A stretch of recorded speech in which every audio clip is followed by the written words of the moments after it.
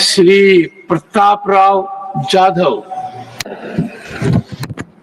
माननीय सभापति जी, मैं आपकी अनुमति से आज के संशोधित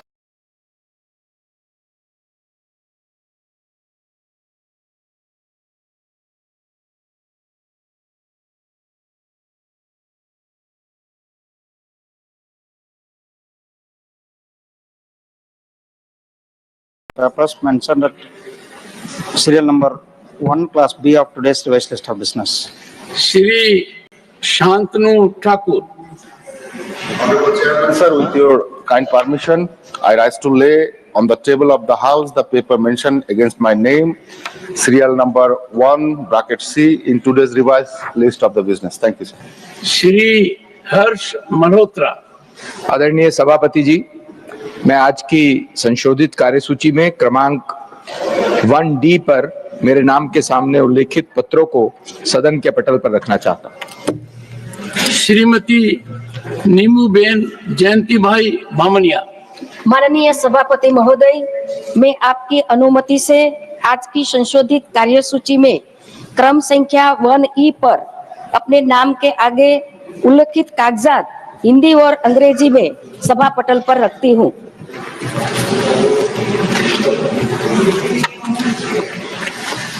Motion for election to the Central Advisory Committee for National Cadet Corps, Shri Sanjay Seth, to move a motion for election of one member to the Council of the Central Advisory Committee for the National Cadet Corps. Honorable Chairman, sir, with your kind permission, I rise to move the motion that in pursuance of clause 1 of subsection 1 read with the subsection 1A of section 12 of the National Cadet Corps Act 1948, this House do proceed to elect in such manner as the chairman may direct one member from amongst the members of the House to be a member of the Central Advisory Committee for the National Cadet Corps. Motion moved. Those in favor will please say aye. Those against will please say no. I think the ayes have it, the ayes have it, the ayes have it. The motion is adopted.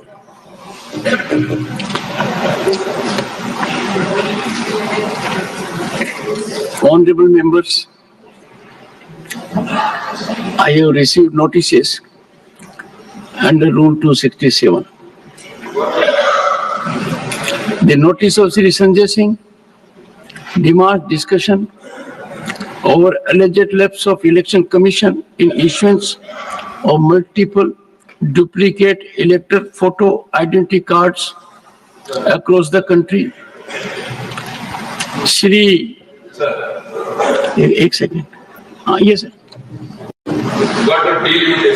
Given a short duration discussion, sir, you can allow in that because already we have raised 0. Yes. Kindly give a permission for a short duration discussion. We will be very pleased. Please, sir. You were reading, sorry. The notice of Shri Samik Bhattacharya demands discussion on non-implementation of Pradhan Mantri Janjati Adivasi Nyay Maha Abhiyan in West Bengal. One communication received not in accordance with rules is not being considered. Honorable members are fully aware of the contours and elements that are required for consideration of these notices. Having carefully gone through that and taking note of detailed ruling imparted earlier,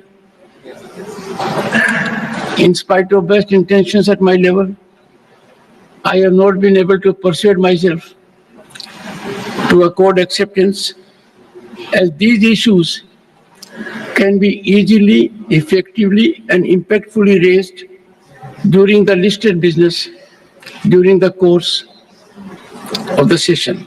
Sir. Yes, Derek O'Brien.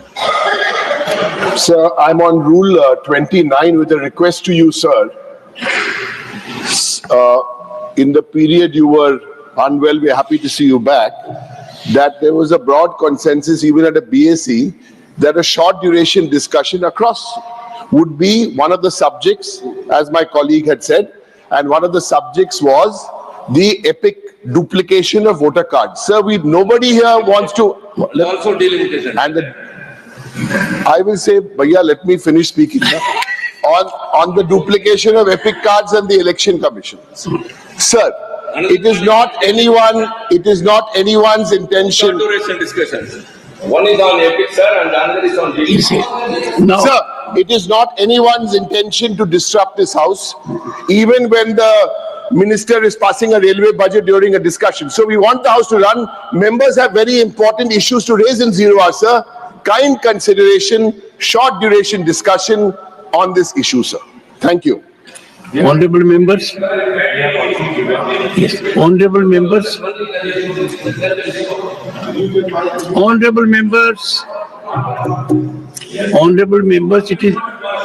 it is very soothing, because if the house is in order, the productivity goes up, expectations of the people are fulfilled, and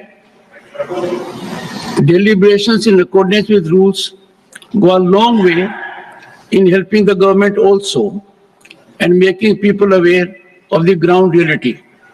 I will confer with leaders of the parties and come back to the House at the earliest.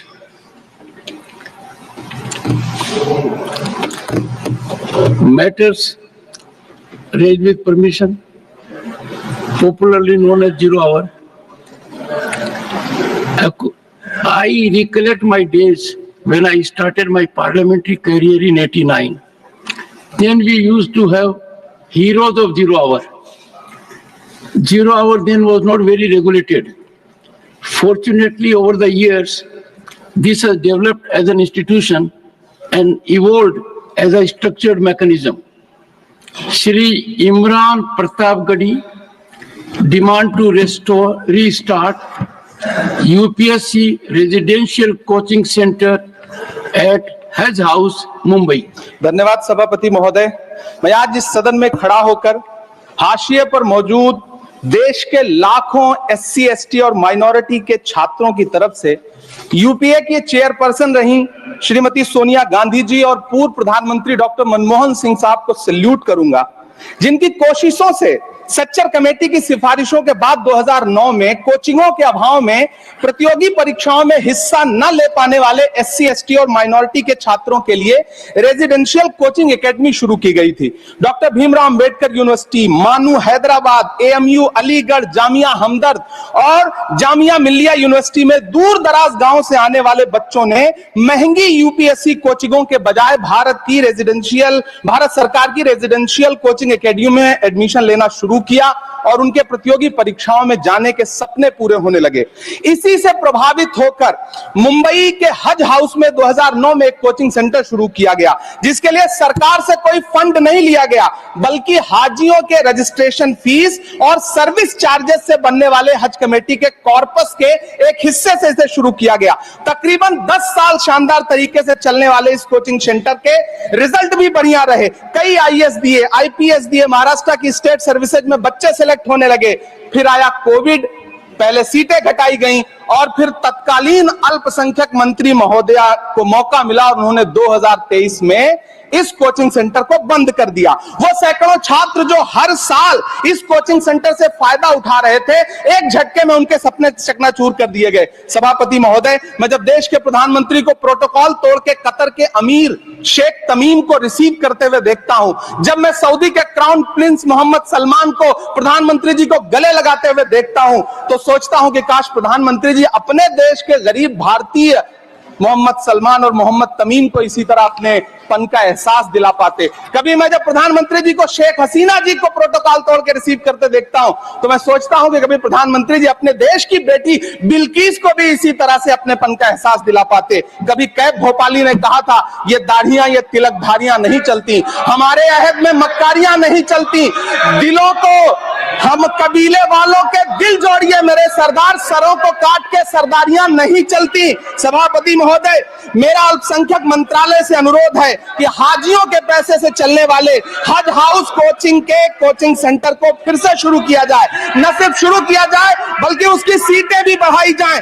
जब पैसा सरकार को नहीं देना है बल्कि हाजियों का जो कॉर्पस सैकड़ों करोड़ रुपए के रूप में इकट्ठा है, उससे इसको चलना है कोचिंग सेंटर को, तो फिर इस कोचिंग सेंटर को चलाने में और देश के बाकी हज हाउसेज में इसे शुरू करने से सरकार को परेशानी क्या है। मेरा अनुरोध है, यहाँ मंत्री महोदय बैठे हैं, अल्पसंख्यक मंत्री, कि कृपया संज्ञान लें। देश के लाखों छात्र आपसे हम गुजारिश कर रहे हैं। Shrimati Sonia Gandhi concerns over the dilution of employment guarantee under MNREGA. Honorable Chairman, thank you for giving me the opportunity to speak on a most important issue. I wish to draw the attention of this House to an issue of urgent national importance, the right to employment under the Mahatma Gandhi National Rural Employment Guarantee Act, Mahatma Gandhi MNREGA, also known as MNREGA, enacted by the then UPA government in 2005 under the leadership of Prime Minister Dr. Manmohan Singh Ji. This landmark legislation has been a crucial safety net for millions of rural poor. However, it is deeply concerning that the present BJP government has systematically undermined the scheme. The budget allocation remains stagnant at rupees 86,000 crore, a 10-year low as a percentage of GDP. When adjusted for inflation, the effective budget has declined by rupees 4,000 crore. Moreover, estimates suggest that nearly 20% of the allocated funds will be used to clear pending dues from previous years. Additionally, the scheme faces multiple challenges, including the exclusionary Aadhaar-based payment system and the national mobile monitoring system, persistent delays in wage payments and wage rates not adequate to compensate for inflation. In light of these pressing concerns, the Congress Party demands the following. 1. Adequate financial provisions to sustain and expand the scheme. 2. An increase in the minimum wage of rupees 400 per day. 3. Timely disbursement of wages. 4. The removal of mandatory ABPS and NMS requirements. 5. An increase in the number of guaranteed work days from 100 to 150 per year. These measures, sir, are essential to ensure that Mahatma Gandhi MNREGA provides dignified employment and financial security. Thank you. Shri Manoj Kumar Jha, need for enhancement of honorarium for Asha workers. So शुक्रिया you want Asha for Asha workers? जी, शुक्रिया माननीय सभापति महोदय, सबसे पहले आपको सकुशल सदन वापसी की बहुत बहुत शुभकामनाएं।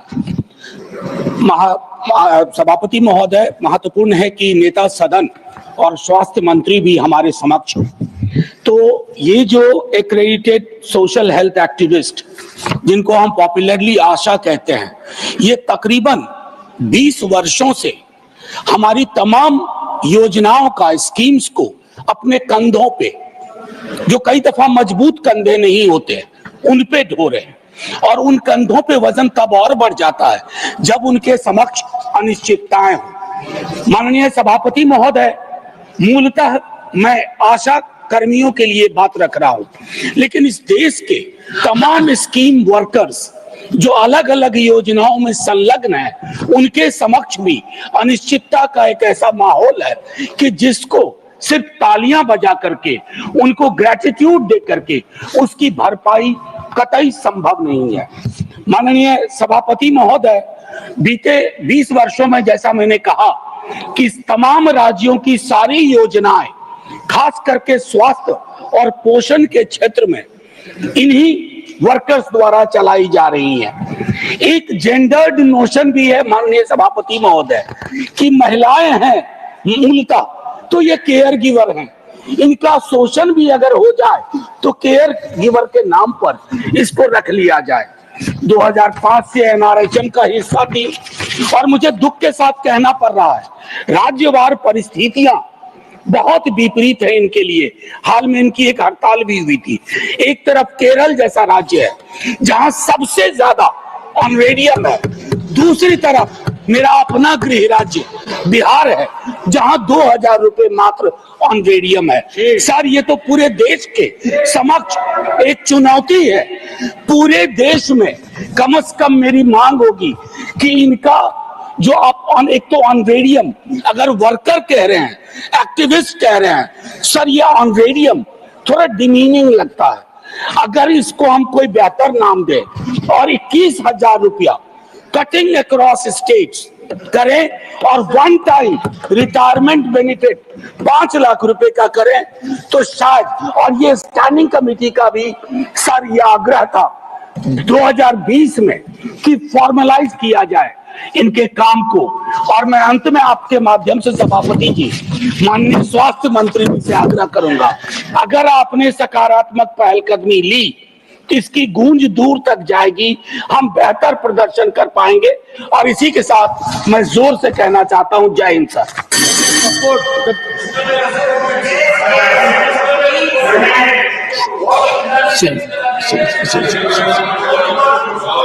John Britta's such a pious sentiment was expressed, let the house run according to rules. No. He knows how to handle his affairs. We can compliment the leader of the house for exemplifying decorous conduct all throughout. Shri Saket Gokhale. Shri Saket Gokhale demand for conferring the Bharat Ratna Award posthumously on the late Shri T.N. Seshan, former Chief Election Commissioner. Thank you, Chairman, sir. So T.N. Seshan was the 10th Chief Election Commissioner of India, and he redefined the way in which the Election Commission of India functions. So Mr. Seshan was a fiercely independent election commissioner.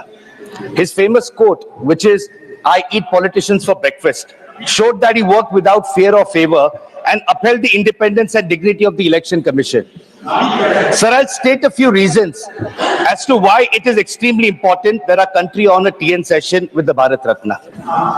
First reason, sir, T.N. Seshan's independence gave a strong image to the ECI, which is the constitutional body. So today, election commissioners are appointed directly by the government with a majority vote of PM Modi and PM Shah and Home Minister Shah on the selection panel. Neither the Chief Justice of India, which is the judiciary, nor the leader of opposition, which is the legislature, have any say in the appointments. The ECI has now become a government-appointed body. T.N. Seshan would not approve of this. Second reason, sir, T.N. Seshan strictly enforced the model code of conduct and made it a powerful tool for free and fair elections. So in the last Lok Sabha elections, we saw how the MCC was shredded by PM Modi when he went around the country making some extremely communal and polarizing speeches. So media owners capitulated to the PM, and he gave 80 interviews during the course of the election, while no other opposition leader got that kind of coverage. So the ECI has constantly refused to act on model code of conduct despite repeated violations by the BJP and PM Modi. So the third reason, and this is the most important reason, sir, so T.N. Seshan, and this is important for everyone to know in the government especially, T.N. Seshan created the epic cards, envisaged the identity, the voter ID cards were envisaged by T.N. Seshan. So he envisaged them as being a unique electoral ID for every Indian. So today our electoral system is in dire straits, where the ECI itself has accepted and admitted that multiple duplicate epic cards exist within the system. The unique voter ID envisaged by TN Session is no longer unique, sir. So what is shocking is that ECI was aware of this major scam, but they did not do anything about it until it was raised by my leader Mamata Banerjee on 27th of February. So what is even more shocking, sir, is the ECI now says that they will resolve this issue within 90 days. So the Election Commission still hasn't disclosed how many duplicate epics even exist in India. How are they going to resolve this in 90 days, sir? So we have expressed concerns. Delhi elections, about 8 lakh new voters were added. Maharashtra, 39 lakh new voters were added. How is this possible, sir? So under TN Session, the EC was independent. And we need to give him Bharat Ratna, sir, to remind the Election Commission today that it is a free body, it is a constitutional body, and they must function independently, sir. Thank you. Election Commission is a constitutional body. No comment on Election Commission, please. Srimati Maya Narnolia demand to increase effectiveness of one-stop center service number in Madhya Pradesh. Please. माननीय उपसभापति महोदय, मैं आपका धन्यवाद देती हूं कि आपने इस महत्वपूर्ण विषय पर बोलने के लिए मुझे अवसर प्रदान किया। माननीय उपसभापति महोदय, मैं इस सदन के माध्यम से माननीय महिला एवं बाल विकास मंत्री जी का ध्यान वन स्टॉप सेंटर की ओर आकर्षित करना चाहती हूँ। माननीय उपसभापति महोदय, पूरे भारत देश में अभी तक 878 वन स्टॉप सेंटर खोले गए हैं, जिसमें से 802 वर्तमान में कार्यरत हैं। मध्य प्रदेश में 64 वन सेंटर खोले गए हैं, जिसमें से 57 वर्तमान में कार्यरत है। माननीय उपसभापति महोदय जी, मैं इस सदन के माध्यम से माननीय मंत्री जी से यह निवेदन करती हूं कि यह वन स्टॉप सेंटर को hospital, police station, railway station एवं अन्य सार्वजनिक स्थानों पर रणनीतिक रूप से स्थित हो, ताकि आसान पहुंच सुनिश्चित हो सके।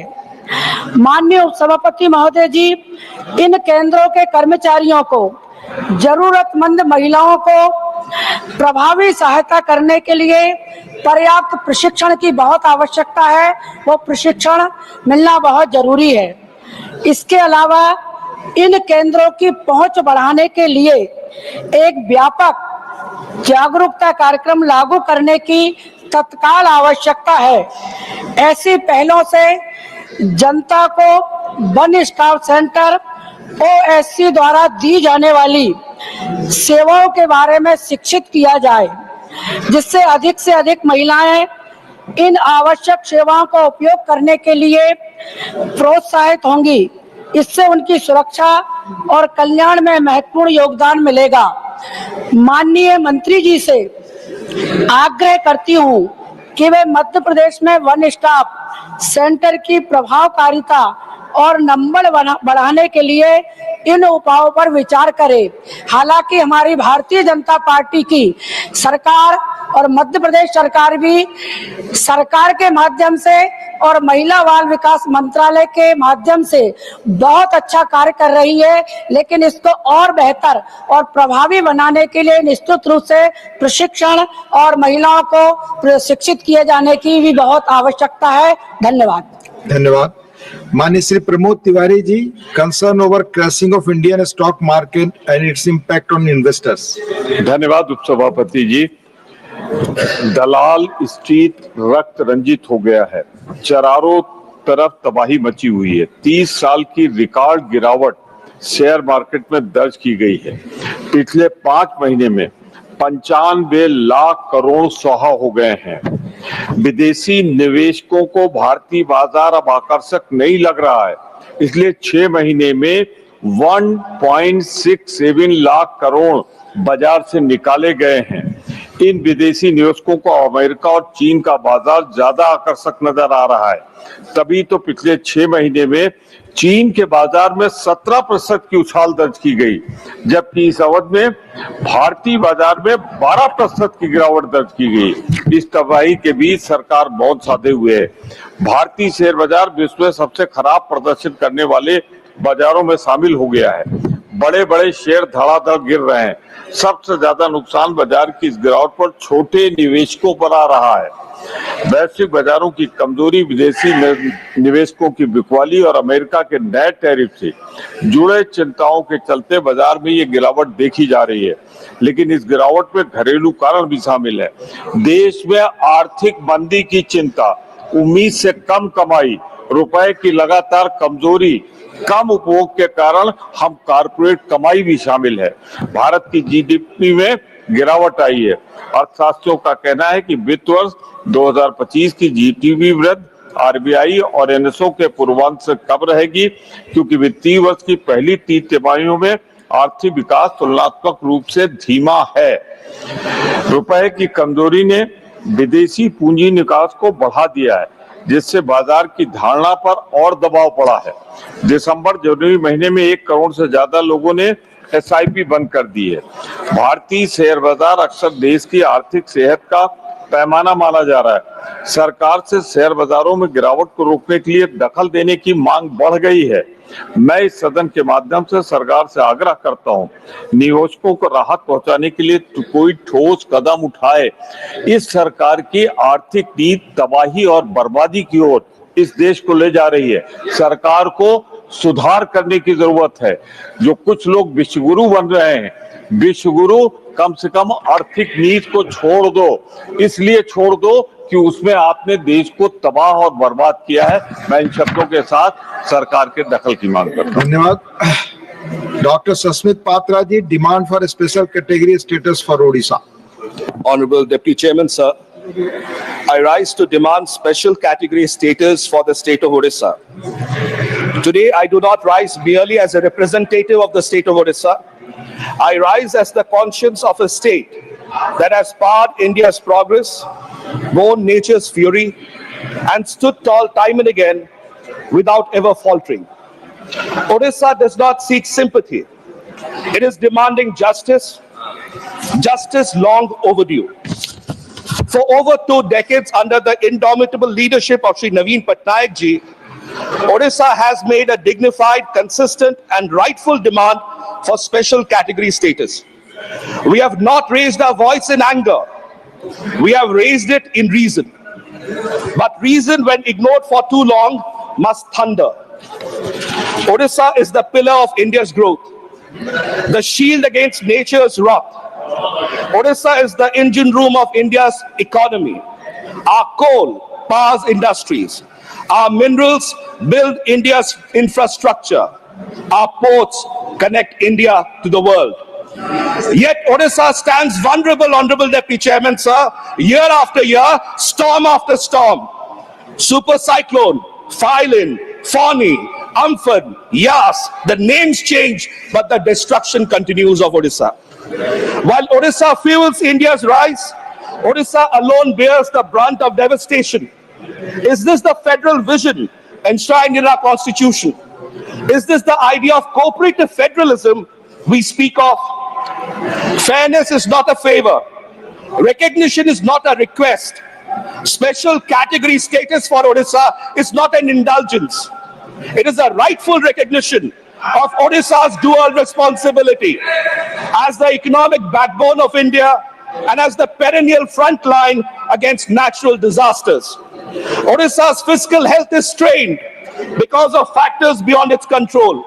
Rebuilding infrastructure, rehabilitating millions, securing lives, all of while contributing billions to the national exchequer. No other state is asked to sacrifice as much, contribute as much, and yet to receive so little national assistance. This house must ask itself, should Orissa forever remain the silent sentinel, expected to give but not to get? Honorable Chairman, sir, this is a national test of fairness. This is no longer a routine demand. This is a test of our nation's commitment to justice, equity, and federal responsibility. Orissa has shown resilience. Orissa has shown contribution. And I firmly demand that this must be given to Orissa as special category status. Bande Utkal Janani Jai. Thank you. Mani Sakti Singh Gohil ji, concern over the incidents of the fire occurred in the textile market of Surat, Gujarat. Please. No, I've asked you. Give me the floor. माननीय उपसभापति I'm not महोदय, giving permission to you, please. मैं एक बड़े गंभीर हादसे के बारे में आपका जरिए ध्यान आकर्षित करना चाहता हूं, इस गृह का और सरकार का। उपसभापति महोदय, गुजरात के सूरत में शिव शक्ति टेक्सटाइल मार्केट है, उसमें बुरी तरह से आग लगी। छोटे छोटे व्यापारी, आजकल टेक्सटाइल में वैसे भी रिसेशन होने के, मंदी का माहौल होने की वजह से स्टॉक सबके पास था। आग लगी, 900 शॉप्स, 900 दुकानें जल के खाक हो गई। और सबसे दुख बड़ी बात तो यह है कि वहां पे कोई मुआवजा, क्योंकि छोटे छोटे व्यापारी हैं, उनके पास इंश्योरेंस नहीं है। नेशनल डिजास्टर रिलीफ फंड से उनको सहायता वहां पहुंचनी चाहिए। एक हकीकत यह भी है कि किस तरह से लापरवाही वहां की गई। 1:30 बजे दोपहर को आग लगती है, फायर ब्रिगेड आती है, ऑफिसर्स आते हैं पुलिस के, आग कंट्रोल में हो गई है करके शाम को चले जाते हैं, धुआं निकल रहा है। लोग कहते हैं सर देखिए अभी भी, चले गए। रात को 1 बजे फिर से आग निकली और बहुत बड़े पैमाने पे। अगर वो लापरवाही नहीं होती तो जो 1:30 बजे दोपहर आए थे और ठीक करके जाते, इतना बड़ा नुकसान नहीं होता। इससे पहले 2020 में भी इसी तरह से एक टेक्सटाइल मार्केट में बुरी तरह से हादसा हुआ था। वहां से सरकार को सीख लेना चाहिए कि दोबारा ऐसे हादसे न हो। मेरा उपसभापति महोदय, आपके जरिए सरकार को अनुरोध है कि दोबारा ऐसे गुजरात में हादसे ना हो, इसके प्रिकॉशंस लिए जाए। मेरे एक फायर विभाग से जुड़े हुए अधिकारी से बात हुई, वो कहते हैं सर तक्षशिला में पहले जो हुआ, इसके बाद ये भी हुआ। यहाँ पे हमें फायर के वक्त जब सिंथेटिक चीजें हैं तो उसके लिए एक स्पेशल केमिकल आता है, वो पानी में मिला के लगाना चाहिए। उसका पूरा स्टॉक हमारे पास नहीं था। तो ये जरूरी है कि सूरत जैसा शहर, हमारा आर्थिक राजधानी जैसा शहर, देश के फॉरेन एक्सचेंज कमाने में भी जो काम देता है, टैक्स इतना देता है, तो उस सूरत शहर के लिए ज्यादा चिंता होनी चाहिए। मैंने पर्सनली तो फोन पे नहीं, क्योंकि मिलना भी मुश्किल, पर सोशल मीडिया में मोदी जी को टैग करके कहा था कि आप सूरत जा रहे हो, उस मार्केट में जरूर विजिट कीजिए ताकि आपको पता चले कि किस तरह से गुजरात के हालात है। बदकिस्मती से वहां रोड शो हुआ, गए, पर उस टेक्सटाइल मार्केट को उन्होंने देखा नहीं है। मैं आपके जरिए सरकार से गुजारिश करता हूं कि ये छोटे व्यापारी है, उनकी चिंता की जाए और उनके मुआवजा दिया जाए। धन्यवाद। Dr. Kalpana Saini ji, demand to strengthen the sports infrastructure in Uttarakhand and to develop it as a hub for international sports events. धन्यवाद सर। माननीय सभापति महोदय, उत्तराखंड अपनी प्राकृतिक सुंदरता, आध्यात्मिक महत्व और वीरता के लिए पूरे भारत में प्रसिद्ध है। कई प्रमुख तीर्थ स्थल और मंदिर होने के कारण इसे देवभूमि भी कहा जाता है। हाल में राष्ट्रमंडल खेलों के सफल आयोजन के बाद उत्तराखंड की पूरे देश में सराहना हो रही है। खिलाड़ियों के शानदार प्रदर्शन, इको फ्रेंडली आयोजन और मजबूत इंफ्रास्ट्रक्चर ने साबित कर दिया कि उत्तराखंड सिर्फ देवभूमि ही नहीं बल्कि खेल भूमि बनने की ओर भी अग्रसर है। यहाँ के युवाओं में खेलों के प्रति उत्साह और क्षमता देखते हुए यह आवश्यक हो गया है कि राज्य को अंतर्राष्ट्रीय खेल आयोजन के केंद्र के रूप में विकसित किया जाए। राष्ट्रीय खेलों का आयोजन एक भारत श्रेष्ठ भारत की अवधारणा को मजबूत करते हुए भारत की संस्कृति, परंपराओं और खेल प्रतिभा का उत्सव मनाने का एक प्रभावी मंच है। भारत तेजी से दुनिया की तीसरी सबसे बड़ी आर्थिक शक्ति बनने की ओर अग्रसर है। इस लक्ष्य में खेल अर्थव्यवस्था एक प्रभावी भूमिका निभा रही है। भारत को वर्ष 2047 तक विकसित भारत बनाने के लिए खेलों के प्रति एक सुव्यवस्थित और सहयोगात्मक दृष्टिकोण की आवश्यकता है। प्रधानमंत्री श्री नरेंद्र मोदी जी के नेतृत्व में एनडीए सरकार 2036 ओलंपिक की मेजबानी के अधिकार प्राप्त करने के लिए पूरी प्रतिबद्धता और ऊर्जा के साथ इच्छा रखती है। यह ऐतिहासिक पहल न केवल भारतीय खेल जगत को वैश्विक मंच पर नई ऊंचाइयों तक लेके जाएगी, बल्कि इसका बुनियादी ढांचे, पर्यटन, रोजगार और आर्थिक प्रगति के लिए असीम संभावनाएं भी उत्पन्न होंगी। साथ ही यह आयोजन देश के लाखों युवाओं के लिए प्रेरणा का स्रोत भी बनेगा। उत्तराखंड की भौगोलिक स्थिति और जलवायु इसे पर्वतीय खेलों, एथलेटिक्स, फुटबॉल, क्रिकेट और एडवेंचर स्पोर्ट्स के लिए विशेष रूप से अनुकूल बनाती है। यदि यहाँ अंतर्राष्ट्रीय खेलों की प्रतियोगिताओं का आयोजन किया जाता है तो इससे न केवल राज्य की ख्याति बढ़ेगी, बल्कि पर्यटन, रोजगार और आर्थिक विकास को भी बल मिलेगा। उत्तराखंड को वैश्विक खेल मानचित्र में स्थापित करने के लिए अंतर्राष्ट्रीय मानकों के अनुरूप विकसित करने की आवश्यकता है। इसके तहत विश्व स्तरीय स्टेडियम, अत्याधुनिक ट्रेनिंग सेंटर और मल्टी स्पोर्ट्स कॉम्प्लेक्स की स्थापना को प्राथमिकता दी जानी चाहिए। विशेष रूप से ऋषिकेश, नैनीताल, देहरादून, औली और मसूरी जैसे पर्यटन स्थलों को एडवेंचर स्पोर्ट्स हब के रूप में विकसित किया जाए। उत्तराखंड पहले से ही ट्रैकिंग, राफ्टिंग और पर्वतारोहण जैसे साहसिक खेलों के लिए प्रसिद्ध है, लेकिन उन्हें अंतर्राष्ट्रीय स्तर पर संगठित और संरक्षित करने की आवश्यकता है। इसके लिए विशेष विश्व स्तरीय खेल प्रतियोगिताओं का आयोजन कर राज्य को अंतर्राष्ट्रीय खेल आयोजनों की धन्यवाद कल्पना जी। माननीय Shrimati Ranjeet Ranjan, concern over poor implementation of the regional connectivity scheme Udan. धन्यवाद सभापति जी। मैं आपके माध्यम से महत्वपूर्ण मुद्दा उठाना चाहती हूं कि जो उड़ान योजना 2016 में आपकी सरकार ने शुरू की थी, आम नागरिक को कहा गया था कि उड़ान योजना यानी उड़े देश का आम नागरिक। लेकिन अभी हो क्या रहा है, अंधाधुंध जिस तरह से किराए बढ़ रहे हैं, जो विमान मालिक है उनकी अपनी मनमानी चल रही है, मोनोपोली चल रही है, कोई भी जवाबदेही नहीं है और किसी भी तरह बहुत सारे लोगों को बहुत तरीके की हरासमेंट हो रही है, कोई सुनने वाला नहीं है। सरकार ने घोषणा में ये कहा था कि हम बाटे की चप्पल पहनने वालों को सफर कराएंगे विमान का। बाटे की चप्पल सस्ती है, मैं सरकार को याद दिलाना चाहूंगी, क्योंकि प्लेन में जो चाय मिलती है, जो 20 रुपए की चाय है, वो 200 रुपए की है। जब हमारी सरकार थी, मैं निश्चित कहूंगी कि कम से कम हवाई जहाज का किराया 2200 रुपए में भी गए हैं हम लोग, 3300 रुपए में भी गए हैं। और अभी जो किराया है, जो बिजनेस क्लास का किराया, 2022 का एक डेटा देना चाहती हूँ मैं, बिहार का 2022 से 3 गुना किराया बढ़ गया है। दिल्ली पटना का किराया जो है वो लगभग 15,000 हो गया है, 3 गुना बढ़ गया है। अक्टूबर 22 में एयर इंडिया की पुणे दिल्ली की जो उड़ान है 27,000 रुपए इकोनॉमिक क्लास हो गया, बिजनेस क्लास का जो किराया था वो 24,000 था।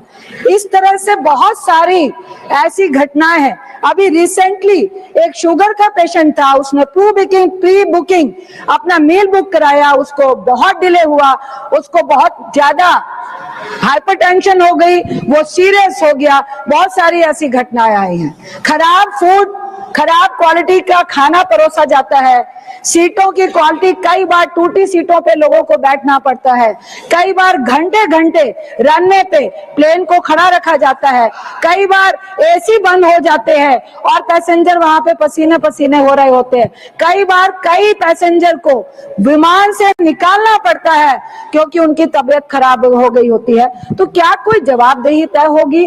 आप किराया कम करने की बात कर रहे हैं, आप कुंभ का आपको एग्जाम्पल दूंगी, आपने 50% का डिस्काउंट भी दिया, उसके बाद 30 से 1 लाख रुपए वसूले जा रहे थे। ये किसकी उड़ान है? क्या ये विमान मालिकों की उड़ान है या ये आम नागरिकों की उड़ान है? तो मैं सरकार से ये पूछना चाहती हूँ कि जो विमान मालिक है उनकी कोई जवाबदेही तय होगी कि नहीं। साथ ही मैं एक और चीज जोड़ना चाह रही हूँ कि हमारे प्लेयर जाते हैं, एक्सेप्ट क्रिकेट, बहुत सारे बच्चे जाते हैं जो नेशनल खेल रहे होते हैं, स्टेट से जा रहे होते हैं, किराया ऑनलाइन दिखता है 4,000, जब आप बुकिंग कराने जाइए तो सीधा 4,000 बढ़ जाता है। तो क्या आप उन बच्चों को, अब सरकार विमान मालिकों को सब्सिडी दे रही है? धन्यवाद माननीय Shri Dhairyasheel Mohan Patil demand to lift ban on POP idols imposed by the Central Pollution Control Board. आदरणीय सभापति महोदय, महाराष्ट्र में गणेशोत्सव बड़े भक्तिभाव से मनाया जाता है। इस राज्य में गणेश जी की लाखों मूर्तियां बनती है। ये न केवल पूजन के लिए उपयोग में आती है, बल्कि इससे बहुत बड़ा रोजगार भी अध्यक्ष महोदय मिलता है। 20,000 कारखाने मूर्ति बनाने वाले के महाराष्ट्र में है, जिससे 2-3 लाख कलाकार मूर्तिकार यहाँ पर अध्यक्ष महोदय काम करते हैं। अब केंद्रीय प्रदूषण नियंत्रण मंडल ने प्लास्टर ऑफ पेरिस के मूर्ति पर प्रतिबंध लगाया है। इस निर्णय से कई हजारों लाखों मेहनतकश मूर्तिकारों का रोजगार अध्यक्ष महोदय संकट में आया है। अध्यक्ष महोदय, गणेश जी की मूर्ति मुख्य स्वरूप से प्लास्टर ऑफ पेरिस ही बनती है। वही ये प्लास्टर ऑफ पेरिस है जो हम यहाँ पे भिंत पर यहाँ पर प्लास्टर के लिए लगाते हैं। अध्यक्ष महोदय, पीओपी से बनी हुई मूर्तियां अत्यंत सुगठित, सुंदर, सुबक, मजबूत और यातायात करने के लिए बहुत ही हल्की होती है।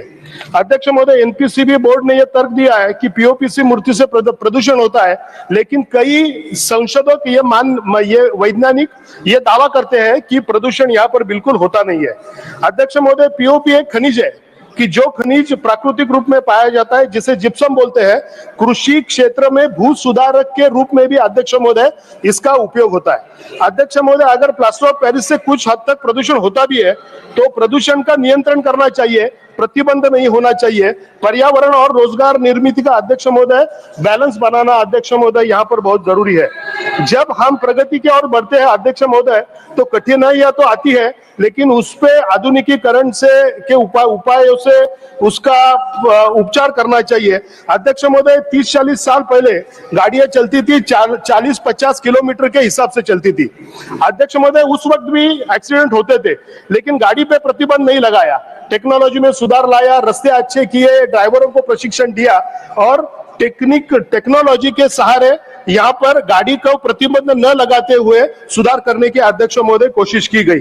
अध्यक्ष महोदय, मूर्तिकारों पे प्रतिबंध लगा के उनका रोजगार नहीं नष्ट करना चाहिए, लेकिन मैं ये बोलूंगा कि मूर्तिकारों के विसर्जन प्रक्रिया में हम सुधार ला सकते हैं। प्रक्रिया में सुधार ला सकते हैं। पीओपी का बायोलॉजिकली डिसइंटीग्रेशन कैसा हो ये देख सकते हैं। उपाय यहाँ पर अनेक किए जा सकते हैं कि जिससे थोड़ा बहुत होने वाला प्रदूषण यहाँ पर कंट्रोल में लाया जा सके। अध्यक्ष महोदय, मैं यही विनती करता हूं कि जो रोजगार मूर्तिकारों ने अपने खुद के बलबूते पे किया है, मेहनतकश लोगों ने 4 या 5 लाख लोगों का रोजगार महाराष्ट्र में अध्यक्ष महोदय जो बनाया है, वो यहाँ पर नष्ट नहीं होना चाहिए। मैं आपको यहाँ से यही विनती इस सदन को करता हूँ कि अलग अलग तरीके सोचे जाए जिससे प्रदूषण का नियंत्रण हो। प्रतिबंध हटाकर मूर्तिकारों ने खुद के बलबूते पे जो व्यवसाय यहाँ पे डेवलप किया है, उसको ये सदन यहाँ पे संरक्षण दे। धन्यवाद। माननीय Shri Santosh Kumar P need to address the problems faced by bank employees. Thank you, Deputy Chairman, sir. Sir, the United Forum of Bank Unions, an umbrella organization consisting 9 unions, have given a call for 48 hours bank strike on 24th and 25th of this month. These organizations jointly represent more than 8 lakh employees and officers in banking sector. So it's going to affect the banking sector. And I take this opportunity to request through you, sir, the finance minister should take a very serious look into this matter and address the genuine concerns raised by these unions. So the 1969 bank nationalization was one of the landmark legislations in India's history. Now coming to the point, sir, the bank employees, especially in public sector banks, are facing a lot of problems. The number one issue is the shortage of adequate number of staffs in public sector banks. At present, it is estimated that more than 2,11,000 posts are vacant in staff cadre only. And this adversely affects the mental health of the workers also. They are overburdened by work. It leads to stress and even suicides. No need of further explanation. Sir, now in PSBs, the customer or employee ratio has reached, for 2,000 customers, it's just 1 employee. This needs to be enhanced. Sir, another issue is related to the over 5 working days of bank employees. It was a demand from the bank employees, and there is a consensus also. The bank authorities, the Indian Bank Association also agreed to the same. And now the demand is, this request is pending before the Union Finance Ministry. And I take this opportunity to request through you, sir. The Union Finance Minister should take a serious look into this matter. And in all other financial sectors, sir, it is just 5 hours working day. In RBI, it's 5 hours, and other is 5 days. Sorry, 5 days. I'm sorry, 5 days in a week, and 5 days insurance companies also. And this should be applicable to the banking sector also. So, sir, and there are many other genuine demands raised by these unions, and I take this opportunity to once again demand that these genuine demands must be seriously dealt by the finance minister, and there must be a serious attempt to genuinely settle the issues of the banks of our cases. Thank you. Thank you. Mane Shri Anil Kumar Yadav Mandadi, demand to establish an Indian Institute of Management in Hyderabad, Telangana. Thank you, Deputy Chairman, sir. Sir, I would like to bring to your kind attention to a long pending demand of establishment of Indian Institute of Management, IIM, in Hyderabad, Telangana. Sir, I come from city of Hyderabad, which is the capital of India's youngest state, Telangana. Sir, Hyderabad is also called Mini India due to its diverse population representing different states, languages, and religions.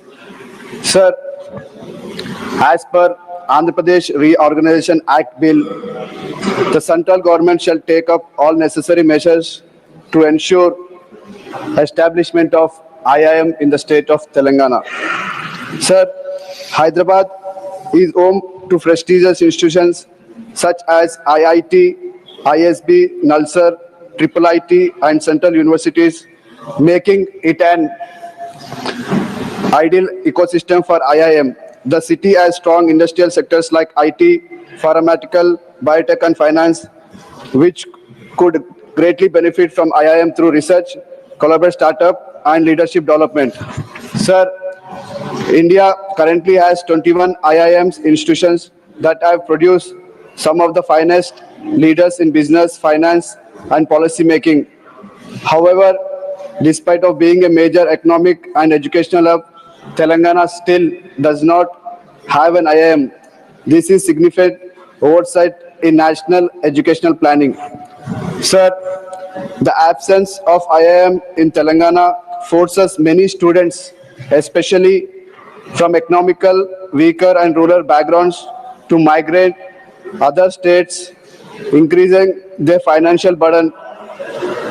Additionally, Telangana loses out on economical opportunities, jobs, and industries partnerships that such an institution would generate. Sir, Telangana deserves the chance to nurture young leaders and drive innovations in business and governments. So the government have been again and again been given representation from the state of Telangana, but unfortunately the government is not looking into the matter and not responding, sir. Hence, I agree upon the government to take immediate steps to set up an Institute of Management IIM in the state of Telangana. Sir. Thank you. धन्यवाद. माननीय श्रीमती सीमा Dwivedi ji, demand for construction of an underpass between Janghi Pratapgarh block and Janghi Nibhaipur railway station of Uttar Pradesh. माननीय उपसभापति महोदय, जंघई प्रतापगढ़ खंड पर निभापुर Janghai railway station के मध्य kilometre 854/01 पर संपार अथवा अंडरपास के बनवाए जाने के संबंध में महोदय, जंघई प्रतापगढ़ रेलवे लाइन का दोहरीकरण निकट भविष्य में होना है। ग्राम वासियों का रेल के उत्तर एवं दक्षिणी छोर पर निवास है। पिच रोड बीच में होने के कारण कई गांवों को यह मार्ग जोड़ता है। इसी मार्ग से कई गांवों को आना जाना पड़ता है। इस स्थान पर कृषि कार्य हेतु कोई साधन आने जाने में नहीं है, जिससे बहुत दिक्कतों का सामना करना पड़ता है। यहाँ तक कि कोई भी कार्य करने के लिए ग्रामवासियों को 10 किलोमीटर का चक्कर लगाना पड़ता है, जिससे बार बार कोई भी कृषि कार्य करने में बहुत दिक्कतों का सामना करना पड़ता है। अगर कोई व्यक्ति बीमार हो गया तो सब टैंक को बार बार क्रॉस करना पड़ता है, जिससे आए दिन दुर्घटना होती रहती है। महोदय, अतः मैं सरकार का ध्यानाकर्षण करना चाहती हूँ कि ग्राम सभा नडार में 854/0-01 पर अंडरपास बनवाने की कृपा करें ताकि जनमानस को सुविधा मिल सके। धन्यवाद। धन्यवाद। माननीय Shri Sanjay Yadav ji, demand to open new Kendriya Vidyalaya and Jawahar Navodaya Vidyalaya in state of Bihar. Thank you deputy chairman sir. Sir, हाल ही में भारत सरकार द्वारा देश भर के विभिन्न राज्यों और केंद्र शासित प्रदेशों में 85 केंद्रीय विद्यालय और 28 जवाहर नवोदय विद्यालयों की स्थापना की स्वीकृति दी गई। मैं सदन का ध्यान इस ओर केंद्रित करना चाहूंगा महोदय, इन 85 केंद्रीय विद्यालयों और 28 जवाहर नवोदय विद्यालयों में से बिहार को एक भी केंद्रीय विद्यालय और जवाहर विद्यालय नहीं दिया गया। बिहार देश की सब तीसरे नंबर पे, जनसंख्या के आधार पर बिहार तीसरे नंबर पे है। देश की लगभग 10% आबादी बिहार में रहती है, यानी हर 10वां भारतीय बिहार से है। लेकिन इसके बावजूद भी बिहार की अनदेखी करना सर, ये कहीं से वाजिब प्रतीत नहीं होता है। महोदय, अगर ऐसे राज्यों की सूची बनाई जाए जहां प्रति 1 लाख व्यक्ति के अनुपात में अगर केंद्रीय विद्यालयों, सबसे कम केंद्रीय विद्यालय अगर कहीं होंगे तो वो बिहार में है। और अकेले पटना जिला को छोड़ के बाकी जिला में 1 से अधिक केंद्रीय विद्यालय नहीं है। पूर्णिया में तो केंद्रीय विद्यालय की अपनी बिल्डिंग तक नहीं है महोदय। उप सभापति महोदय, बिहार देश के सबसे पिछड़े राज्यों में से एक है। देश में सबसे कम साक्षरता दर बिहार में है। महिलाओं की साक्षरता दर में भी बिहार सबसे कम है, नीचे है। मल्टी डायमेंशनल पॉवर्टी इंडेक्स में बिहार सबसे नीचे है। नीति आयोग के एसडीजी इंडेक्स में बिहार सबसे नीचे है। ग्रोस एनरोलमेंट रेशियो में बिहार सबसे नीचे है। ग्रामीण क्षेत्रों में सबसे कम साक्षरता दर बिहार में है। देश में सर्वाधिक निरक्षरता बिहार में है। स्कूल ड्रॉप आउट रेट सबसे अधिक बिहार में है। तो महोदय, समुचित विकास एवं औद्योगिकरण के अभाव में शिक्षा ही एकमात्र ऐसा साधन है, ऐसा रास्ता है जिससे बिहार जैसे राज्य को पिछड़ेपन और गरीबी के दुष्चक्र से निकाल के हम प्रगति पथ पर ले जा सकते हैं। और कम खर्च पर गुणवत्तापूर्ण शिक्षा सुनिश्चित करने के लिए बिहार में केंद्रीय विद्यालय और जवाहर नवोदय विद्यालयों की अधिक से अधिक आवश्यकता है। महोदय, हम जानना चाहते हैं कि जवाहर नवोदय विद्यालय और केंद्रीय विद्यालय स्थापित करने का क्राइटेरिया क्या है। अगर बिहार में सबसे कम साक्षरता दर है, सबसे कम महिला साक्षरता दर है, सर्वाधिक निरक्षरता दर है, सबसे अधिक स्कूल ड्रॉप आउट रेट है, ग्रोस एनरोलमेंट रेशियो सबसे कम अगर बिहार में है, अगर ये पैमाना माना जाए तो सबसे अधिक केंद्रीय विद्यालय और जवाहर नवोदय विद्यालय बिहार को मिलना चाहिए। लेकिन यहाँ उल्टा हो रहा है। हर 10वां भारतीय बिहारी है। तीसरी सबसे अधिक जनसंख्या बिहार की है, फिर भी आप बिहार को एक केंद्रीय विद्यालय और जवाहर नवोदय नहीं देना चाहते। मैं आपके माध्यम से सरकार से पूछना चाहता हूं कि बिहार को इसमें उपेक्षित क्यों रखा गया। तो महोदय, मैं मांग करता हूं सरकार से कि बिहार में अधिक से अधिक केंद्रीय विद्यालय और जवाहर नवोदय विद्यालय की स्थापना की जाए। आपका बहुत बहुत धन्यवाद। धन्यवाद। माननीय Shri Mujibullah Khan, demand to take steps to restore and upgrade Sipri testing infrastructure. धन्यवाद अध्यक्ष महोदय। मैं देश के एक महत्वपूर्ण विषय को आज उठाना चाहता हूं। माननीय वित्त मंत्री भी यहाँ मौजूद है, ये मेरे लिए बहुत खुशनसीबी है कि उनको भी पता चले कि वो जो रुपया सैंक्शन करते हैं उसका कैसा दुरुपयोग हो रहा है। Central power research institute CPRI ये 1960 में बना था। इलेक्ट्रिकल इक्विपमेंट जो हमारे देश में बनता है उसको टेस्टिंग किया जाता है, सर्टिफिकेट दिया जाता है, सर्टिफिकेशन दिया जाता है उसका, ताकि उसको उपयोग में लाया जाए। लेकिन अध्यक्ष महोदय, पिछले 15 साल से वो इंस्टीट्यूट का जो मिशन है, सिंथेटिक लेबोरेटरी मिशन है, जो फंक्शनिंग होना चाहिए वो नहीं होके बंद पड़ा है, खराब हो गया है। जब एनर्जी कमेटी, हमारा स्थायी कमेटी का वहां हम लोग गए थे उस सेंटर को, रिसर्च सेंटर को, तो हम लोग ने जानना चाहा कि रिपेयर क्यों नहीं हो रहा है। तो उन लोगों ने कहा कि कोई मैकेनिक नहीं मिल रहा है उसको रिपेयर करने के लिए। मैं बोला, अरे भाई, हमारा देश चांद में जाके पहुंच गया, तुमको मैकेनिक नहीं मिल रहा है।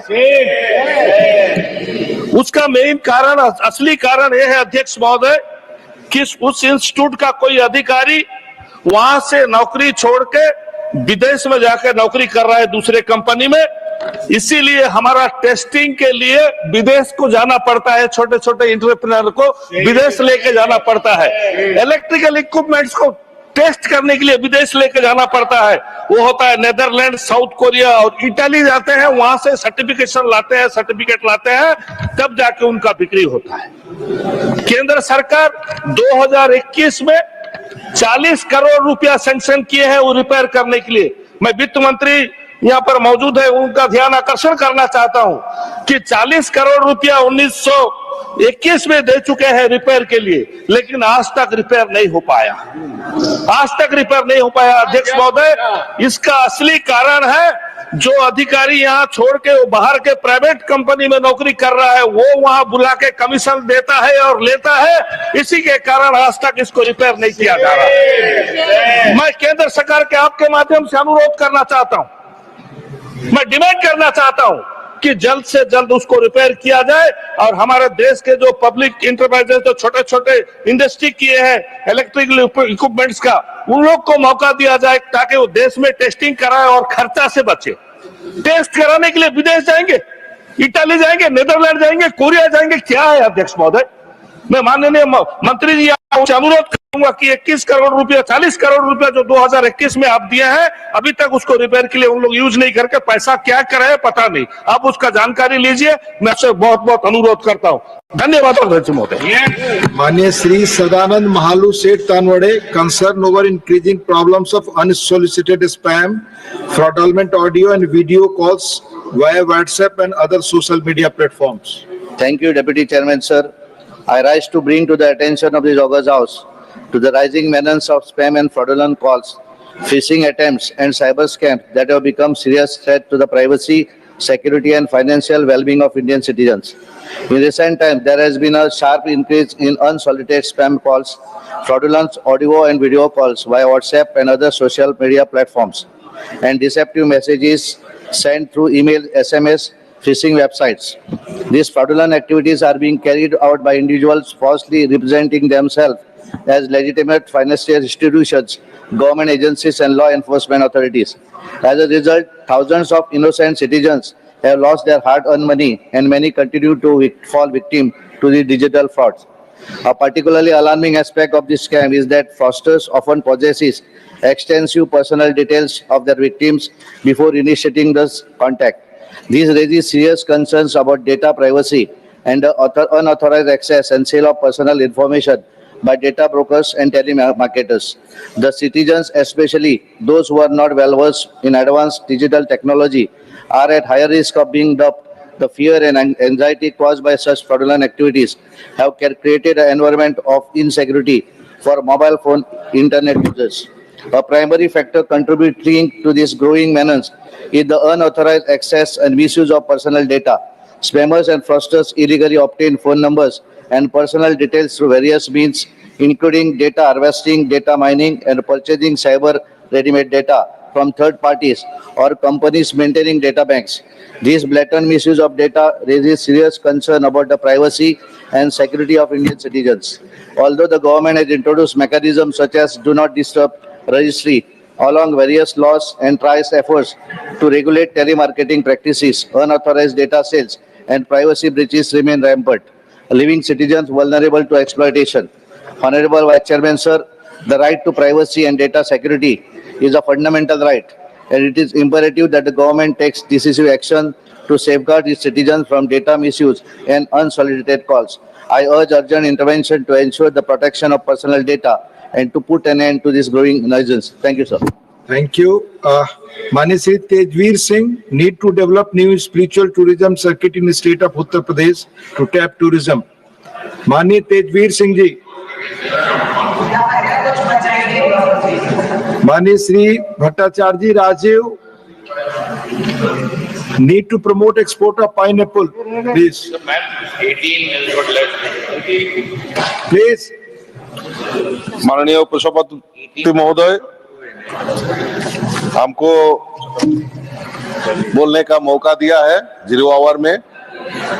हम लोग जानते हैं उत्तर पूर्वांचल में त्रिपुरा ऐसे राज्य है जहां पहाड़ी राज्य है, जहां पाइनएप्पल की खेती होती है और पाइनएप्पल 2018 में हमारा सरकार बनने के बाद माननीय राष्ट्रपति द्वारा स्टेट फूड डिक्लेयर किया है और अभी Honorable member question hour. We'll give you opportunity again. Question hour. Question number 181. Shri Sanjeev Arora. Not present. Honorable Minister. Question number 181. विवरण सदन के पटल पर रख दे।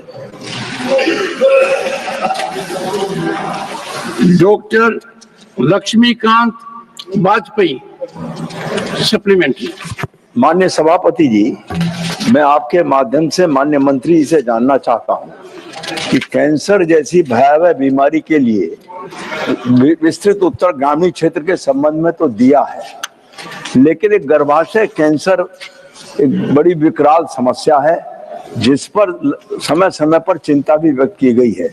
सरकार अपनी इस व्यवस्था के अंतर्गत गर्भाशय कैंसर वैक्सीन को कोरोना वैक्सीन की तरह से इस जनरल पब्लिक को लगाने के बारे में कोई विचार करेगी। दूसरा विषय मेरा है कि मेरठ में मेडिकल कॉलेज में कैंसर इकाई की स्थापना के संबंध में भी मेरा निवेदन है कि क्या सरकार उस पर विचार करेगी। Honourable minister.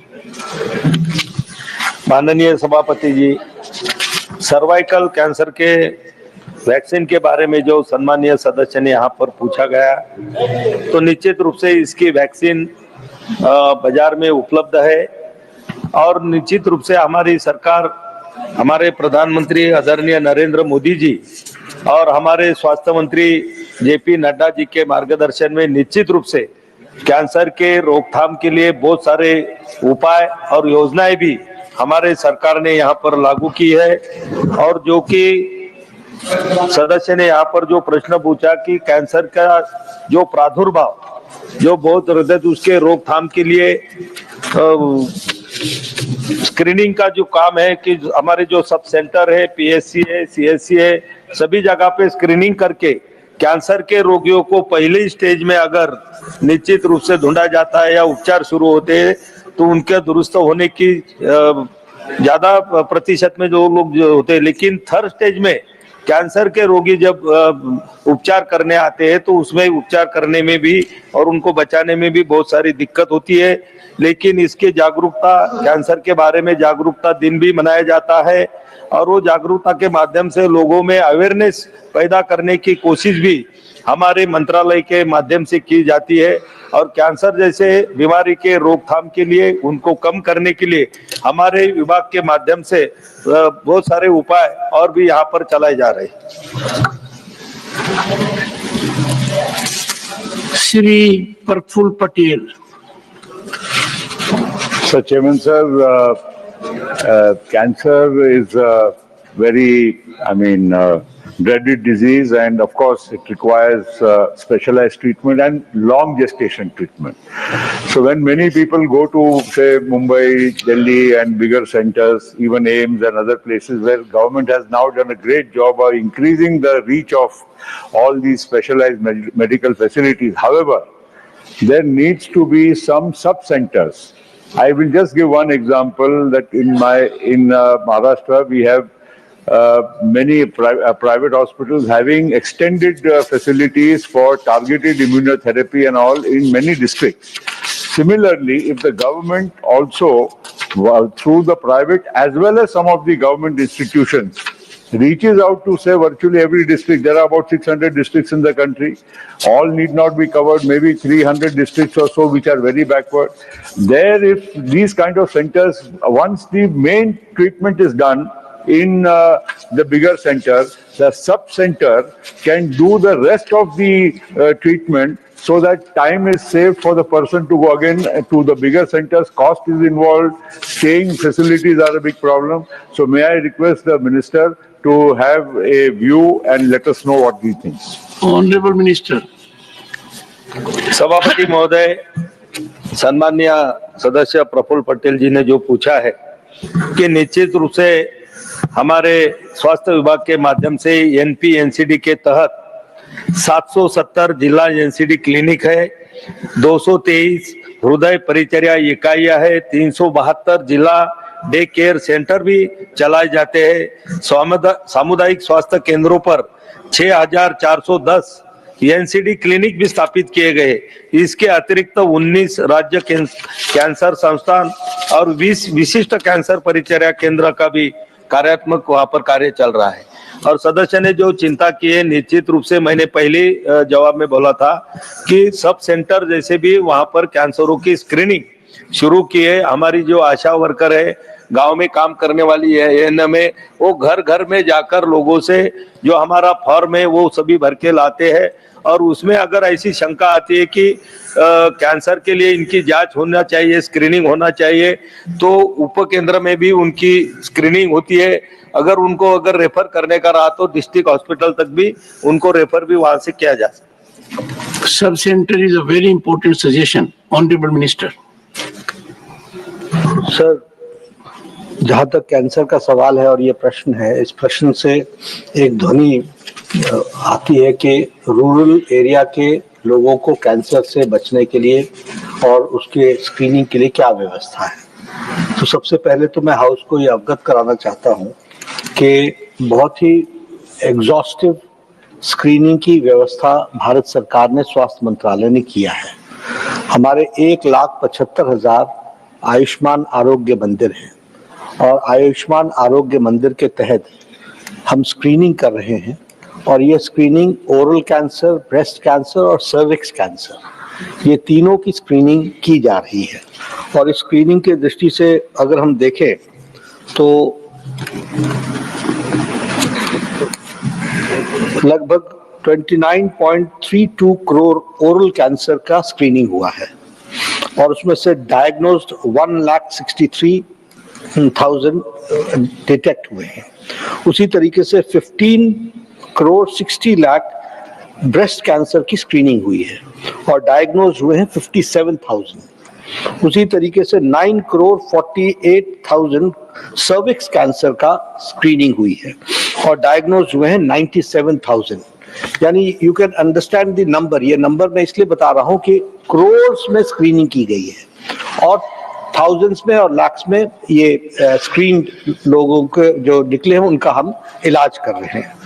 जहां तक आपने कहा कि लोगों को फैसिलिटी मिलनी चाहिए ताकि उनको कोई नेशनल लेवल के या स्टेट लेवल के हॉस्पिटल्स में ना आना पड़े, इसके लिए प्रधानमंत्री मोदी जी ने बहुत ही अच्छी योजना को आगे बढ़ाया है और अभी हमारे 372 डिस्ट्रिक्ट डे केयर सेंटर्स हैं जो कीमोथेरेपी अक्रॉस द कंट्री दे रहे हैं। इस बार निर्मला सीतारमण जी, हमारी माननीय वित्त मंत्री जी ने यह बजट में घोषणा की है कि हम आने वाले समय में every district will have a day care cancer center, and this year we have decided to open 200, and within next 3 years all districts will have cancer day care center, chemotherapy and radiotherapy. Srimati Mosam B. Noor. Thank you, Chairman, sir. It's great to have you back. The Honorable Minister has already given an elaborate answer, but my question is if he can kindly state whether the ministry is considering expanding telemedicine services and mobile cancer screening units to improve early detection and treatment accessibility in rural areas. If yes, please provide the details. Thank you, sir. Honorable Minister. Very good question, sir. जैसा मैंने कहा कि हम screening पर बहुत ध्यान दे रहे हैं और इसलिए हम टेलीमेडिसिन को भी बहुत तवज्जो दे रहे हैं।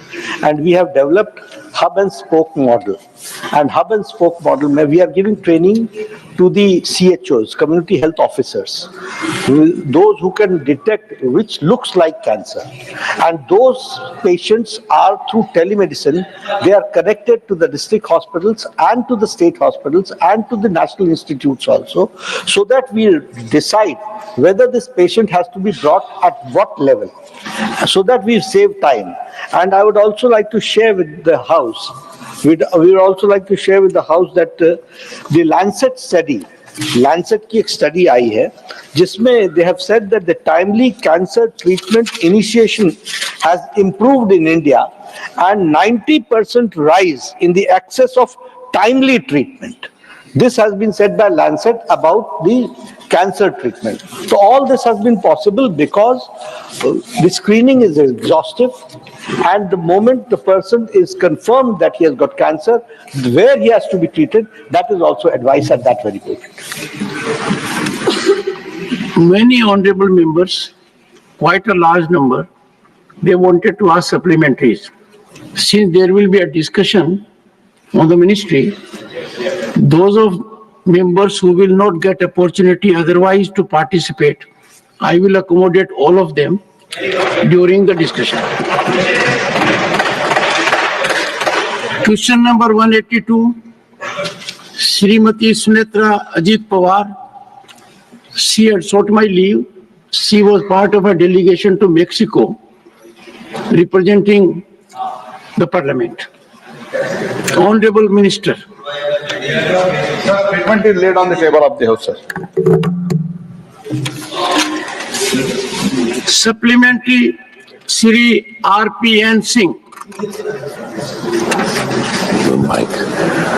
माननीय मंत्री जी से मैं जानना चाहता हूं कि स्टोरेज के लिए बहुत फैसिलिटीज पूरे देश में बनाई गई हैं, परंतु फल के लिए मैं क्योंकि पूर्वांचल से आता हूं, कुशीनगर से आता हूं, हमारे यहाँ बहुत आम, लीची, केला की खेती होती है, परंतु जैसे हम सबको मालूम है लीची बहुत ही पेरिशेबल एक फल है, तो क्या इसके लिए सरकार फलों के लिए स्टोरेज बनाने के लिए कोई स्कीम लॉन्च कर रही है या इस पे सोच कर रही है कि फलों के लिए भी स्टोरेज के लिए सरकार की तरफ से यूटिलिटीज देश भर में बनाई जाएगी और खास तौर के ईस्टर्न पार्ट मीनिंग पूर्वांचल में बनाई जाएगी? Honorable Minister. Sir, this is उधर जाकर बहुत सोबर हो गए। आपका इरादा है क्या सोबर होने का? हमारा पुराना नाता है। Honorable Minister. Sir, this is regarding the food storage, that is to food grains. Mainly, we deal with, as a food ministry, we deal with the paddy, that is, and of course, after conversion of as a rice and wheat. But as far as overall storage is concerned, fruit storage, of course, as far as my ministry is concerned, my department is concerned, we are continuously increasing the overall storage capacity since the procurement of the food grains, whether it is paddy or the wheat, it is continuously increasing. If I can quote the figure, from 2004 to 2014, total quantity procured was 4,590 lakh metric ton, whereas from 2014 to 2024, we have procured almost 700 lakh metric ton. Almost more than 50% procurement is more, and also the total value for that from 2004 to 2014 is 4,40,498 crores, whereas from 2014 to 2024 it is 12,51,403.58 crores. That is 184% increase. Because of this procurement, more procurement, storage has to be arranged. For that, many action we are taking. I do not want to go into those details, but for the fruits, it is for the cooperation minister and other storage facility, either it is dealt by agricultural or cooperative ministry. and we only deal with the food grain. That is the situation, and our department deals only with the food grains. Shri Manoj Kumar Jha. Thank you, Honorable Chairman, sir. My very pertinent but a straight question to Honorable Minister. That reports indicate that India loses millions of metric tons of food grains annually due to inadequate storage. Has the government conducted any audits on storage losses, and what penalties are imposed on agencies responsible for mismanagement? Honorable Minister. Sir, as it is, if I can say that storage improvement is the major concern, but in last 10 years, we have taken a lot of measures. By that, the overall spoilage, because either it is for the storage, whether it is the transportation, whatever, all put together, total storage is 0.022%. However, using the technology, we are taking a lot of measures, and that measures have reduced the spoilage. And it is not the question of taking the action. We are trying to introduce more and more technologies. Because of that, considerably, it has come down. Scientific storage, food grains are stored by adopting proper scientific code of the storage practices. Adequate dunnage material such as wooden crate, bamboo mats, polythene sheets are used, and fumigation covers, nylon ropes, nets, and the insecticides for the control of the stored grain. Insect pests are provided. Many things such we are doing. And now I can say it has come down to very, very lowest level. Further also, we want to see that it comes to almost zero level. Dr. M. Tambidulai. Thank you, Chairman, sir. As our colleague just said, I want to add the same thing.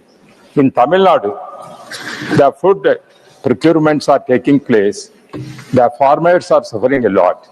Recently, my leader, Edappadi Palaniswamy, gave a statement. Due to the carelessness of the state government, whatever they procured and storage it and spoiled by the rain, but they are not taking action.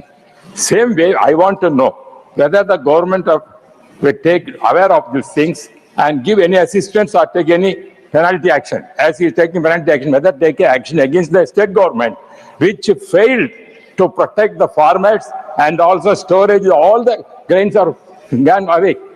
What is the loss is making? This kind of loss, the government is not only many instances in the flood areas, never recently the present government is careless about the protecting the farmers and all the storage of the thing. What action you are going Honorable to take? Minister. Already mentioned here, the overall spoilage is very, as far as central pool storage is concerned. I am talking because that report, whether the state government which stores for its own consumption, because some of the states, we provide 5 kgs of either rice or wheat free of cost under Pradhan Mantri Garib Kalyana Anna Yojana, free of cost for the 80 crore people in the entire country. See, whatever PDS rice or wheat we store in the state, we take care of that, and out of that, as I have already mentioned, 0.022% is the loss because of these various reasons, and we have decided to further reduce it. At the same time, I can say in 22-23 and 21-22, when the movement was fast because of in COVID, we have supplied more grains free of cost at that time. Because of that and some other reasons, it was 0.002%. So that it is not to say that spoilage is more.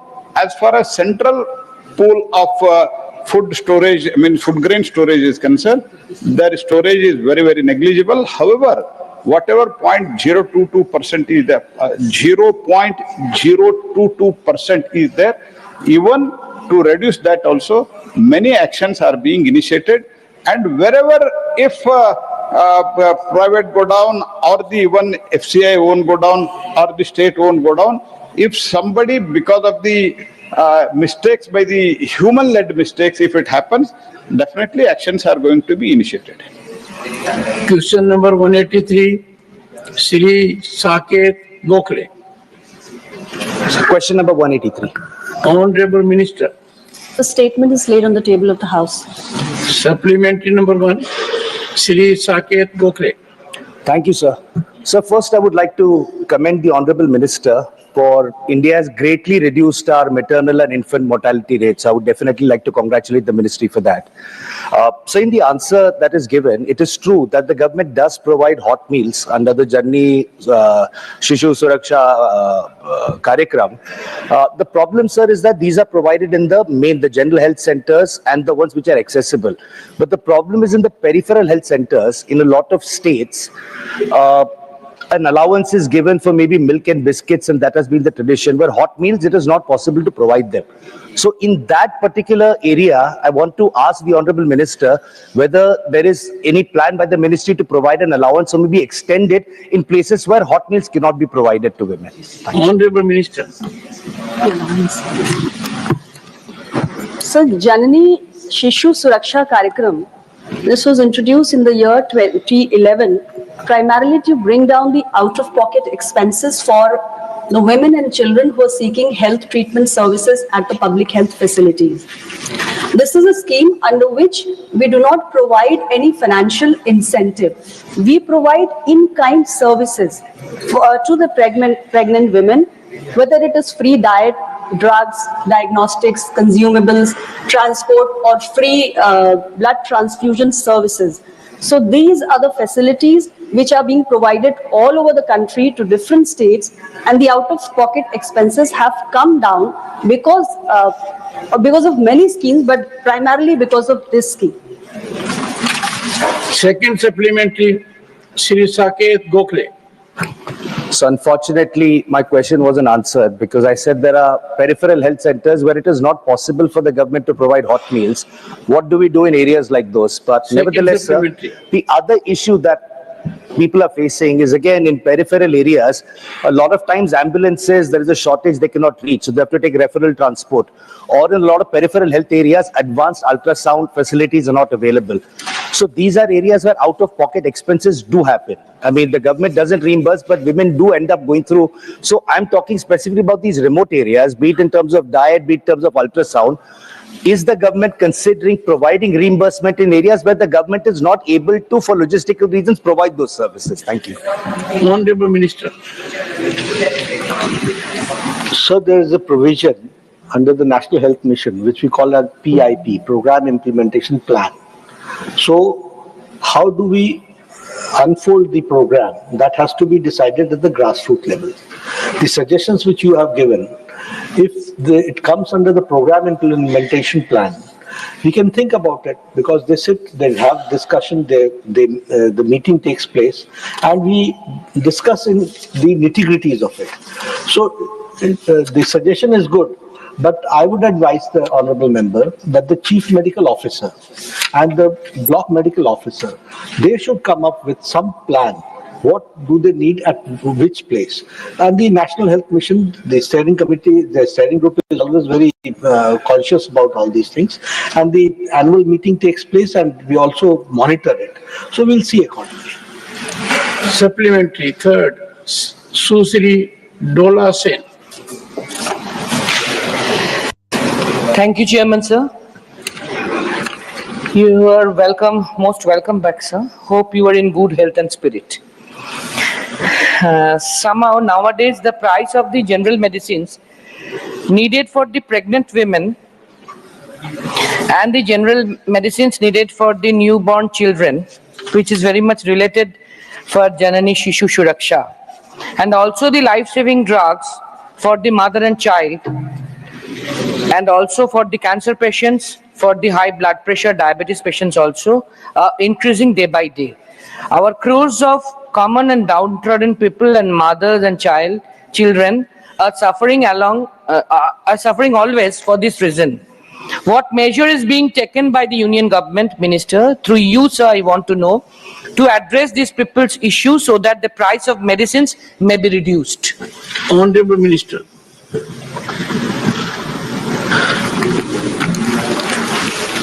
I would like to enlighten the House through the member, the question which she has asked, that as the Honorable Member Saket Gokhale also said, that the MMR, IMR and the under 5 mortality has been on decline. And the decline has been more than double of the global decline. This has been possible only because of the interventions which we have done. And I would like to enlighten the House, because through you, the people should also come to know that we have a very exhaustive mother and child treatment program, and the reproductive health care has been taken care. As far as the mother and the child health care is concerned, we should know that the moment any woman conceives, from that very moment, there are 4 compulsory antenatal checkups which are being done. And there are 3 additional checkups for high-risk patients.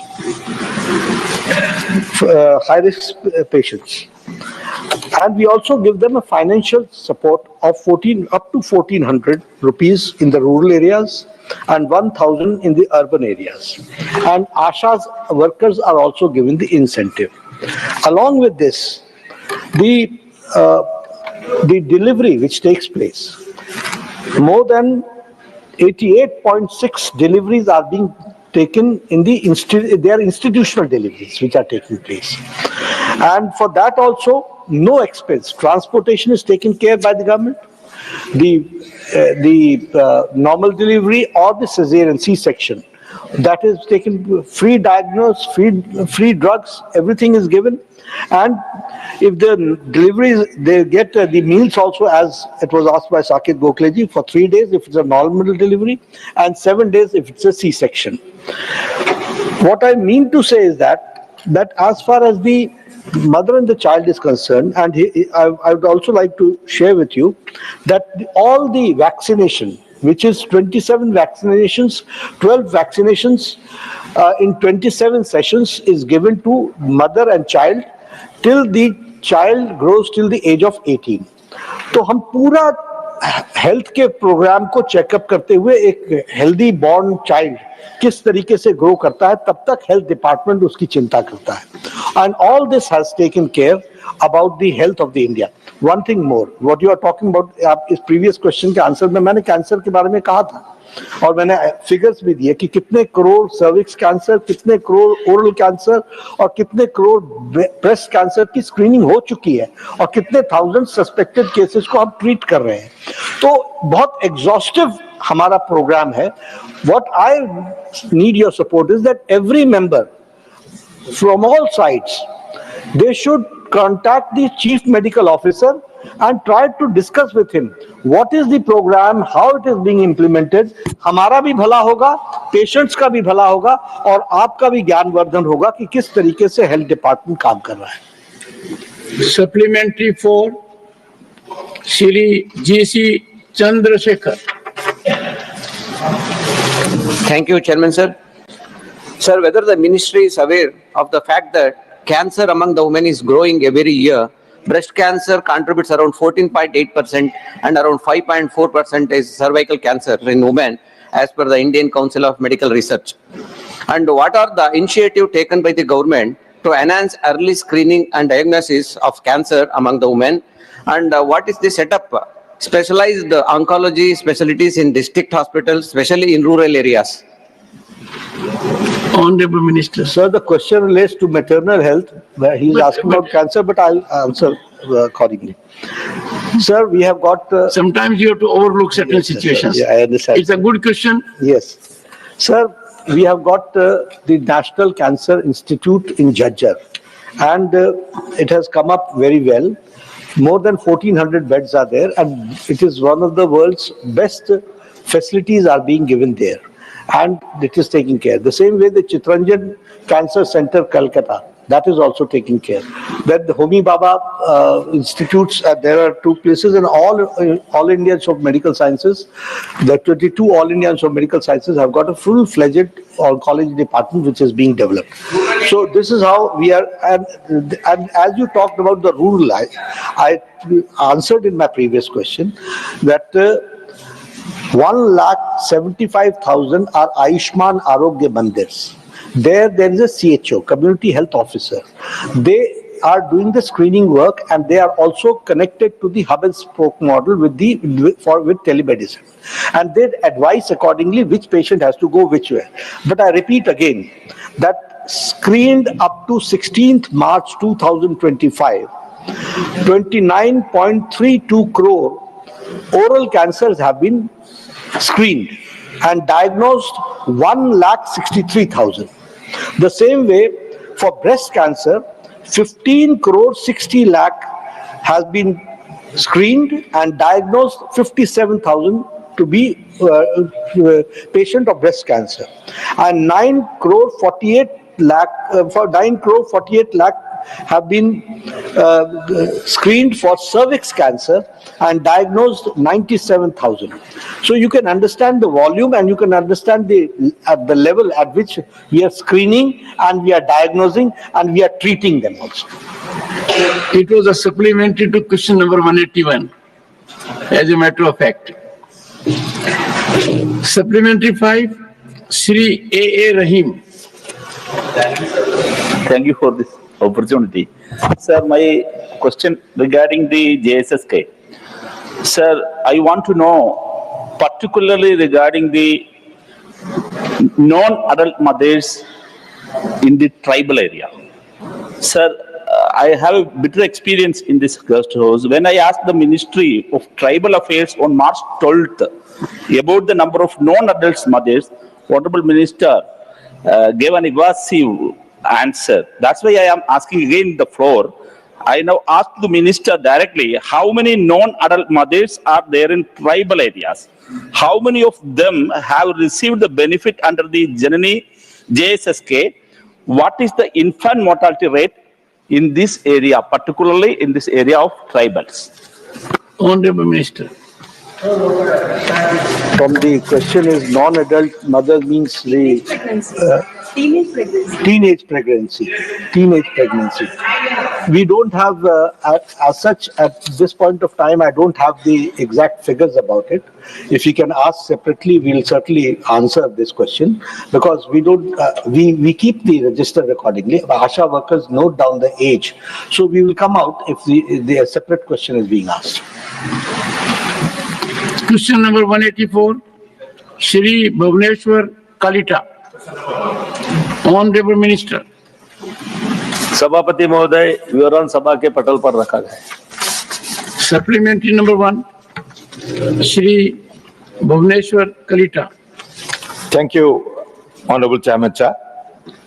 I join the entire House to wish you quick recovery, good health, and long life.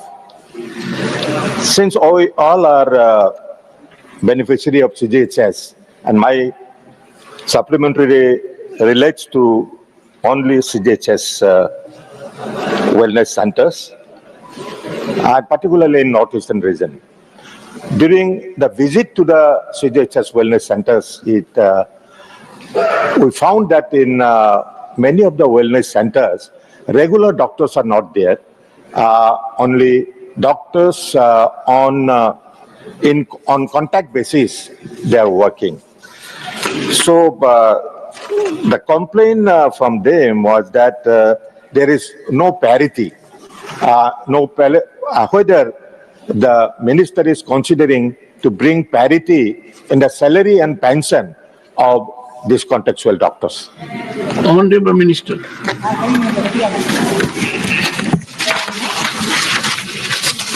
सभापति महोदय, जो पूर्वोत्तर क्षेत्रों के बारे में CGHS के बारे में यहाँ पर पूरक प्रश्न पूछा गया, तो सीजीएचएस ने पूर्वोत्तर क्षेत्र में 33 स्वास्थ्य सेवा संगठन को भी इसमें सूचीबद्ध किया गया है, कि जहां पर ज्यादा से ज्यादा हमारे केंद्रीय कर्मचारी और पेंशनर लोगों का उपचार किया जाए। वैसे ही CGHS लाभार्थी को नगद रहित सुविधा प्रदान करने के लिए भी एम्स गुवाहाटी के साथ भी एक समझौता और ज्ञापन पर हस्ताक्षर भी किए गए हैं। CGHS ने CGHS पेंशन भोगी लाभार्थियों को नगद रहित उपचार के लिए 12 नवंबर 2024 को क्षेत्रीय आयुर्विज्ञान संस्थान रिम्स इम्फाल तथा 25 फरवरी 2025 को पूर्वोत्तर इंदिरा गांधी क्षेत्रीय स्वास्थ्य एवं चिकित्सा विज्ञान संस्थान निग्रिम्स शिलांग के साथ पर भी समझौता ज्ञापन पर हस्ताक्षर किए हैं। और निश्चित रूप से इसका जो बजट है कि ज्यादा से ज्यादा किया जाए, तो पिछले बार जो 7,500 के लगभग इसका बजट था, तो ये साल में उसको लगभग 1,000 करोड़ से बढ़कर 8,500 तक होने का भी अनुमान है। तो केंद्रीय कर्मचारी की स्वास्थ्य के लिए जो भी सुविधा दी जाती है CGHS सेंटर में से, तो वो देने के लिए निश्चित रूप से स्वास्थ्य विभाग से पूरे प्रयास किए जा रहे हैं। Supplementary to Shri Bhubaneswar Kalita. The Honorable Minister's reply is also already in the written answer. My question was different. That was the parity in... He is just 1 meter away from you. parity and pension among for the contextual doctors. Anyway, so my second supplementary is again during our visits to the CGHS wellness centers, we have noticed that these doctors scantily they prescribe generic medicines, and while we visited those some of the beneficiaries and the Kendras, the reply was from the Kendras that there is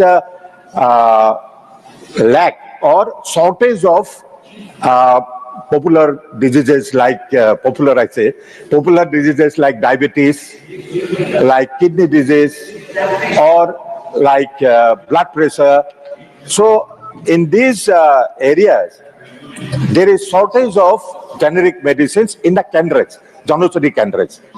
Whether the Honorable Minister will look into it so that generic medicines are made available for these rampant diseases. Thank you.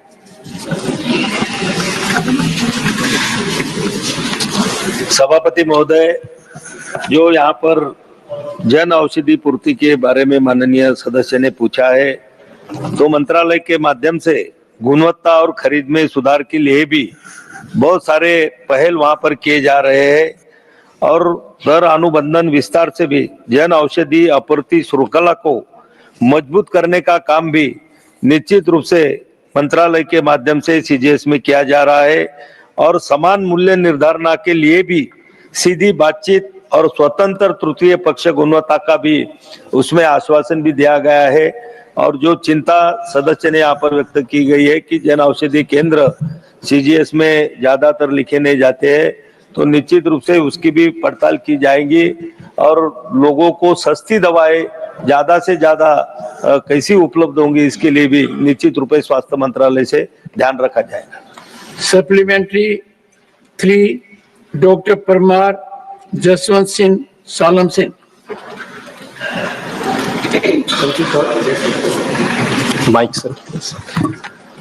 Sir, मेरा question 183 और 184 question number दोनों का combination है। सबसे पहले तो मैं स्वास्थ्य मंत्री जी को बधाई देना चाहता हूं कि पिछले 10 सालों में अपने देश में MMR और इन्फेंट मोर्टालिटी रेट IMR दोनों में काफी हद तक हमने कंट्रोल कर लिया है, लेकिन जो नॉर्थ ईस्टर्न रीजियंस है जैसे असम, मेघालय और मणिपुर, वहां का जो MMR है और IMR दोनों नेशनल एवरेज से काफी ऊपर है। तो मेरा मंत्री जी से ये क्वेश्चन है कि नॉर्थ ईस्टर्न रीजन के लिए क्या हमारा कोई स्पेसिफिक प्लान है ताकि उसको नेशनल एवरेज के करीब लेके आए ताकि हमारा और भी अच्छा दिखे, और CGHS का इसमें कोई रोल बनता है या उसको कोई मिशन मोड पे लगा सकते हैं ताकि उसको हम जल्दी से इम्प्रूव कर सकें? Thank you. Honourable minister. में हम लोग रीजन वाइज भी, स्टेट वाइज भी, डिस्ट्रिक्ट वाइज भी और ब्लॉक वाइज वर्क करते हैं। हम लोग निकालते हैं कौन से स्टेट्स वीक हैं, उन स्टेट्स को क्या क्या उसमें वीकनेसेस के क्या क्या पॉइंट्स हैं, उसको स्ट्रेटेजाइज करते हैं। उसी तरीके से किसी स्टेट में उनके पैरामीटर्स अच्छे होंगे, बट कोई जिला है या ब्लॉक है तो उसको भी हम प्रायोरिटाइज करते हैं। तो इस दृष्टि से जो प्रश्न माननीय सदस्य ने पूछा है, मिनिस्ट्री एक्ट्स अकॉर्डिंगली, और हमारा जोन वाइज भी होता है। और नॉर्थ ईस्ट ही नहीं, बहुत से ट्राइबल एरियाज हमारे सेंट्रल इंडिया में भी हैं जिसको हम प्रायोरिटाइज करके और प्रायोरिटी दे करके स्पेशल फोकस पे उन एरियाज को हम एड्रेस करते हैं। Supplementary 4, doctor Syed Nasir Hussain. भाई supplementary for 185 sir.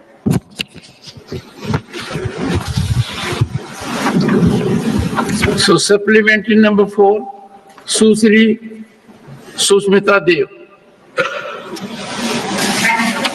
Thank you, sir, for the opportunity. Sir, I have gone through the list of sanctioned posts and the vacancies, and there are 3 units in Silchar. But the figure against sanctioned posts is 0, sir. So therefore, they have not been able to fill it. My question to the Honorable Minister is that, sir, a posting in Northeast is seen in the country as a hardship posting sometimes, sir. So does the Health Minister have any provision to maybe hire doctors, paramedics on a contractual basis rather than filling up these permanent posts, which may help in better human resource? And Nadda ji सदन में है, sir एक बात मैं कहना चाहती हूँ कि NHM के जो एम्प्लॉइज है वो आसाम में बहुत दिनों से एक स्ट्राइक कर रहे हैं for equal pay equal work. बड़ी मेहरबानी होगी सर अगर आप उनके डिमांड को लेकर थोड़ा चिंता करें। धन्यवाद। Honourable minister. डॉक्टर्स के लगाने का सवाल है। हमारे यहाँ कंबाइंड मेडिकल सर्विसेज होती हैं और वो जैसे यूपीएससी लेता है और यूपीएससी ईयर वाइज ईयर लेता है। लास्ट ईयर 165 पोस्ट उन्होंने भरी थी और वो हम प्रायोरिटी पर नॉर्थ ईस्ट में ही हम भेजते हैं। और वैसे ही अब इस बार हमने 225 पोस्ट की रिक्वेजिशन भेजी है और वो एग्जामिनेशन होगा तो वी विल अपॉइंट अकॉर्डिंगली। जो आपने कहा कि लोकल लोगों को या कॉन्ट्रैक्चुअल पर, तो मैं इनका सजेशन है, सजेशन इज गुड। देखते हैं मैं मंत्रालय में क्या इसका निष्कर्ष निकलता है। और आपने एक बात और कही कि एनएचएम के लोगों का इक्वल पे वाला विषय हमारे ध्यान में नहीं है, लेकिन आप मुझे चेंबर में कोई इसके बारे में डिटेल पर्टिकुलर्स देंगे तो I certainly look into it. I called out the name of Dr. Syed Nasir Hussain because he was trying to catch my attention. So I sent the marshal to find out what does he want, and came a chit he wants to ask supplementary on 184. Therefore 184 we'll try to accommodate in 185. But the best is we must send the slips now. Question number 185.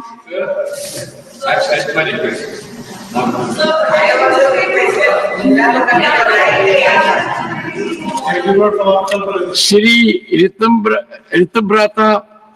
Rita Brata Banerjee. Question 185. Honorable Minister. Supplementary 1, Shri Rita Brata Banerjee. Thank you, sir. Sir, roughly the return of loans for the nationalized banks tends to around 12 lakh crore.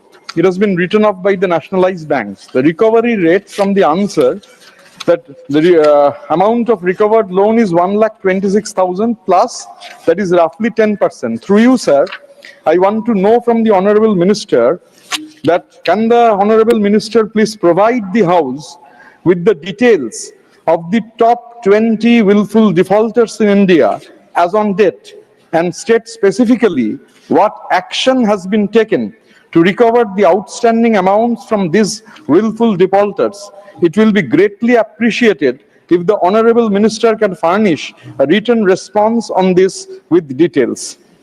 Honorable Minister. अध्यक्ष महोदय, जहां तक माननीय सदस्य ने NPA की बात किया है, अगर देखें तो बैंक आरबीआई के गाइडलाइन के अनुरूप और अपने बोर्डों के अप्रूव्ड पॉलिसी के अनुसार एनपीए लोन को राइट ऑफ करती है। और साथ ही साथ अगर देखें तो राइट ऑफ करने से पहले 100% का प्रोविजन किया जाता है ताकि जमाकर्ताओं को कोई भी नुकसान ना हो। और राइट ऑफ करने का मतलब ये नहीं होता है कि वो पैसा माफ कर दिया गया। जिस प्रकार से बैंक रिकवरी करती है और यथावत करती रहती है, और ये बैंक अंतर्राष्ट्रीय मानकों के आधार पर करती है। जहां तक माननीय सदस्य का सवाल है कि एनपीए बहुत बढ़ा है, मैं बताना चाहता हूं कि अगर आप देखें तो एनपीए लगातार गति से घट रही है और 2024-25 में अगर देखें तो 2.42% रह गई है। Supplementary to Sri Rita Brata Banerjee. Sir, my specific question was that the nationalized banks, overall 16.35 lakh crores have been written off. Overall, the nationalized bank amount is 12 lakh crores. Of that, the answer that is given by the government, it shows that the recovery rate is 1,26,000. That is merely 10%. So 90% of the loans is not recovered. Now my second supplementary, through you sir, I want to know, can the ministry please state the details of the cases where the government has taken recapitalization measures for public sector banks facing a high volume of non-performing assets? Please also state the details of the funds for recapitalization released to these banks in the last 5 years. I will urge through you sir, I need a specific answer. The earlier answer was not at all specific. Honorable Minister. सभापति महोदय, माननीय अध्यक्ष, माननीय सदस्य ने जो पूछा है कि रिकैपिटलाइजेशन के लिए, मैं निश्चित तौर से बताना चाहता हूं कि जब से मोदी जी की सरकार बनी है, आरबीआई और सरकार मिल करके कहीं ना कहीं एक सुदृढ़ व्यवस्था बनाई ताकि बैंकों को मजबूती प्राप्त हो सके। और आज हमारे देश में सभी बैंक रोबोट्स तरीके से काम कर रहे हैं। Honorable Finance Minister is responding.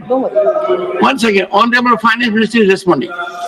Sir, I just want to add a few more things to what the Honorable Minister of State has said.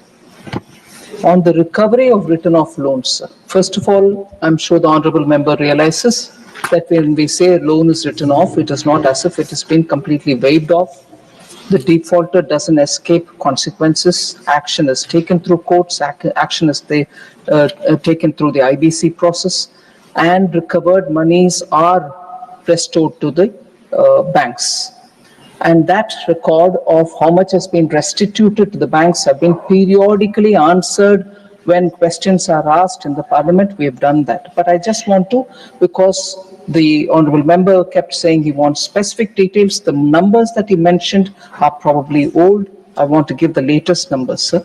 Actually speaking, recovery in written off loans by banks, sir, had reached a peak in the sense by about 22-23 public sector banks, recovery of written off loans has gone up to the level of 35,378 crores. Cumulatively, the public sector banks have recovered written off loans of a total of 2,27,288 crores. Now, private sector banks on their own are also recovering, and they have recovered something like 55,598 crores, and therefore the recovery is an ongoing process. Every year adds to the total of money recovered. Now, as a whole, there is 2,27,288 crores which are recovered by just the public sector banks. So that is on the recovery of written off loans. Supplementary 3, Dr. John Brittas. Sir, thank you very much, sir. So this is the first time I am speaking after you have come back fit as a fiddle, sir. It must have been very difficult for you. Yes, sir. Very difficult. So without you, sir, I feel orphaned, sir. Sir, through you, sir, I thank the Honorable Finance Minister for her kind gesture of going over to Kerala House to have breakfast with my Chief Minister, sir. Sir, having said this, there is an impression that all the sectors are equal in its default. In this context, I would ask a specific question here.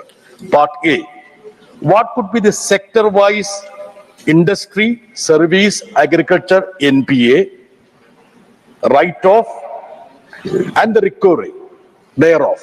These three sector-wise. And the B part of the question is that there is a growing concern that education loans are becoming NPAs on account of growing unemployment.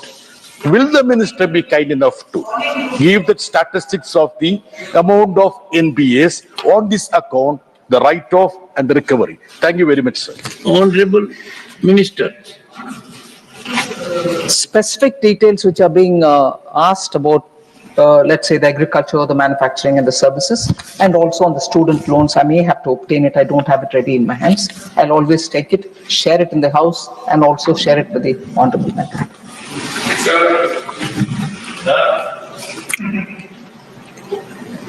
Difficult choice.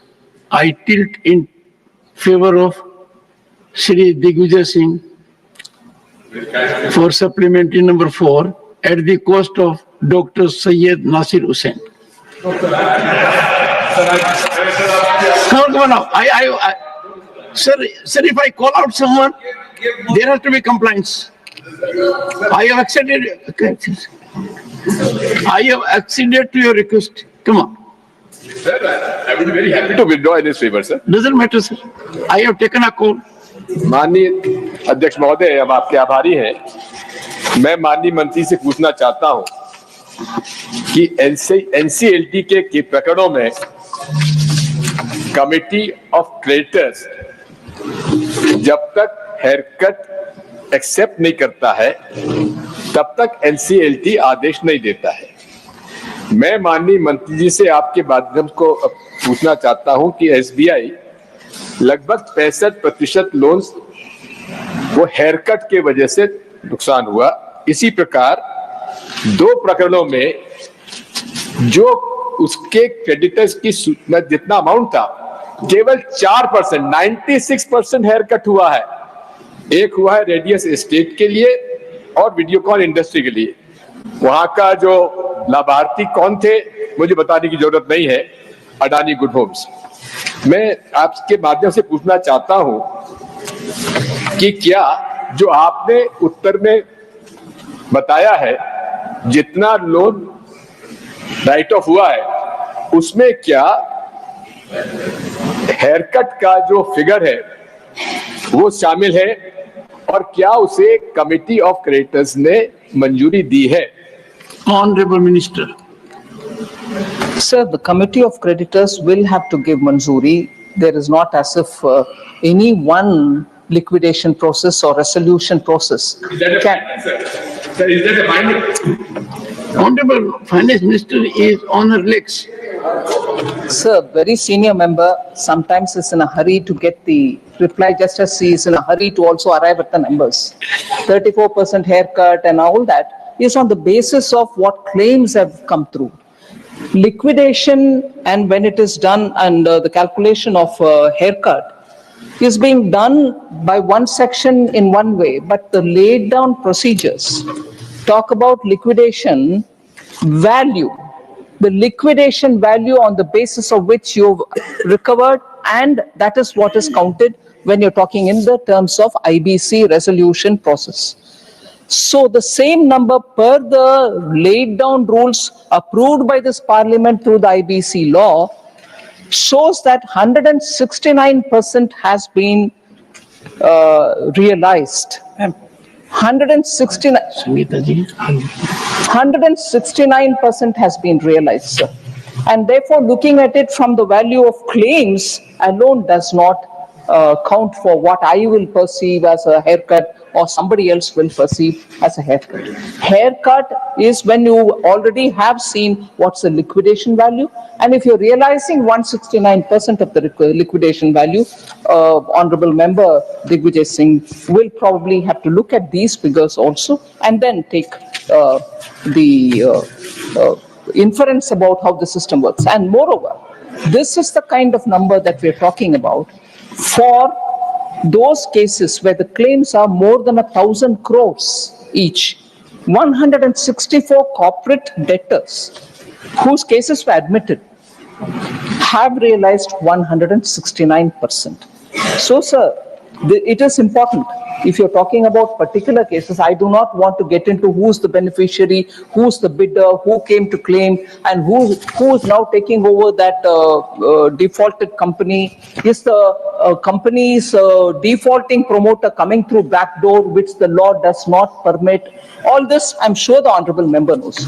But since he's talked about prominent cases, I will take the liberty 1 minute extra to tell through you, Sir Honorable Chairman. SR Steel India Limited, realization as percentage of admitted claims is 77%. And number of days it took for resolution is of course a protracted long one which goes beyond what we wanted it. It had taken 583 days. Sir, in the case of Binani Cements Limited, 99% has been the realization. MBL Infrastructure Limited, 120% realization. IVRCL Chengapalli Tollways Limited, 100% realization. So there are instances where realization is in this order. And to talk of haircut, 30%, 15%, 90% has been given away as a haircut are all, I'm sorry to say, will you allow me some indulgence, exaggerated. In the last session, the Honorable Finance Minister was very graceful to enlighten me about phone banking, this time about haircut. Srimati Sangeeta Yadav, supplementary 5. माननीय सभापति जी, आपको आभार कि आपने मुझे अवसर दिया। यहाँ चर्चा तो बैंकों के एनपीए और राइट ऑफ की हो रही है, लेकिन एक बहुत बड़ी समस्या इसमें चल रही है डिजिटल फ्रॉड का। तो मैं आपके माध्यम से माननीय मंत्री से जानना चाहती हूँ कि क्या सरकार इस स्थिति से कंडीशन से निपटने के लिए कोई प्रयास कर रही है क्या? Honourable minister. मैं आपके माध्यम से माननीय सदस्य को बताना चाहता हूँ कि सरकार शुरू से जब से आई है, कहीं ना कहीं आरबीआई और सरकार मिलकर के लगातार बैंकों को शुद्धिकरण के लिए काम कर रही है। जहां तक डिजिटल फ्रॉड का मामला है, अगर देखें तो भारतीय साइबर सर्वेलेंस केंद्र I4C की स्थापना की गई। रियल टाइम रिपोर्टिंग के लिए citizen financial cyber crime report और मैनेजमेंट सिस्टम को स्टार्ट कर इसे NPCI से इंटीग्रेट किया गया। 1930 की टोल फ्री नंबर चलाया गया। दूरसंचार विभाग के चचू पोर्टल पर कॉल एवं SMS के संभावित फ्रॉड पर निगरानी रखी जा रही है। पीएम का मन की बात का संदेश जो प्रधानमंत्री जी ने सदन में दिया था कि रुको सोचो एक्शन के इन्हीं प्रयासों से परिणाम में आता है। और मैं 2014-15 में देखें अगर तो डिजिटल फ्रॉड जो हो 56,215 करोड़ हुआ था, वहीं 23-24 में घटक कर वो 4,224 करोड़ ही रह गया है। इसलिए सरकार कहीं ना कहीं उस पर लगातार प्रयास करी है और इसका मुख्य उद्देश्य है कि हम सबको मिल करके उसकी कहीं ना कहीं पब्लिसिटी की बहुत आवश्यकता है। Question number 186, Shri Neeraj Shekhar. प्रश्न संख्या 186। Honourable minister. Supplementary 1, Shri Neeraj Shekhar. Sir, सबसे पहले तो मैं भगवान से कामना करता हूं आपके स्वास्थ्य लाभ की, और मैं माननीय मंत्री जी को बधाई देना चाहूंगा। विस्तृत उत्तर दिया इन्होंने। मैं जानना चाहता हूं माननीय मंत्री जी से कि विशेषकर पूर्वांचल में जहां से मैं आता हूं, बलिया, गाजीपुर, मऊ, वहां पर अनाज के भंडारण की बड़ी समस्या है। आज किसान ज्यादा उगा देता है, उसके भंडारण नहीं हो पाता है। कुछ दिनों पहले सरकार ने कहा था कि स्टील साइलोस बनाए जाएंगे। ऐसा हम लोग ने भी सुना था कि पूर्वांचल में गाजीपुर बलिया में बनेंगे। मैं माननीय मंत्री जी से जानना चाहता हूं, क्या सरकार उस पर विचार कर रही है और क्या स्टील साइलोस बलिया गाजीपुर में बनेंगे? Honourable minister. सर, ओवरऑल देश में स्टोरेज कैपेसिटी बढ़ाने के लिए बहुत ही प्रयास तो जारी है। इसमें तो construction of silos under public private partnership PPP mode पर हमने शुरू किया है। Private entrepreneurs guarantee PG scheme under PPP mode में है। Central sector scheme storage and godown focus on the north east है, और hiring godown from the central warehousing corporation, ऐसे बहुत कुछ स्कीम के द्वारा क्वेश्चन आवर हम चला रहे हैं sir. Over. Thank you. Happy. Jairam ji बहुत पर्टिकुलर थे कि जवाब पूरा ना हो।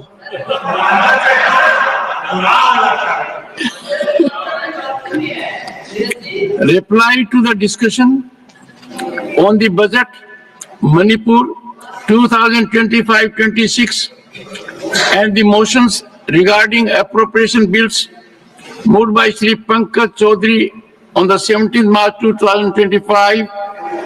The discussion was concluded yesterday and the Honorable Minister to reply now, Srimati Nirmala Sitharaman.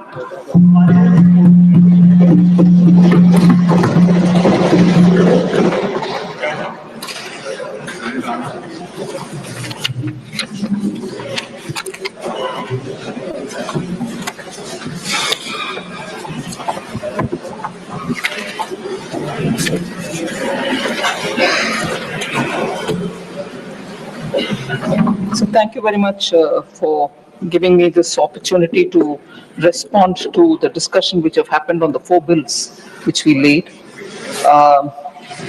The 4 bills relate to the second and final supplementary demand for grants 2024-25, excess demand for grants 21-22 of the Union Government, budget of Manipur 25-26, and supplementary demand for grants 24-25 of Manipur. So I think more than 20 honorable members have spoken. I was a bit disappointed, sir, if you allow me to say it, that the discussion was more on the situation and also the political viewpoints on Manipur, which is a very important, very, very sensitive, much needed to hear that, but less on the budget, both of the supplementary demands for grants and also on the Manipur budget itself. However, sir, I will give a broad picture of the budget the 4 bills say, and also respond to some of the questions and worries which the honorable members have raised both on Manipur and the general budget. Sir, this final supplementary demand for grants is the second.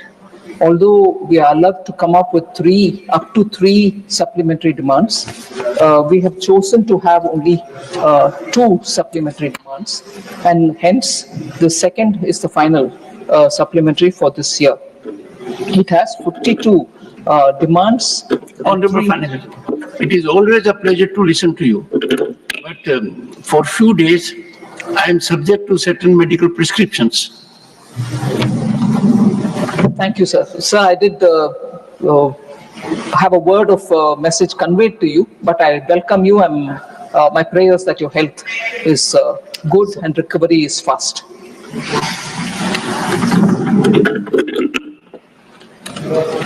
Deputy Chairman, sir, I commenced my response with stating what the 4 bills which are before us, and I will try to respond. First of all, let me talk on the contents of the budget, sir. Sir, it has 52 demands and 3 appropriations. I take a minute to explain about the elements of the supplementary demand. There is a technical supplementary which the supplementary demand for grants includes. It is required for using savings from one section. It is more as a matter of information for the House. It is required for using savings from one section to another section within the given or between grants, and also when additional expenditure is matched by concurrent receipts or recoveries. For example, the technical supplementary of 750 crores, which is being sought for transfer to Senior Citizens Welfare Fund in the DEA demand. So it is only a transfer within. The token supplementary, on the other hand, it is a provision, sir, of 1 lakh of rupees made to seek prior approval of Parliament on specific items attracting the financial limits of the new service or new instrument of service. It enables the department to reappropriate resources within the same section of the grant. So they can just be 1 lakh rupees made as a grant, which is a token supplementary. Later on, more can be added, but we create that window by providing that 1 lakh. And for instance, in that token supplementary, sir, a token supplementary is being made sought for education, school education, to meet additional expenditure under the grants for creation of capital assets in the Samagra Shiksha Abhiyan from savings within the same section of the grant. So that is a new instrument which is coming in, new scheme or new idea for creation of capital assets. So you would have created the token and then it will get expanded. Finally, sir, there is a cash supplementary which we explain, and the cash supplementary entails cash outgo. It increases the BE of the year by an equivalent amount when provided. It is given when adequate savings are not available to meet the additional fund requirements through reappropriation. For example, the cash supplementary in this particular supplementary demand for grants of 2,500 crore is being sought for urea and P&K subsidy this year. So that is a cash supplementary. So a token, a cash, or a technical are the three headings under which we come for appropriation-based approval. So that is what is explained, sir. The net cash outgo or cash supplementary is 51,463 crores in this budget. Technical supplementary is 6,27,045 crore. And unusually a big amount. Normally you don't have this kind of a large technical supplementary, but this is being matched by savings from different sections and the same grant or among the same grants, and therefore it doesn't recover newer payments. Token supplementary is only 0.67 crores, 67 lakhs. So I just want to highlight that, and also to say we are also in this batch of supplementary demands for grants provides for recoupment of contingency fund advance of 19,765 crores. So even a recoupment is mentioned here. Now, as I was saying earlier, the cash supplementary pertains largely to the fertilizers, Oil and Industry Development Fund, that is OIDF, 11,600 crores. This is a transfer from Consolidated Fund of India to the OIDF, maintained in public account. There's also the urea, the P&K fertilizer subsidy of 2,500 crores. The other is related to additional allowance being made of 2,186 crore for the PM Kisan. This is an additional amount being provided over and above the budget supplement for the current year itself.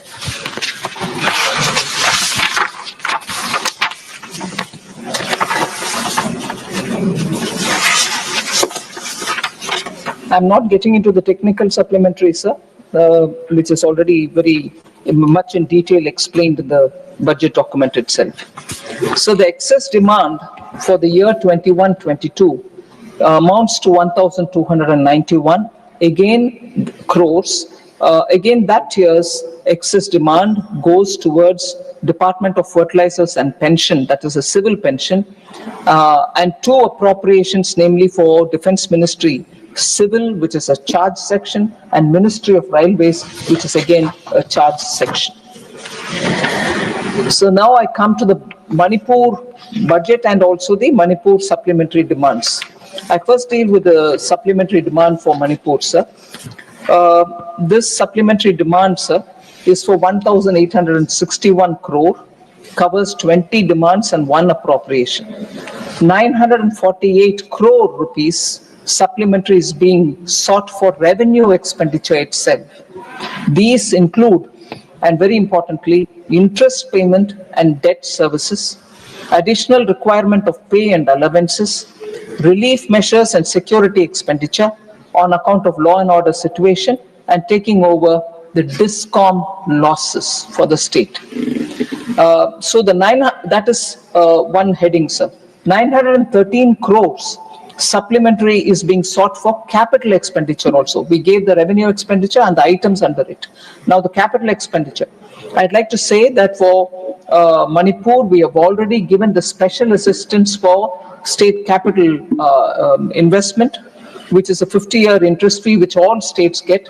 But however, because of the disturbance and the administration being focused on that, last 2 years, they hadn't claimed anything under the 50-year interest free. Manipur needed it.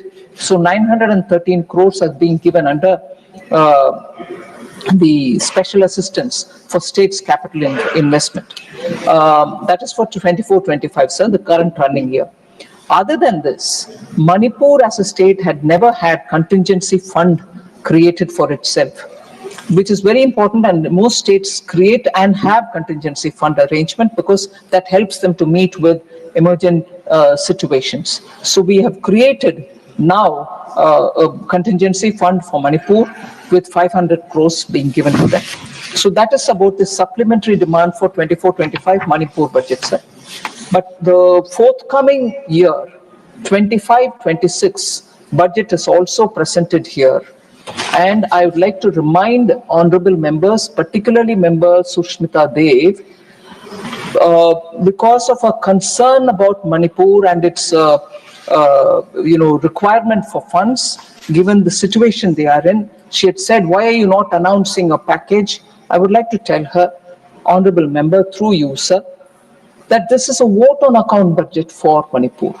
We are presenting a vote on account for 6 months so that the government runs, its immediate emerging expenditure can be taken care of, and the government, when it comes into place, will obviously make provision for whatever they want, and that is the budget, which is the year-long budget. So this is a budget vote on account for 6 months, and this is for 17,947 crores. The total receipts which I projected is 35,368 crores. Revenue receipts are estimated to be 27,231 crores. Sir, the state's own tax is 2,634 crore rupees as receipts, and non-tax is 400 crore respectively. So at this stage, sir, we are looking at giving all the assistance which I've committed. I said this in Lok Sabha, I'm repeating it here. We extend the fullest support from Ministry of Finance so that the recovery of Manipur will be sooner rather than later. And we have absolutely extended all assistance, and in the meanwhile, making sure the public finance and the fiscal situation of Manipur is well assessed. Central government will be fully of support to the state.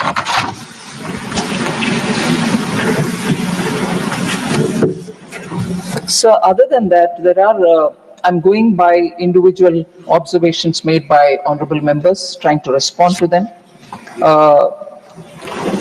Again, commencing from Manipur budget and Manipur law and order issues, several members have spoken.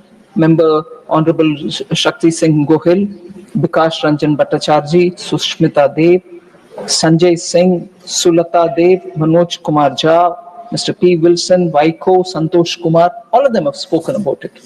So I will broadly explain the context, sir. I want to understand, equally state some facts before the House. Sir, Manipur is a border state. Manipur, at least all of us know, since some decades, has gone through quite a crisis. And every time there is a recovery, it goes back to some other situation. So every government has handled it with that sensitivity. I am not differentiating between this government or that government. There have been situations much more in terms of human loss, more in terms of asset loss and so on. So when we speak about the state, I will say that every voice which has been voiced in this house has the same sensitivity as much as all of us have. There is no way any one of us will be doing any help to Manipur by pointing a finger at one another. But even with that said, I will definitely try to remind some passionate voices which speak as if everything was calm and never has there been a situation like this ever before in Manipur. Sir, in 1990s, I've heard quite a few members speak about, double-engine sarkar, center be BJP, state be BJP. There have been double-engine sarkar of Congress earlier. Center be Congress, Manipur be Congress. And what kind of agitations and loss of life have happened? So your double engine did not do anything. In fact, it worsened the situation, if I have to get into that kind of a talk. We are, all of us here, committed to get that state back to some normalcy, and we want that state to grow and prosper as much as any other state. They cannot be, even for a moment, a mockery of kind of things that we want to state when that state is suffering, and all of us will have to be working towards. Please take your seat, Mr. Gokhale. Nothing is going on record. Please take your seat. Madam, take your seat. Please, nothing is going on record. Take your seat. I will not get distracted by the TMC. Now I take the name. The TMC technique of shouting numbers down. Susmita ji, please. Every time somebody tries to answer the points that they raise, they shout them down. Please take your seat. That kind of a thing will not work in this house. I'm sorry to say this. We are trying to answer the questions that have been raised here. Then there is no need to shout me down here. I will continue my answer. Please. Sir, to 1990s, double-engine Congress के सरकार, double-engine Congress सरकार के समय, how many people died? I want to say, why in 1990s, the then Prime Minister did not visit, the then Home Minister did not visit. I would like to ask that question as much as... Please take your seats. I am not allowed to put into question. This tactics, I'm now saying the name, sir. This tactics of Trinamool Congress to shout down ministers when they speak will not be allowed, will not be entertained. We are giving answers. You should have the strength of your conviction to hear the answers here. Please listen the answers, please. I'm coming point by point for every one of the questions that they've raised. If they don't have the conviction to sit and listen it, they can choose whatever they want. But it is not appropriate to shout the minister down when they are answering your questions. Have the patience. Sir, I will remind you, sir, in 2002-2017, Manipur had a Congress government. There was central government till 2014 run by the Congress party. Manipur witnessed 628 months. Sir, Honorable Member Sushmita Dev, Honorable Member, has reasons to be worried about Manipur, she said, and I agree. She comes from an area which is close to Manipur and she knows so much about what's happening there. She raised a lot of questions. I am trying to answer each one of them. If it is an attempt to shut me down, it means that her allegations are not right. If she's got the strength of her conviction, she should hear my answers. And after that, I will sit down, welcome, if you permit her, to ask any number of questions more. But what's the point in shouting me down if there are other members who can also benefit from the answer that I'm giving? She's raised valid questions. I want to answer them. No. They've run out. That's because their tactics is always, don't allow a minister to answer, do all your mudslinging, go away. I know they are watching on the television. Sir, 2000, sorry? I'm giving you the answer. I'm giving answer. To their chief minister, they have to register that they protested. But this house is not the street of Bengal. Not any street of Kolkata. Order prevails. You run the house per the rule and we obey the rule. It's not, any street in Kolkata where they can scream, shout, pelt stones and run away. Sir, between that time when Congress was ruling in center and in Manipur, 628 bunds had happened. Several blockades had happened during the 15 years then, and also cost huge loss. The state exchequer had lost nearly 2,828 crore. It was assessed. 2,828 crore was lost during that period. Sir, and the worst economic blockade had happened at that time. And it occurred in 2011, lasting over 120 days. Causing severe shortages. Petrol price was 200 rupees per litre. LPG cylinder cost 2,000 rupees per cylinder. Petrol price is 200 per litre and LPG cylinder 2,000 per cylinder. So, what is the current situation, sir? The current situation when this problem started? Union Minister, Home Minister, visited the state and went one camp after another camp belonging to different communities, spent 4 days in Manipur. Home Minister of India. At the time when it was really peaking with the problem, he spent camp after camp. Sorry? Please. Please take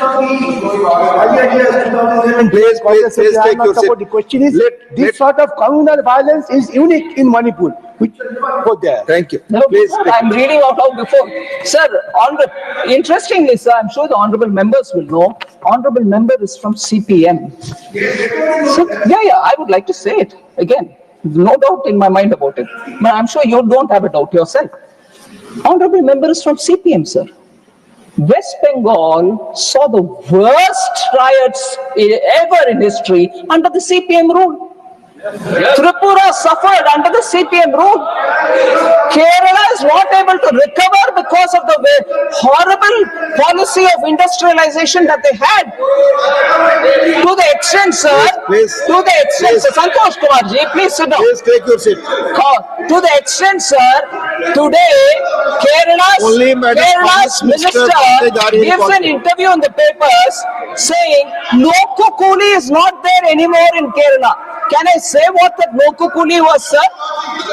Loku Kuli is a place where Loku Kuli happens when workers are all sitting together looking if there can be some work.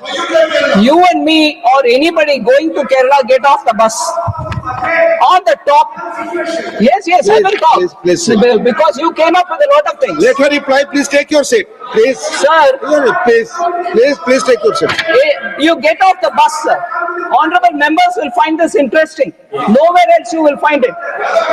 From the bus, you have to remove your luggage. People are sitting on the ground. You will say, hey, please help me. Kitna dena hai? You will say some coolie and then you will have to bring the luggage down. Assume he has to be paid 50 rupees. You will actually have to pay 50 plus another 50. You will ask why? The other 50 is Noku coolie. What is Noku in the Malayalam, sir? Noku means look. Meaning, I will be sitting and watching here. I may be a CPM card holder. I'll be sitting and watching and the person, actual coolie brings the luggage down, he gets 50 rupees. But for me, being a card holder member, watching that act itself, I need to get 50 rupees. That is no kukuli for you, sir. So, it is that kind of communism that has killed industry in Kerala, that kind of communism which has killed industry in Bengal, that kind of industry. Santosh Kumar, Santosh Kumar, listen to me. No permission from the chair. Sir, with your permission, sir.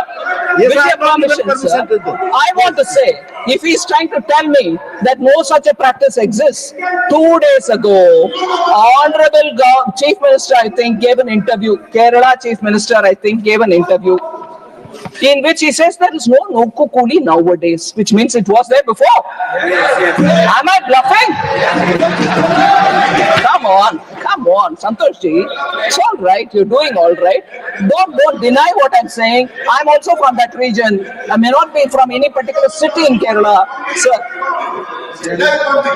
Sir, therefore, I want to say, Home Minister went to Kerala, to Manipur, spent 4 days moving from one camp to another of affected people belonging to all communities, irrespective of communities. That happened under Prime Minister Modi. Home Minister Amit Shah went there. The number of times since 1990 till 2014, when Congress was ruling in center and Congress was in power, double engine Congress, not a minister went when there was this 162 days of blockade, 120 days of blockade. Tell me which minister went? No one went. But today they will mock your double engine. Of course, double engine. That's why the Home Minister went. That's why Nityananda Roy was there for more than 23 days. MOS Home was there for 23 days. So don't please compare how you handle Manipur and how this government is handling Manipur. We have greater sensitivity. We care for Manipur and every state of this country. Nowhere do we, stay back. Prime Minister himself went to Wayanad. Prime Minister himself went to Wayanad, hasn't he? Therefore, we should not speak as though we treated it better and you are not, whereas we are handling that legacy of 60 years of mishandling of states. And that is why the problems are so compounded today. It wasn't like this before. He went to Wayanad or not? Of course, that's what I'm saying. That's what I'm saying. You don't agree to it. Please, you are putting words in my mouth. You are putting words into my mouth, Santosh Kumar. I said he also went to Kerala. Don't you try that. Sorry, communist tactic on me. Put your words into my mouth. I will not take it. No, you don't give me the tactics.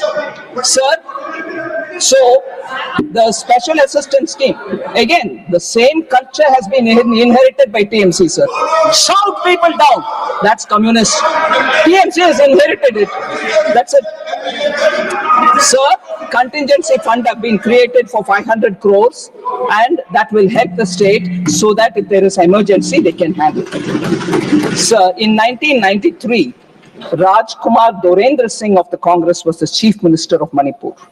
A major flare-up happened between Kukis and Nagas between April and December 1993. 750 deaths unfortunately happened at that time.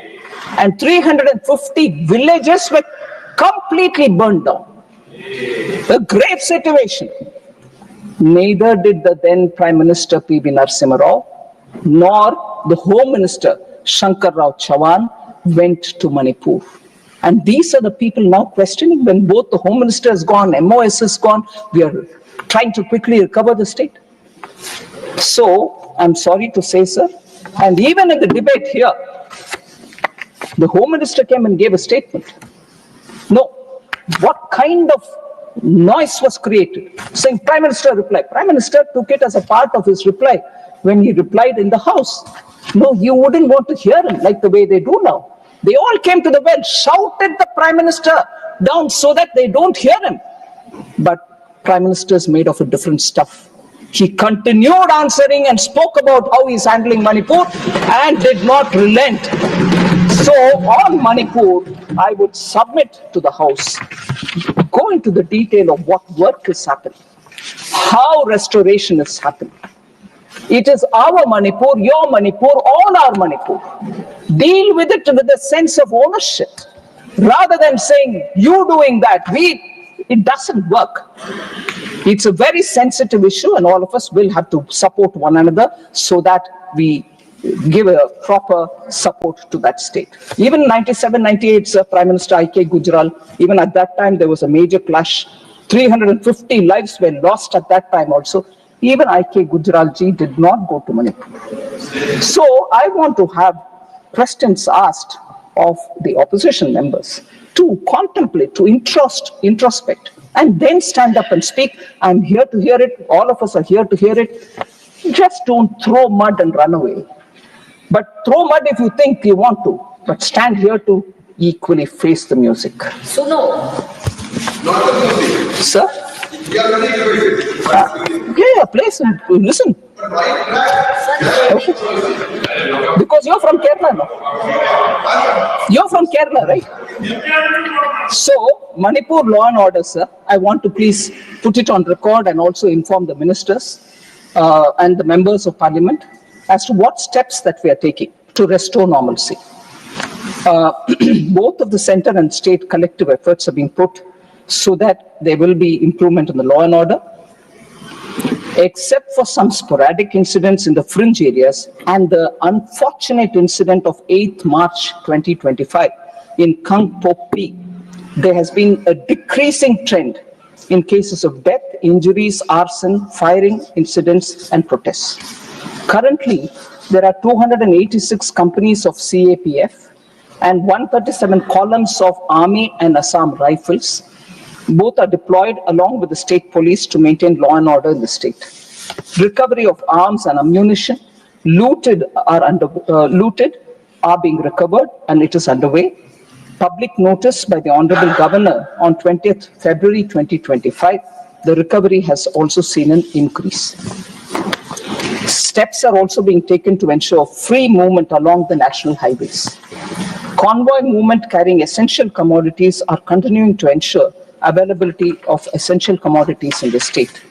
Helicopter service has resumed so that most district headquarters are connected for ease of travel for the public. Various measures have been taken up for the persons displaced in the violence, which is very important, sir. About 60,000 persons are currently residing in relief camps. About 7,000 persons have returned to their homes. About 400 crores of rupees have been provided under the MHA special package for relief camp operations and support to those affected in this lawlessness, riot and everything else. More support will also be provided. Under PM Awas Yojana Gramin, 7,000 houses have been approved recently to provide for housing to those who are displaced. Various other support have also been given to those relief camps, such as healthcare, including mental health support, skill and livelihood training, and also education. Engagement with the civil society is underway from the level of the governor down to the level of the district administration. There is a clear step towards bringing peace in the state. Pending issues of the public are also being resolved quickly on a top priority mode. Such centrally sponsored schemes, priority is being given to clear up all the dues and nothing is kept pending at all.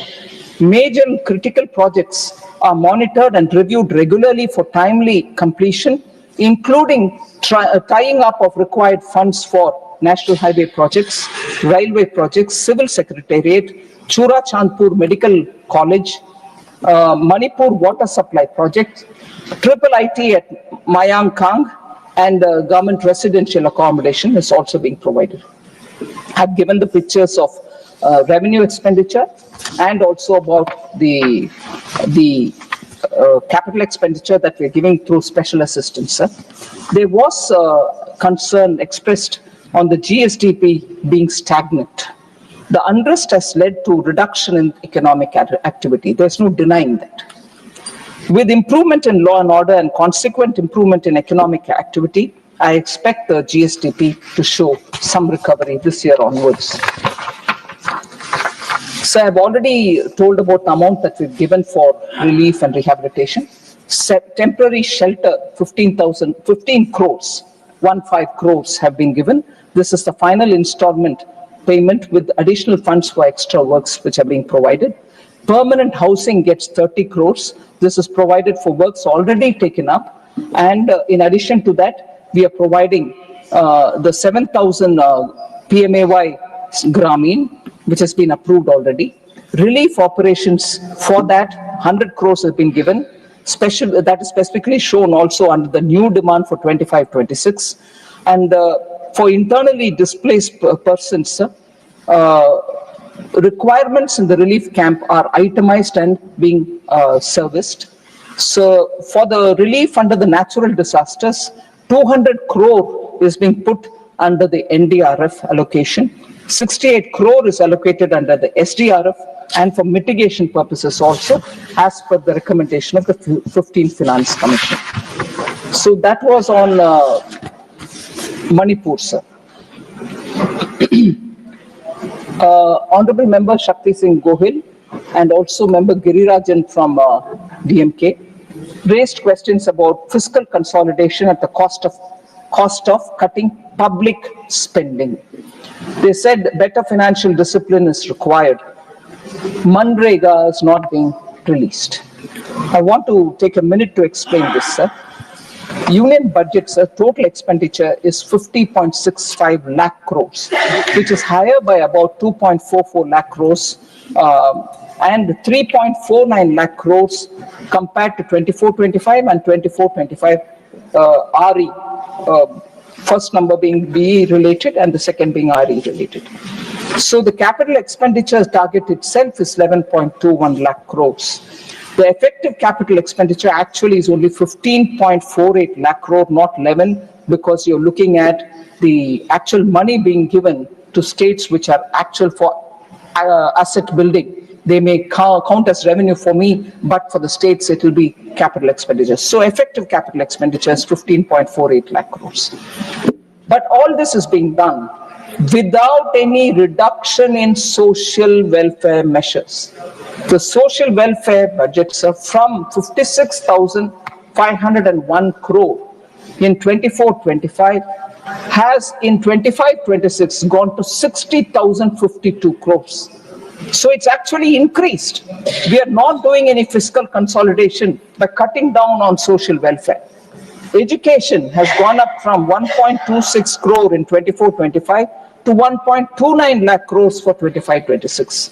Health has gone up from 89,287 crore to 98,311 crore in the BE of 25-26.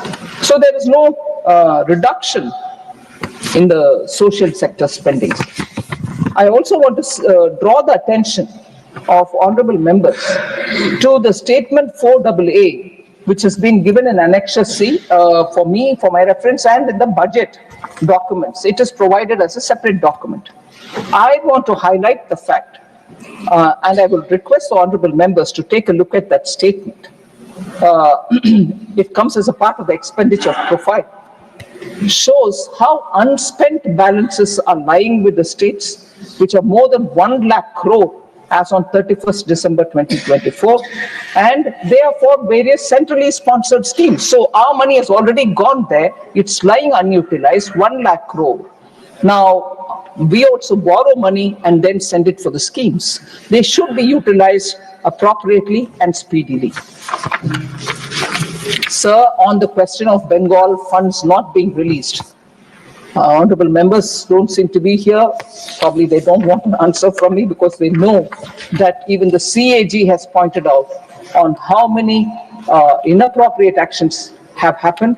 Many of the bogus ghost accounts have been given money to, and when the realization had to happen from those ghost accounts, the state government chose to pay that amount which has actually got to be realized from the ghost accounts. They gave that money itself from their own state's treasury.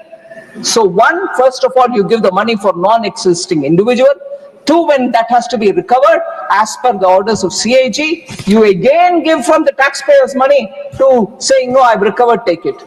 You have not recovered from people for whom it went, who were not deserving of it, or probably people who don't even exist. Whereas for that, to make up that, you again take it from the taxpayers' money.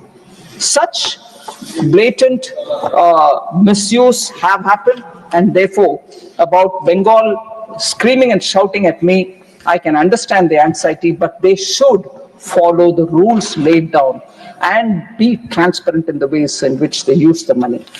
Sir, there are two matters which I bring in which were not probably discussed so much in this house, sir, but related to the economy.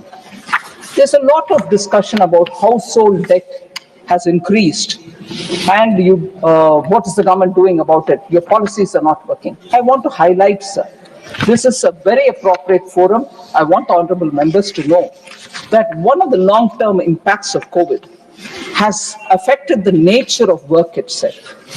People have either chosen to work from home or they don't want to work full-time.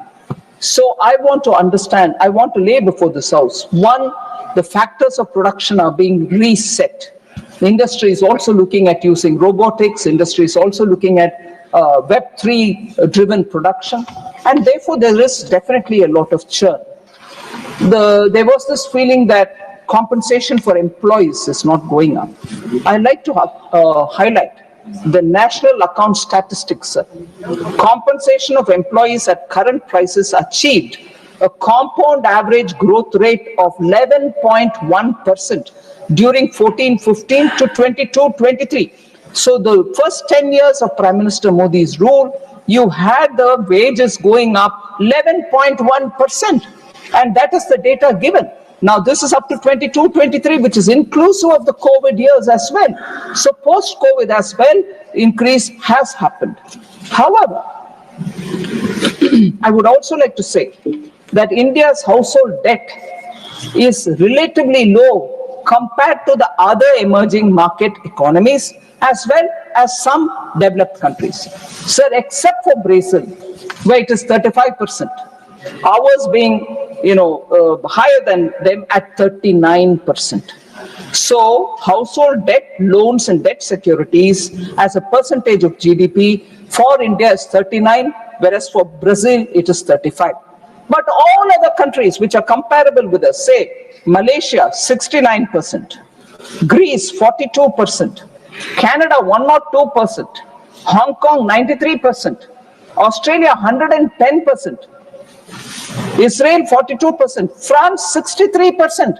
So household debt, if people are talking about it as though India's is high because the way in which we handled COVID, I'm sorry, they are wrong. Our household debt to GDP is far lower compared to our peer group and compared to some of the advanced economies. So the stock of financial liabilities of the household as a percentage of GDP has increased from 38% in March 2023 to 40.2% in March 2024, which is Reserve Bank of India numbers. Stock of financial assets of households as a percentage of GDP increased from 103.5% in March 23 to 108.3% in March 2024, given by the Reserve Bank of India. So I want to put before this honorable House, India and its asset and liability figures are very much better than very many of our comparable emerging market economies and even some of the developed economies. Outside again, sir, discussion on inequality prevailing in India. I just want to highlight the fact, consumption inequality in rural and urban areas has declined significantly, as reflected by the significant improvement in the Gini coefficient, which is a key measure of income inequality, sir. I'm stating the number for 2011-12, 22-23, and 23-24 in that order. For rural areas, sir, in 2011-12, it was 0.283, whereas today it is 0.237 only, which means the situation is improving, it's bettering rather than widening. The inequality is not widening. In urban areas, sir, it was 0.363 in 2011-12. In 22-23, it improved to 0.314, whereas now in 23-24, for which the data is last available, it is 0.284. Drastic change, improvement in the inequality index. So the inequality is not widening, it's only narrowing. So I want that to be laid in the House, sir. Approximately 25 crore people escaped multi-dimensional poverty in the last 9 years. This is due to the significant initiatives that the government has taken up, and this data has come from Niti Aayog. Sir, more important, one of the data which is important for talking about inequality in that debate, a paper which has been put out and which has been remarkably, I was surprised, written in the Economist magazine, says that inequality declined over the last decade. First time since 1990s in India, inequality has declined in the last decade. This has come out through that article in Economist, which draws on the paper written after extensive research by Dr. Surjit Balla and Karan Basim. It also says, the Economist also says, poverty has declined across all possible poverty lines. The Economist doesn't write about our government in favorable terms, but you have them saying this means it is in your face. You cannot deny it. Third, sir, extreme poverty has been eliminated. That's what it says. In India, under Prime Minister Modi, extreme poverty has been eliminated. Poverty at 15% for World Bank's higher poverty line of $3.2 PPP, down from 52% in 2011-12. So from 52% in 2011-12, it's come down to 15%. So on the inequality debate, I honorably request all the honorable members that the data that we are giving you here, please go through it. And then, of course, we have all ears to listen to your comments. But without the data, please, let us have a considered debate. So there was also this noise about how India's Make in India is failing. In fact, Honorable Member Jairam Ramesh had tweeted about it. He's incidentally gone in. But I would like to respond to him. Make in India has not failed at all. On the contrary, it has given a great momentum for manufacturing in India. India's manufacturing sector has faced significant challenges due to externalities rather than due to anything to do with India. We have taken short-term and long-term measures. Honorable Prime Minister Modi has prioritized national interest in economic policy making. He has spoken about it even yesterday in a podcast, which is being received all over the world, for extensive and comprehensive viewpoint on how this government deals with very many issues. India's own domestic growth, India's cultural rootedness, India's foreign policy. He has given extensively his thoughts on all these subjects. So has he prioritized national interest in economic policy making also. In order to curb dumping of goods into this country, sir, several measures has been taken up. Anti-dumping duties have been imposed. Strengthening of our trade defense mechanism have been taken up. I want to highlight how Atmanirbhar Bharat and related policies have brought in defense sector today to become an exporter, net exporter. They are able to earn more than 30,000 crores. And as a result, you see what Make in India has achieved for defense production in this country. And I see enthusiastic, I'm sorry to say, Congress members taking vicarious pleasure in saying, oh, Make in India is dead, RIP Make in India. Make in India made defense to become net exporter and earn 30,000 crores. Don't be too quick. And above all, Congress has had absolutely a hypocritical approach to Make in India. They had remained in power from 2004 till 2011 when they came up with the national manufacturing policy. 2014, of course, they went away. It took them 7 long years just to make a policy rather than implement it. Now, the national monetary manufacturing policy was there, which said 25% we'll achieve in manufacturing contribution to GDP. They said that. But before even moving the paper, people send them out. So when Prime Minister Modi in 2014 brings Make in India, the kind of statements which have been made by Congress members, one eminent member at that time said, the objective of Make in India plan to attract investment and technology and promotion of exports cannot be part of a partisan narrative. Do you want manufacturing to grow in this country or not?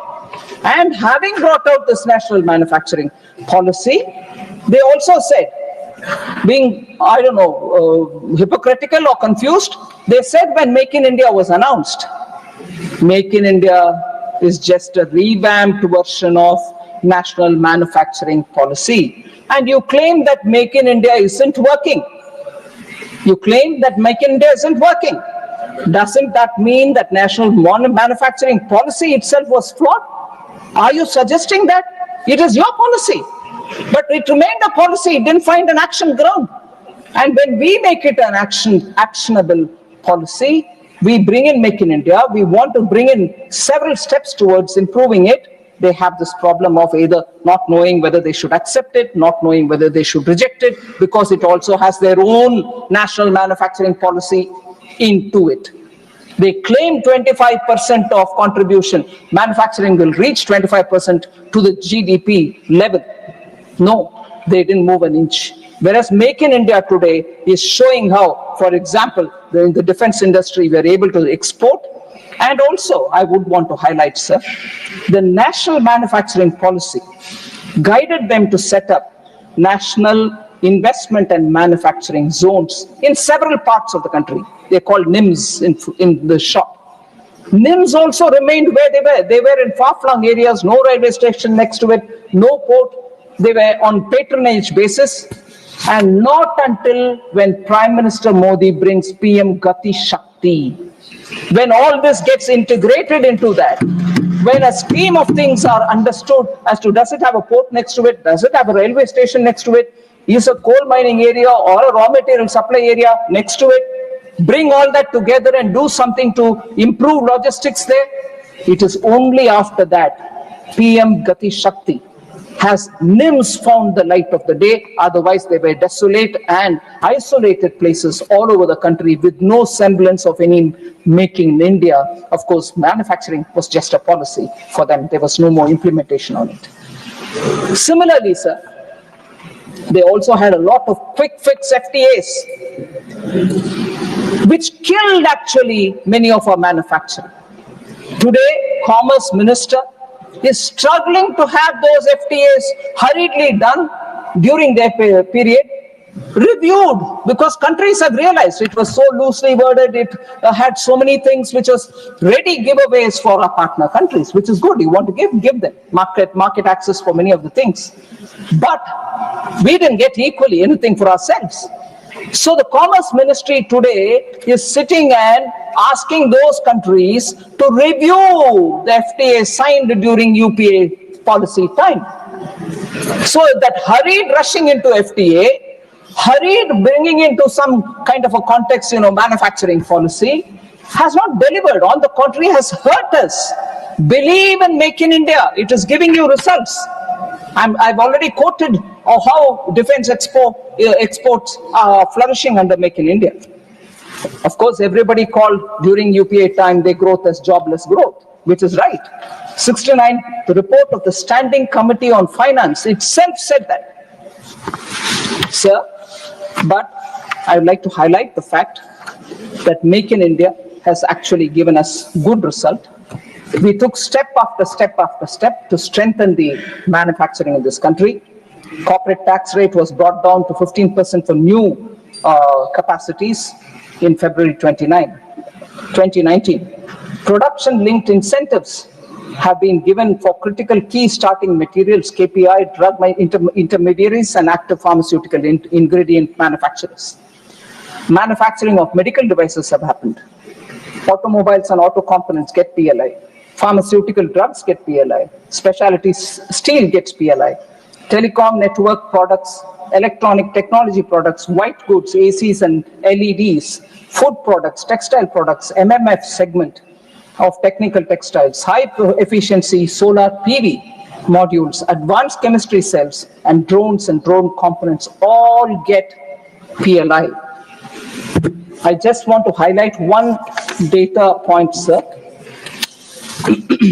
I'm not just listing PLIs.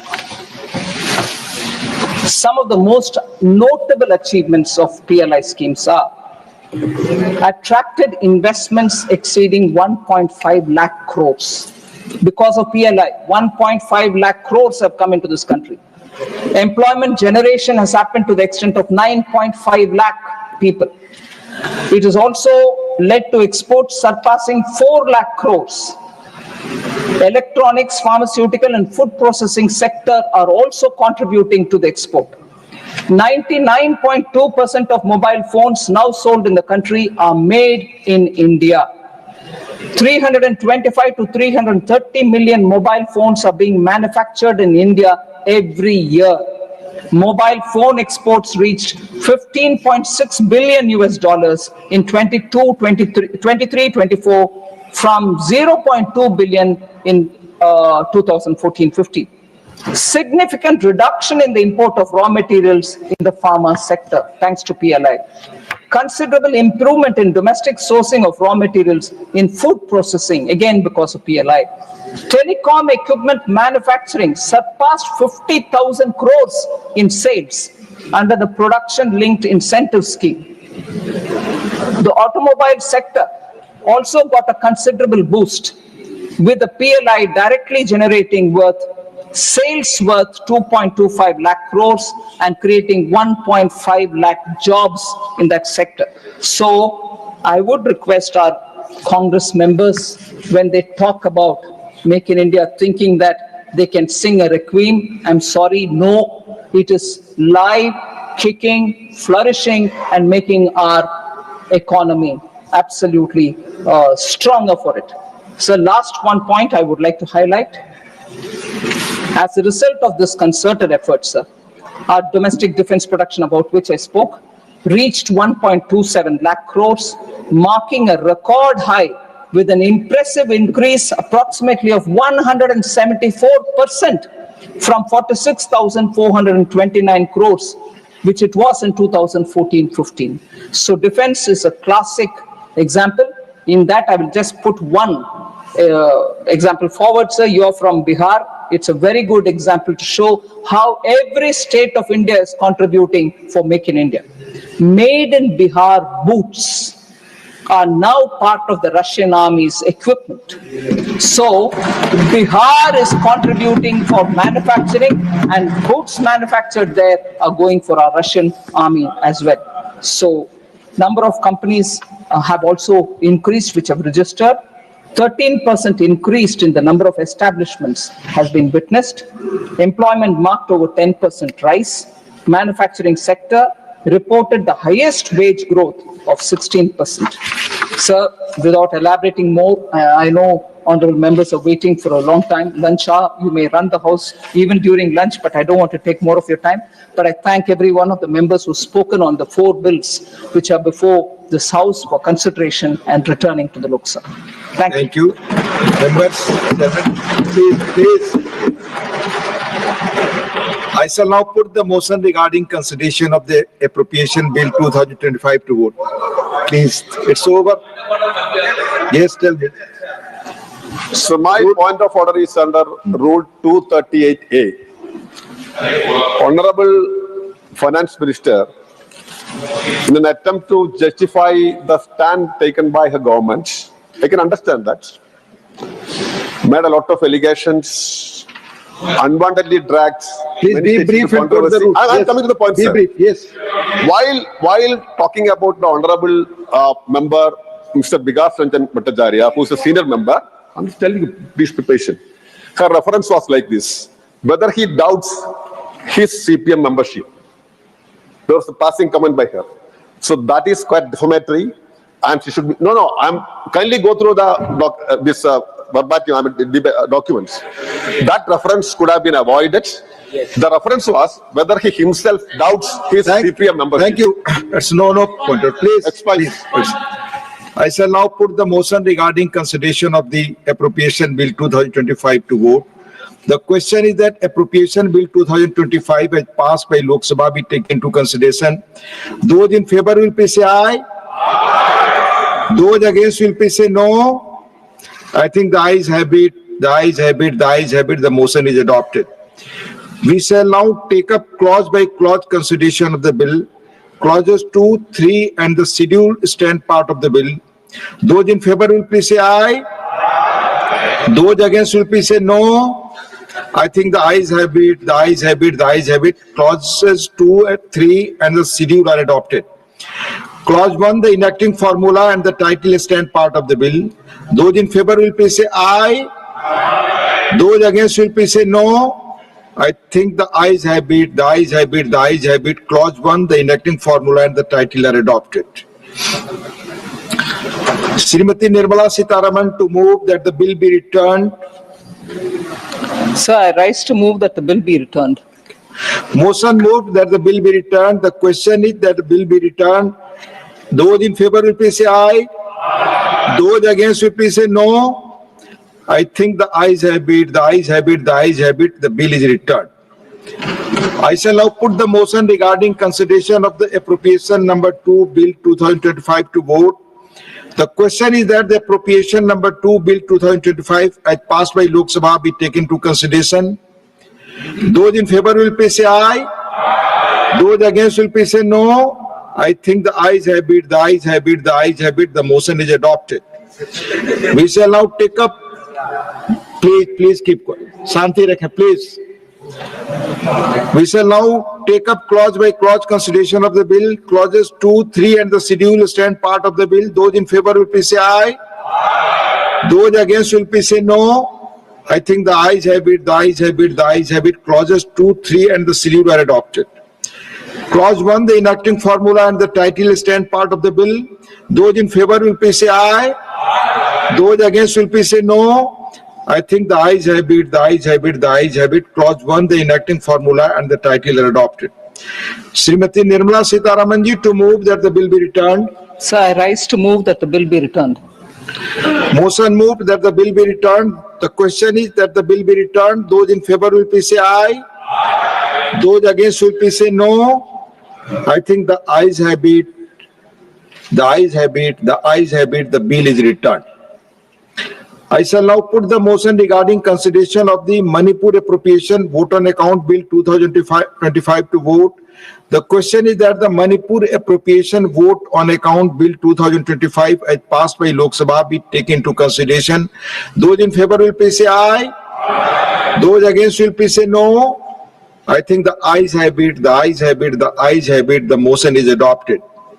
We shall now take up clause by clause consideration of the bill. Clauses 2 to 4 and the schedule stand part of the bill. Those in favor will please say aye. Those against will please say no. I think the ayes have it, the ayes have it, the ayes have it. Clauses 2 to 4 and the schedule are adopted. Clause 1, the enacting formula and the title stand part of the bill. Those in favor will please say aye. Those against will please say no. I think the ayes have it, the ayes have it, the ayes have it. Clause 1, the enacting formula and the title are adopted. Srimati Nirmala Sitharaman ji to move that the bill be returned. Sir, I rise to move that the bill be returned. Motion moved that the bill be returned. The question is that the bill be returned. Those in favor will please say aye. Those against will please say no. I think the ayes have it, the ayes have it, the ayes have it. The bill is returned. I shall now put the motion regarding consideration of the Manipur Appropriation Bill 2025 to vote. The question is that the Manipur Appropriation Bill 2025 as passed by Lok Sabha be taken into consideration. Those in favor will please say aye. Those against will please say no. I think the ayes have it, the ayes have it, the ayes have it. The motion is adopted. We shall now take up clause by clause consideration of the bill. Clauses 2, 3 and the schedule stand part of the bill. Those in favor will please say aye. Those against will please say no. I think the ayes have it, the ayes have it, the ayes have it. Clauses 2, 3 and the schedule are adopted. Clause 1, the enacting formula and the title stand part of the bill.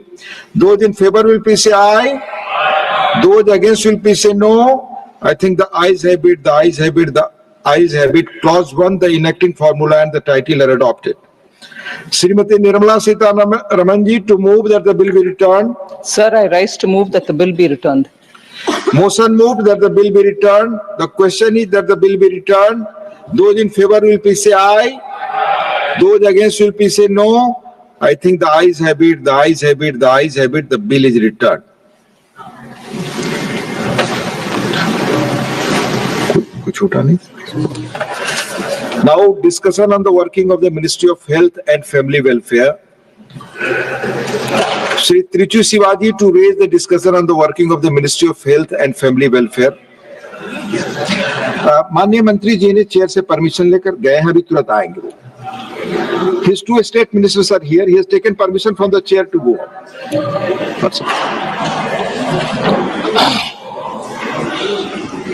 Thank you, Mr. Deputy Chairman, sir.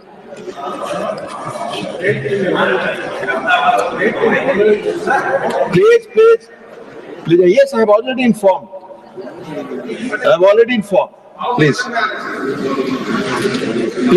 आप अपने seat पर बैठे. We are resuming discussion. Please take your seats. Manipur. Thank you, Deputy Chairman, sir. So I am very thankful that the DMK party has been asked to initiate the discussion on the working of the Ministry on Health. Sir, though health is not very explicitly in our constitution, but Article 21, which is fundamental right. Please take your seats. Which is a fundamental right for personal life and liberty, was interpreted by the Supreme Court that it involves health also. So health becomes a fundamental right. And the health is a state subject. And as per the concurrent list, there are certain responsibilities with the union government also about the medical education, controlling the population and family planning and all other things. Sir, in this situation, the union government has a very important role to take care of the states also by way of funding and financing them. But in India, though health is a right, fundamental right, as per the Supreme Court's verdict, it is a privilege only meant for those depending upon the geography and wealth. A quality health care to millions of people are not able to be accessed by way of need, only by way of where they live and how much they are affordable to pay. A government that seeks to this reality must invest in public health in both vision and commitment. But what actually the budget allocation for health in the union government, sir, the present government, it is only it has declined. It was 2.5% in 2017-18. Instead of going up, it has come down and now it is only 1.9%. How it is possible a country which has a population of 42 crore of people, in which 30,000 crore people are below poverty, they are poor people, and around 40 crore people are middle class. So considering those people, the government should have allocated more funds to the health, but it is not so. Compared to other countries, sir, the United States has allocated 9.7% of GDP to public health. China spends 2.9%, and even Sri Lanka surpasses at 1.9%, but for India is only 1.4%. This is very sad. Even a small country, Sri Lanka, has surpassed us.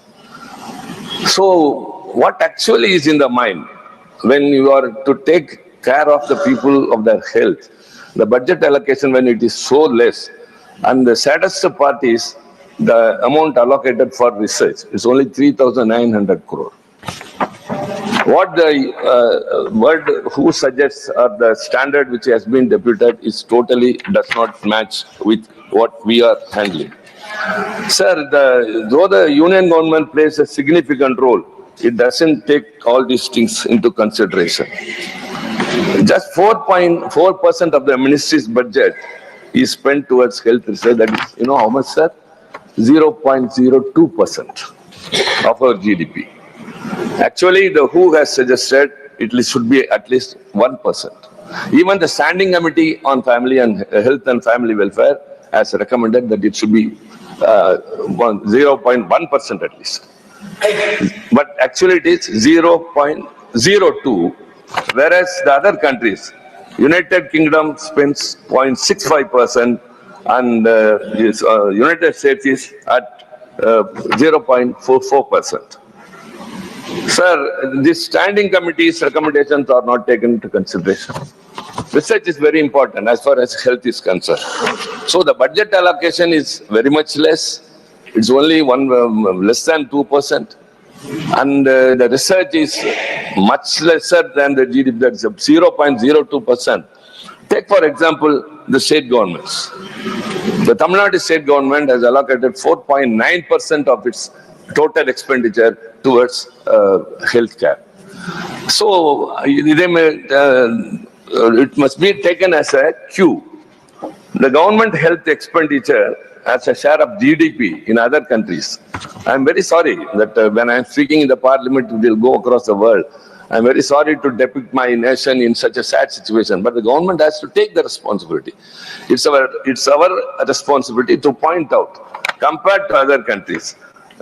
See, even Thailand is 3.6%, and Brazil is 4.3%. South Korea is 5.4%. But in our country, the government's expenditure towards health is so sad that we stand at only 1.4%. So they have to take into consideration that it is not a thing that should be overlooked just like that and say these things and impose upon. So the medical education is vested with the union government instead of controlling the population. See, for example, we are raising the issue of delimitation, that we may have a very bad consequence if the delimitation is done on the basis of population. Why, sir? In 1976, an amendment was brought in the constitution that birth control will be implemented across the country uniformly, and then only delimitation can be done, and it was deferred to 25 years after. And even in 2001, when Vajpayee ji was the Prime Minister, he also deferred it to 25 years since the population has not come to a level. The same situation prevails now also. In 2001, the population was 100 crore. And in 2011, it became 120 crore. And now it is 142, whereas the southern states have controlled the population, whereas the northern states have gone. So the government should have concentrated that uniformly the population should have been controlled and family planning should also have been implemented. But not so. Whereas it comes into the medical education, they bring an examination NEET, which is common to all across the country. Sir, one size fits to all will not suit to education. Every state has, see, Tamil Nadu has got 79 medical colleges, the highest in the state, in the country. We give a very good education, everyone is appreciating, that all apart. You introduce NEET, which doesn't suit to one part of the country. See, a student who studies up to 12th standard, night and day, and scores very high marks, it is thrown to dustbin, and they conduct an examination for 3 hours, which is maybe totally new, but now they are being compelled to go through that examination or a crash course, spending a lot of money going to private institutions, and then only they can appear in NEET and pass.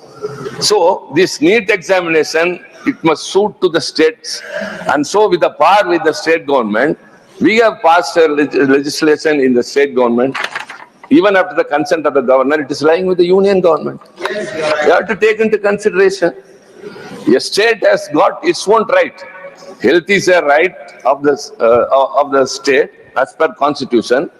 But since the medical education comes under the concurrent list with the union government, instead of concentrating on controlling the population and implementing family control, considering the future of this nation, you are bringing in the education and compelling all other states to go and accept only NEET examination, which has bothered the students so much across. Sir, these are all not just, and now that the finance minister has announced the budget, 10,000 medical seats will be increased. That will be done only by the state governments. Only the aims is with the union government. All the state governments have to increase the medical seats without giving them enough supply, without giving them any facility which they need. How can you expect to increase?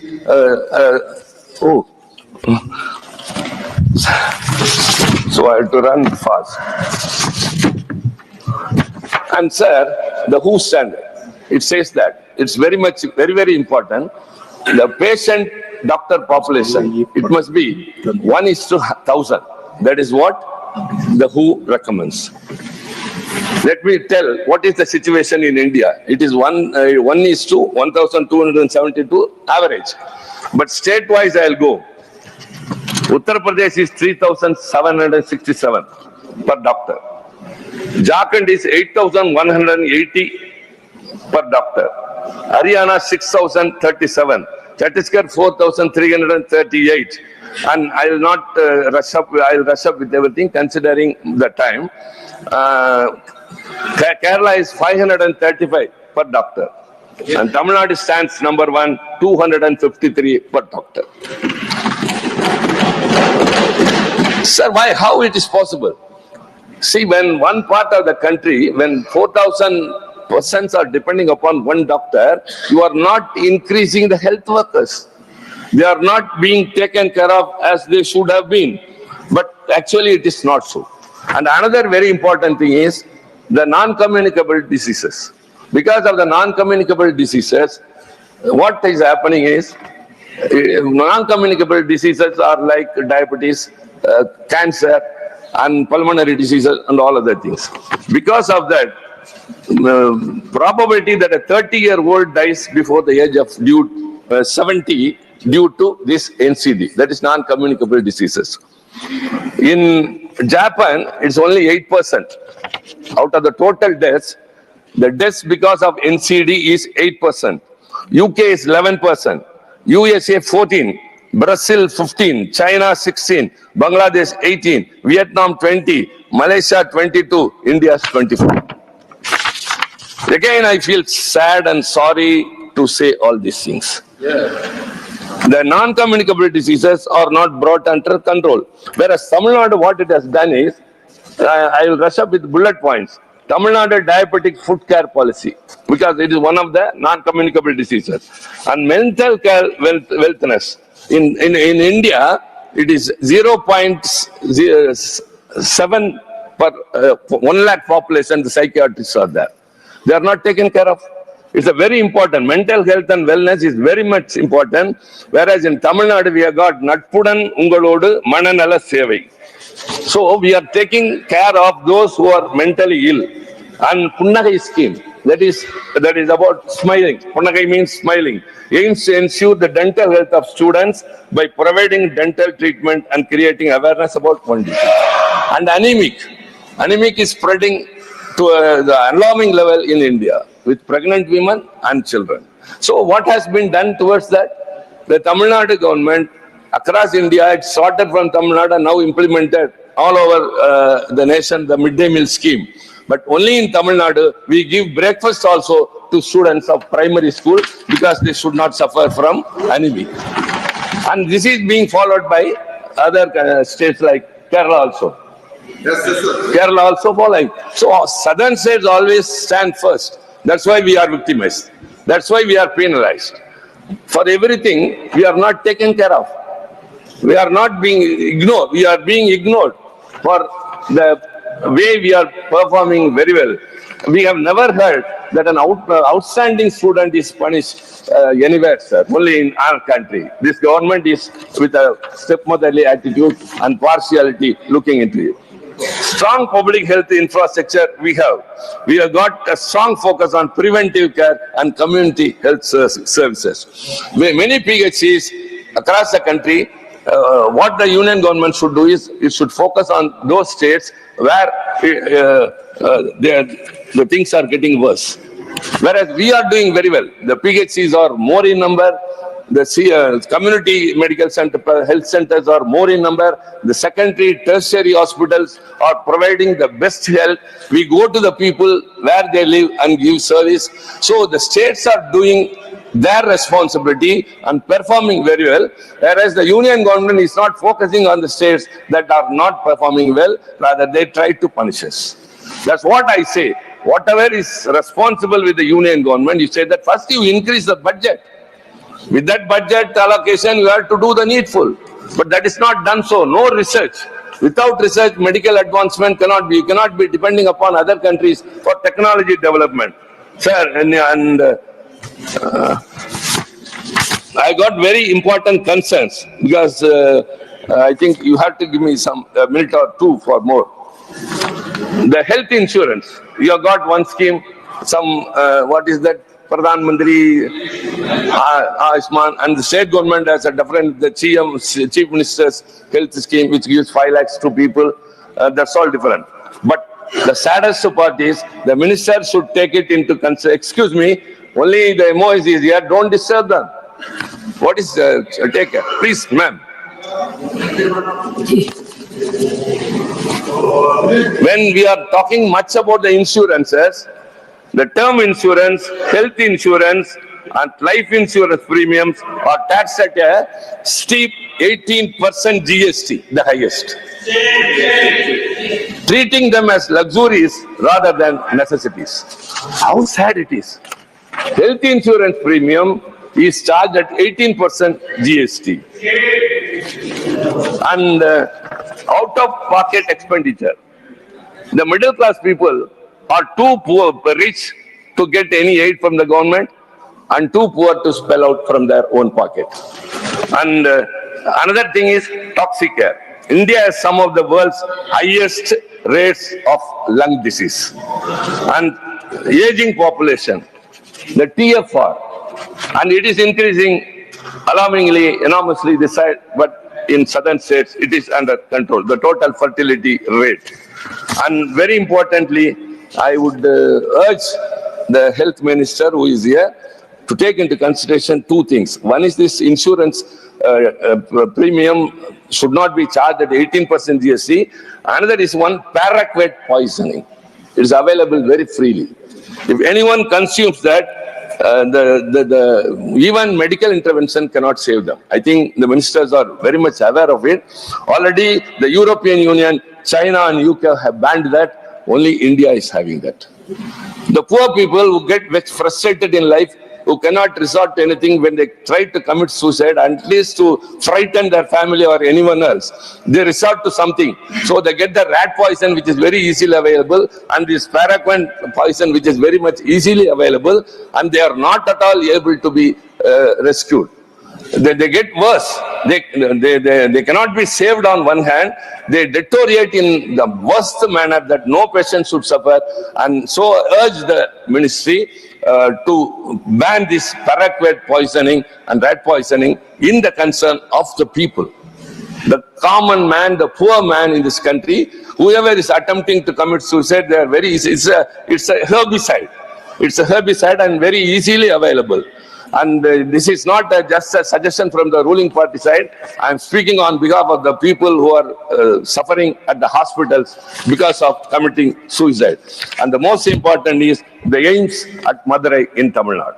It was announced in 2018 with a proposed completion by 2022. The project remains in limbo with only excuses and shifting deadlines. Whereas at the same time, some aims have been announced to various other states and all have been completed, all have come to functional. That's why I say, don't look with a partisan eye the states. You have to look all the states as one. I have repeatedly told, we consider that we are a part of India and the union government has to consider the state of Tamil Nadu as a part of India. And so also, healthcare is not a very easy thing. Many are suffering, not able to get a quality access to quality care because of the hospitals. In Tamil Nadu, 50% is government hospitals, 48 is private, whereas in other parts like Uttar Pradesh and all, only 26% are government hospitals. So the government hospitals are not so easy. Anyone who has got an opportunity, please come and see the hospitals, government hospitals in Tamil Nadu, the best ever. Nobody will go to a private hospital if they enter into the government hospital. So also all the schemes we are implementing before. Prevention is better than cure. That is the policy what we are implementing. Kindly take Tamil Nadu as a cue and implement it across the nation. And I urge the ministry to increase the budget and especially the GST must be reduced. Thank you very much. Thank you very much. I now call upon the members whose names have been received for participation in the discussion. Dr. Bhagwat Karad. माननीय उपमहापौर महोदया, उप सभापति महोदया, मैं आपका और हमारे हाउस लीडर माननीय जेपी नड्डा जी का आभार व्यक्त करता हूं। मुझे हेल्थ इस सब्जेक्ट के बोलने के लिए वक्त दिया है। संस्कृत में एक सुभाषित है, सर्वे सन्तु निरामय। इसका मतलब ऐसा होता है कि हम we will be all free from the diseases. और इंग्लिश में एक कहावत है, जैसे may all the free from the diseases, that is if you are ability to love yourself, first love your health, love your character and love your nation. मैं इस budget के ऊपर बात करते समय बताना चाहता हूं कि अभी तक 1947 से अभी तक 43 हेल्थ मिनिस्टर्स हो चुके हैं और इस हेल्थ मिनिस्टर के हेल्थ मिनिस्टर ने अलग अलग स्कीम्स के माध्यम से हेल्थ की इम्प्रूवमेंट करने की कोशिश किया है। लेकिन प्रधानमंत्री मोदी जी के नेतृत्व में जो हेल्थ सुविधा दिया है, माननीय हेल्थ मिनिस्टर के गाइडेंस में जो कुछ काम हुआ है बहुत ही अच्छा हुआ है, बहुत ही अच्छी लंबी छलांग लगाया है। अगर हम एवरेज एज ऑफ इंडियंस का अगर देखें तो 1951 में average age of Indian was 37.2 years. 2006-14 में इंडियन का एज बढ़कर 67 इयर्स हुआ था और 2014 के 24 तक अभी का इंडियन का एवरेज एज 70.7 इयर्स हो चुका है। अगर हम ग्लोबल लाइफ एक्सपेक्टेंसी अगर हम देखें तो 71.7 इयर्स हुआ है। हम अबाउट ग्लोबल एक्सपेक्टेंसी के पास जा चुके हैं। अगर हमारे पेरीफेरी के देश देखें तो पाकिस्तान की average expectancy of the life is 66.43 years, Nepal की कम है, श्रीलंका की कम है। दूसरा इंडिकेशन जो महत्वपूर्ण रहता है हेल्थ में तो मैटरनल मॉर्टिलिटी रेट रहता है, यानी आफ्टर डिलीवरी मदर का कुछ जो डेथ होता है उसके ऊपर काउंट किया जाता है। नेशनल हेल्थ पॉलिसी के माध्यम से ये मैटरनल मॉर्टिलिटी रेट 1997 में 398 था, 398। अगर हम ग्लोबल मैटरनल मॉर्टिलिटी रेट अगर हम देखें तो 223 पर लाख लाइव बर्थ है। लेकिन मैं आपको सदन में बताना चाहता हूं कि इंडिया का मैटरनल मॉर्टिलिटी रेट 97 पर 1 लाख लाइव बर्थ है, यानी 83% रिडक्शन ये कुछ सालों में हो चुका है। Third important indication for health is infant mortality rate. मैं ज्यादा डिस्कशन इसके बारे में न करते मैं इतना ही बताना चाहता हूं, प्रधानमंत्री मोदी जी के नेतृत्व में पिछले 10 साल में इन्फेंट मॉर्टेलिटी रेट कम हो जा रहा है। 2014 में इन्फेंट मॉर्टेलिटी रेट वाज 28 पर 1000 लाइव बर्थ, 2022 में 27.5 लाइव बर्थ और 2024-25 में 25 every year it is decreasing. अगर हम बात करें तो जैसा हमारे तिरुचि शिवाजी ने बताया कि डॉक्टर का रेशो क्या है। डॉक्टर का रेशो अगर हम देखें तो हमारे ओवरऑल कंट्री में अगर हम डॉक्टर का रेशो देखें तो इट इज 1.2 डॉक्टर पर 1000 पॉपुलेशन एंड विकसित देशों में ये रेशो 2.5 to 4.5 है। हम जरूर इसमें कम है, लेकिन माननीय प्रधानमंत्री मोदी जी के नेतृत्व में मेडिकल एजुकेशन में बहुत ही इम्प्रूवमेंट हो चुका है। जैसे मेडिकल कॉलेज का स्टार्टिंग नर्सिंग कॉलेज का स्टार्टिंग हो और पैरामेडिकल कॉलेजेस का भी स्टार्टिंग हो, बहुत सारा चुका है।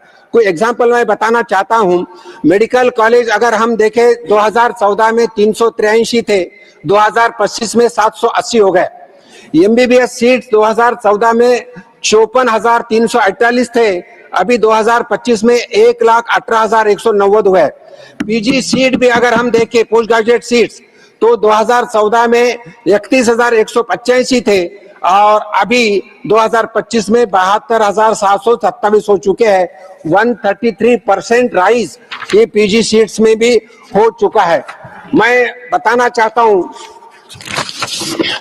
अगर इस बजट में, इस साल के बजट में, हेल्थ बजट में जो टोटल इंक्रीमेंट ये जो हुआ है, इंक्रीज जो हुआ है, वो भी मैं अगर the share of the health budget increased marginally from 1.9% to 1.97%.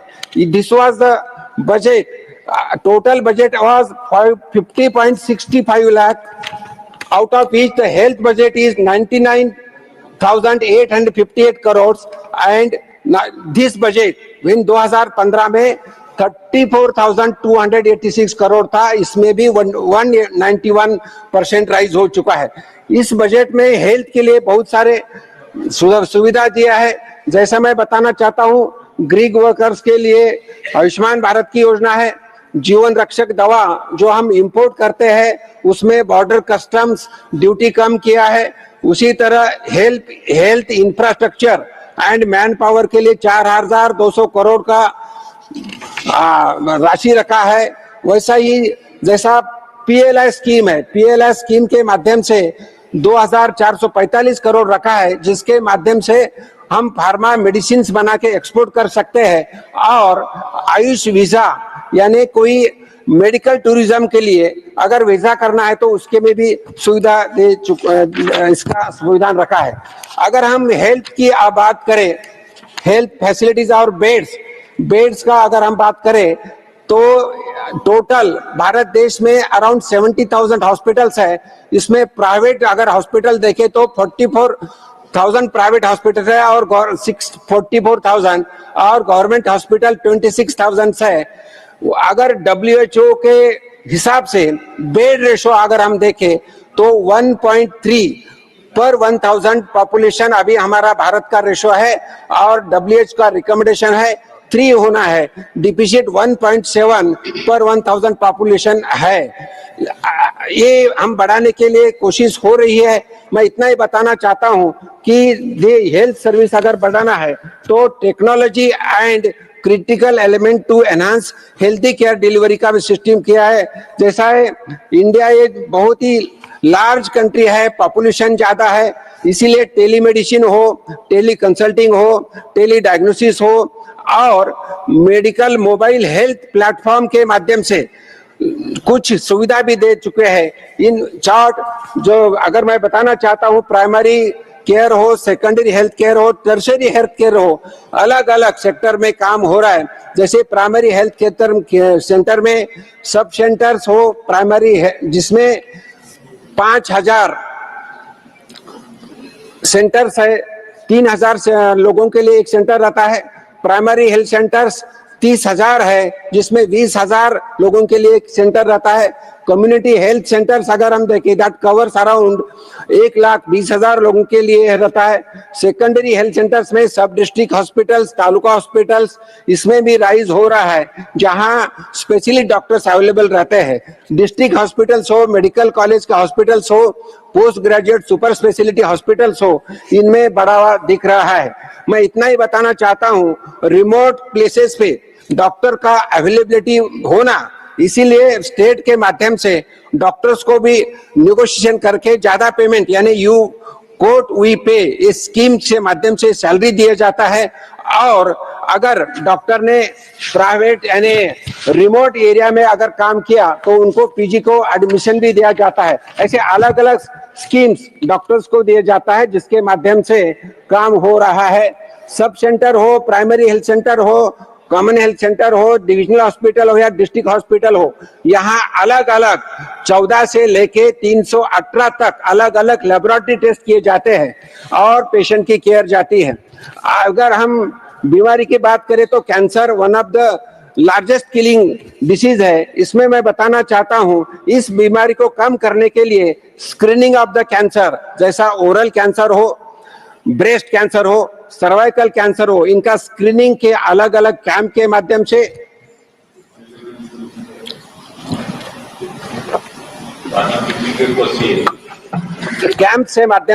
Investigation से माध्यम से काम हो रहा है। और जैसे ही सवेरे माननीय आरोग्य मंत्री जी ने बताया कि कैंसर का स्क्रीनिंग करने के बाद 1 लाख कुछ ऑड अमाउंट लोगों का डायग्नोसिस हो गया और उनको ट्रीटमेंट भी हो रही है। मैं इतना ही बताना चाहता हूं कि अलग अलग स्कीम्स के माध्यम से लोगों को फायदा मिल रहा है। जैसे इंश्योरेंस सेक्टर में पीएम आयुष्मान भारत स्कीम हो, पीएम जन सुरक्षा बीमा योजना हो, पीएम जीवन ज्योति बीमा योजना हो या लाइफ इंश्योरेंस हो, पीएम आयुष्मान भारत ये बहुत ही महत्वपूर्ण स्कीम जो 25 सितंबर 2018 को शुरुआत हो गई। उसी दिन दीनदयाल जी उपाध्याय जी की जयंती, उसी दिन एक स्कीम चालू किया और वर्ल्ड हेल्थ असेंबली में यूनिवर्सल हेल्थ कवरेज की चर्चा हो रही थी। उसी में इस स्कीम के बारे में चर्चा हो गई और सभी देश के 80 देश के लोगों ने उसका अच्छा बताया। आयुष्मान भारत के माध्यम से 5 लाख का इंश्योरेंस दिया जाता है। टोटल अगर हम देखें तो 55 करोड़ को लोगों को इसका फायदा मिलता है। उतना ही नहीं तो ये स्कीम ट्रांसफरेबल है। समझो एक पेशेंट अगर कोई एक आधे स्टेट में रहता है, दूसरे स्टेट में गया तो ये स्कीम के माध्यम से उसका फायदा ले सकते हैं। ये स्कीम के लिए 24-25 के बजट में 6,606 करोड़ रखे थे और इस बजट में 25-26 के बजट में 9,406 करोड़ रखे हैं। इसमें अभी तक 29,000 हॉस्पिटल्स का एनरोलमेंट हो चुका है। इस स्कीम अनफॉर्चुनेटली इस स्कीम जो है वेस्ट बंगाल, तेलंगाना, उड़ीसा और दिल्ली इस सरकार ने नहीं चालू की थी। अभी उड़ीसा और दिल्ली में हमारी सरकार है तो मुझे लगता है ये स्कीम जल्दी ही चालू हो जाएंगी और गरीब लोगों को फायदा हो सकता है। इसके साथ बंगाल में नहीं, वेस्ट बंगाल में नहीं है। इसी के साथ हेल्थ सेक्टर में वैक्सीनेशन इज बहुत इंपॉर्टेंट चीज है। वैक्सीनेशन में मैं बताना चाहता हूं कि first vaccine on this earth was innovated by the Edward Jenner and first vaccine in India was given in 1802 by to a 3 years old girl who was suffering from smallpox।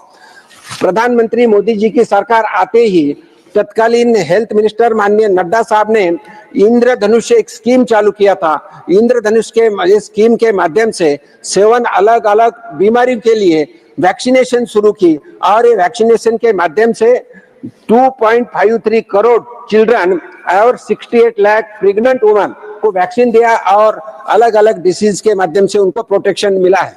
मैं और एक सदन को बताना चाहता हूं, इस गवर्नमेंट के माध्यम से जन औषधि परियोजना की शुरुआत किया है। जन औषधि परियोजना के माध्यम से 25,000 करोड़ जन औषधि केंद्र शुरुआत किया है, जिसके माध्यम से जन औषधि केंद्र के माध्यम से जेनेरिक मेडिसिन लोगों को, गरीब लोगों को मिलता है।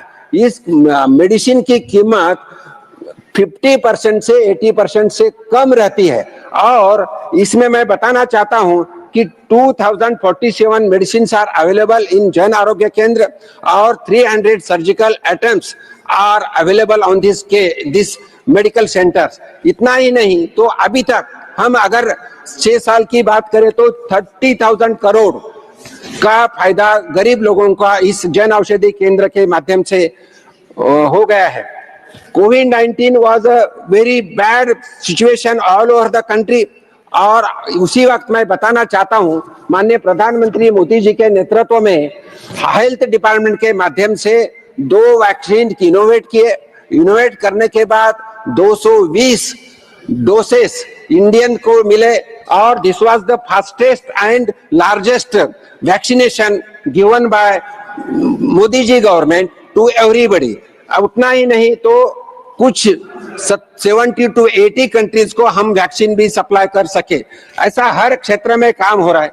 वायरल इंस्टीट्यूशन, भारत देश में अभी तक 4 वायरल इंस्टीट्यूशन हो चुके हैं।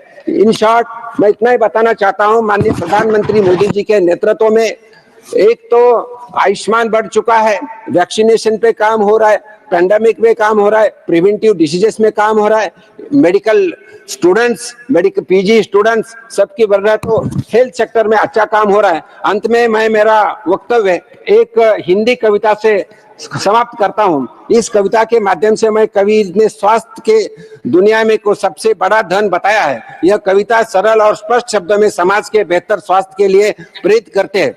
स्वास्थ्य ही सबसे बड़ा धन, इससे बढ़कर कुछ नहीं, रोग मुक्त रहना सच्चा सुख, यह सच है इसमें शक नहीं।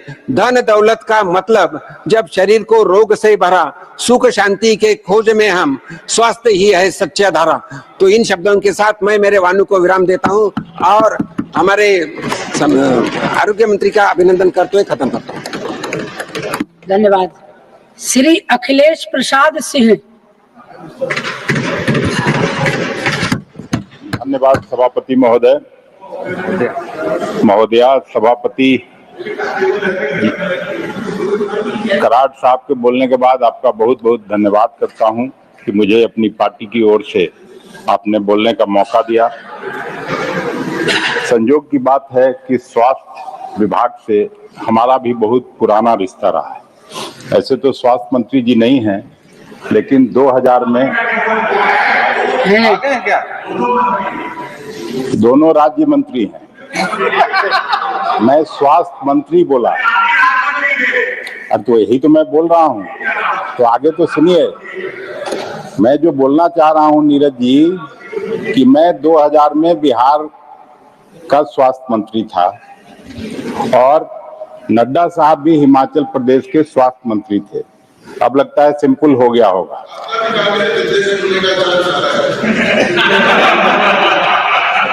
और उनका धन्यवाद। तो इसलिए हेल्थ सेक्टर से मेरा पुराना रिश्ता रहा है। महोदय, इस सरकार के कार्यकाल के लगभग 11 साल पूरा होने को है। मैं बहुत ज्यादा आपके आंकड़ों में नहीं जाऊंगा, लेकिन हेल्थ सेक्टर में इस सरकार का कैसा परफॉर्मेंस रहा है, इसको दर्शाने के लिए कुछ ब्रॉड इंडिकेटर की बात करूंगा।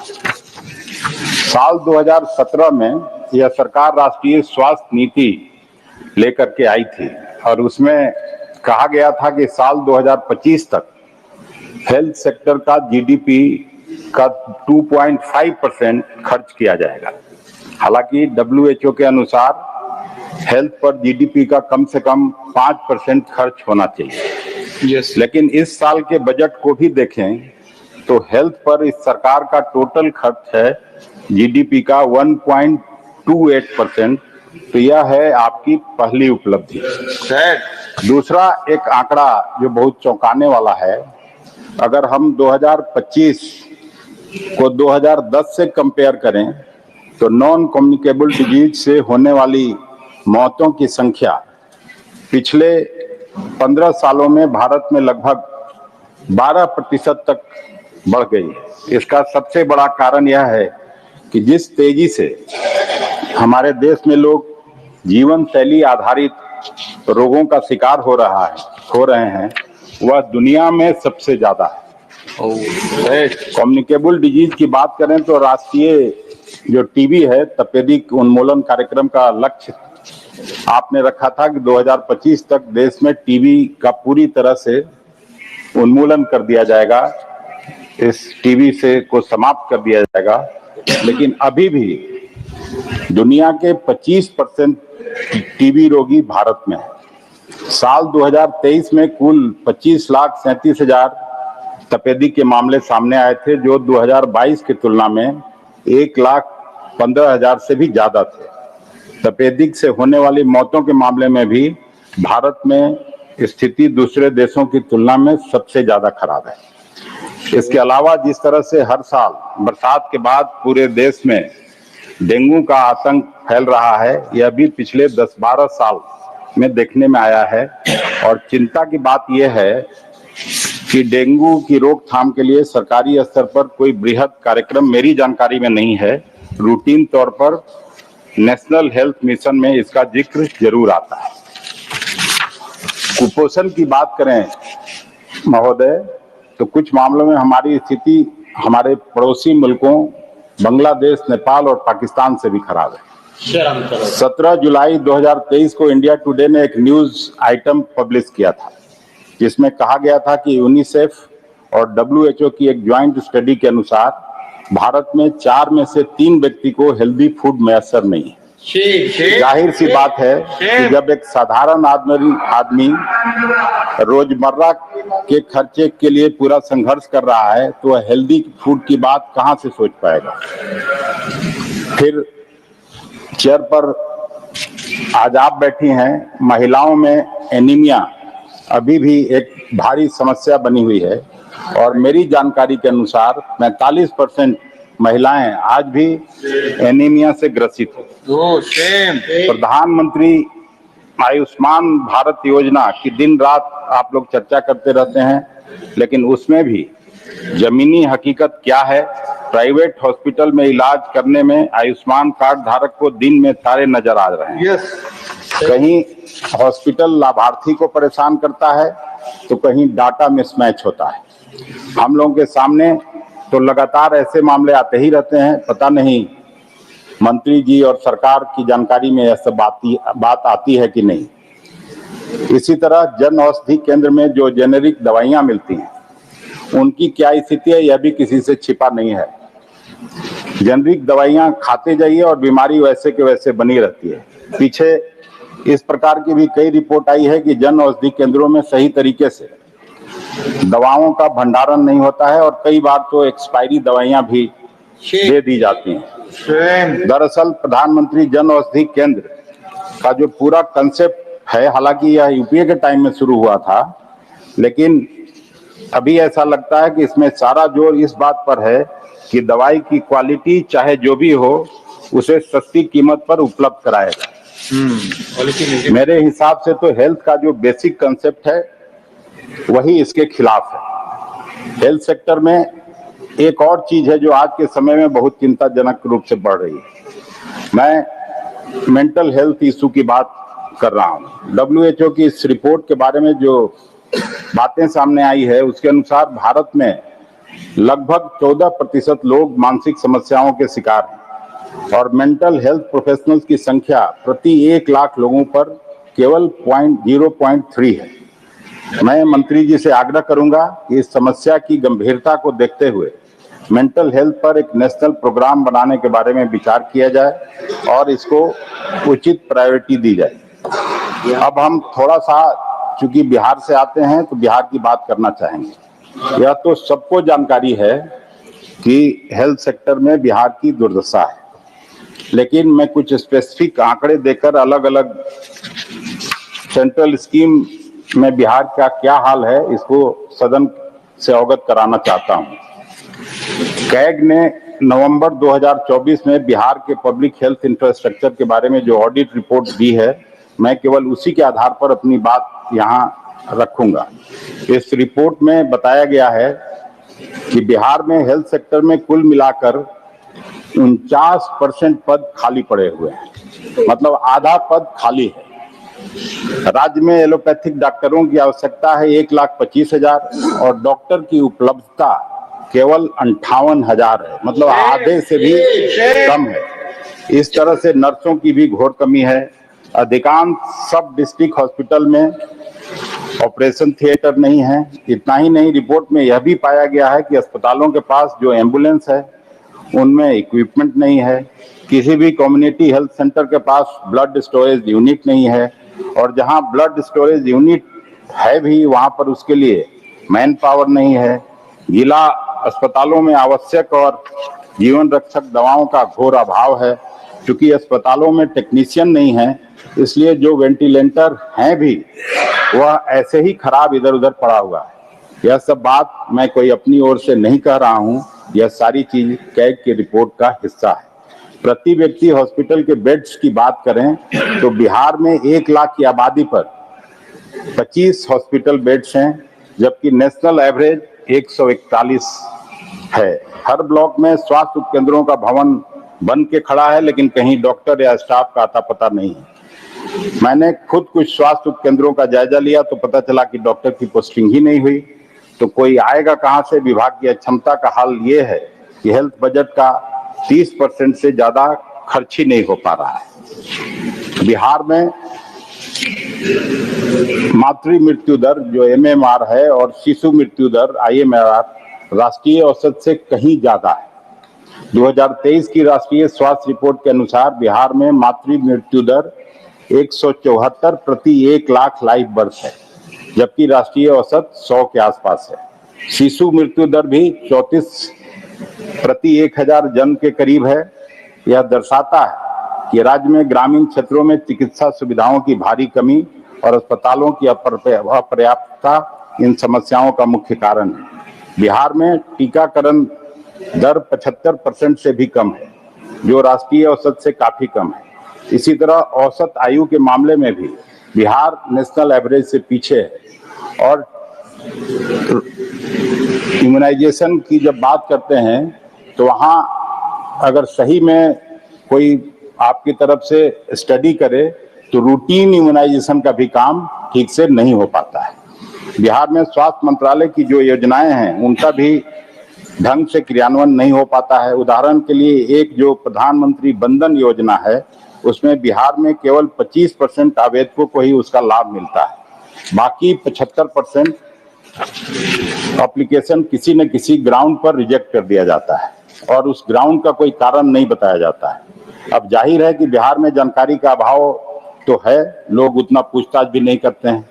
सत्ता पक्ष के हमारे मित्र हमेशा आंकड़ों की बात करते रहते हैं, लेकिन ऐसा करते हुए आप लोग यहाँ भूल जाते हैं कि हर आंकड़े का कोई न कोई संदर्भ होता है। अब हेल्थ सेक्टर में मैं आपको एक संदर्भ देना चाहता हूँ। जब यूपीए सरकार 2004 में पावर में आई, स्वर्गीय मनमोहन सिंह जी प्रधानमंत्री बने, तो हेल्थ पर सरकार का टोटल खर्च था 7,500 करोड़ रुपए। हम लोग 10 साल में उसको लगभग 4 गुना बढ़ाकर 27,500 करोड़ रुपए तक ले गए। और परसेंटेज वाइज आपके 11 साल की हमारे 10 साल से तुलना करें तो आपका हेल्थ बजट का इंक्रीज है लगभग 350%, जबकि हमारे 10 साल में इंक्रीज था 400%। हेल्थ सेक्टर में हमारी सबसे बड़ी उपलब्धि थी देश को पोलियो मुक्त बनाना। एक समय भारत दुनिया में पोलियो का एपी सेंटर हुआ करता था, लेकिन यूपीए सरकार ने अपने 10 साल के कार्यकाल में देश को सफलतापूर्वक पोलियो मुक्त बनाने का लक्ष्य पूरा किया था। यूपीए के टाइम का कुछ और आंकड़ा देख लीजिए। 2004 में जब यूपीए सरकार आई थी तो MMR था 301 प्रति 1 लाख लाइव बर्थ, और जब 2014 में हमने सरकार छोड़ी तो हम लोग MMR को 135 प्रति 1 लाख लाइव बर्थ तक नीचे ले आए थे। यानी 10 साल में MMR में ऐतिहासिक 55% की कमी आई थी, जो आपके 10 साल के कार्यकाल की तुलना में बहुत ही बेहतर प्रदर्शन था। इस तरह IMR में हमारे कार्यकाल में जितनी कमी आई वह भी आपकी तुलना में बहुत ज्यादा है। कांग्रेस पार्टी की नेतृत्व वाली सरकार ने की उपलब्धियां उसमें अभूतपूर्व थी। उसके पीछे मूल कारण था कि हेल्थ इंफ्रास्ट्रक्चर को बढ़ाने के लिए हमारे नेतृत्व ने 2005 में एक दूरदर्शी कदम उठाया था और नेशनल रूरल हेल्थ मिशन की शुरुआत की।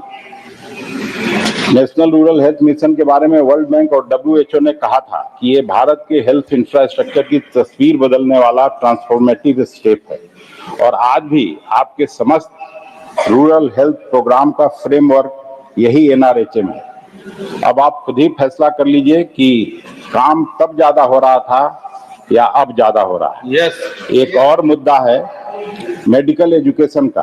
प्रधानमंत्री जी से लेकर सारे मंत्री लोग अपना पीठ थपथपाते हैं कि 10 साल में हमने 300 से ज्यादा मेडिकल कॉलेज खोल दिया। तो इतना मेडिकल सीट बढ़ा दिया, आदि आदि इस तरह के दावे करते हैं, लेकिन इस दावे की हकीकत क्या है? आज हमारे लगभग सारे मेडिकल कॉलेज फैकल्टी की भारी कमी से जूझ रहा है। खुद नड्डा साहब एक दिन यहीं सदन में बता चुके हैं कि देश भर के all India institutes of medical sciences AIIMS में फैकल्टी की भारी कमी, जिसमें एम्स नई दिल्ली में 34%, एम्स भोपाल में 24%, एम्स भुवनेश्वर में 25%, एम्स जोधपुर में 28%,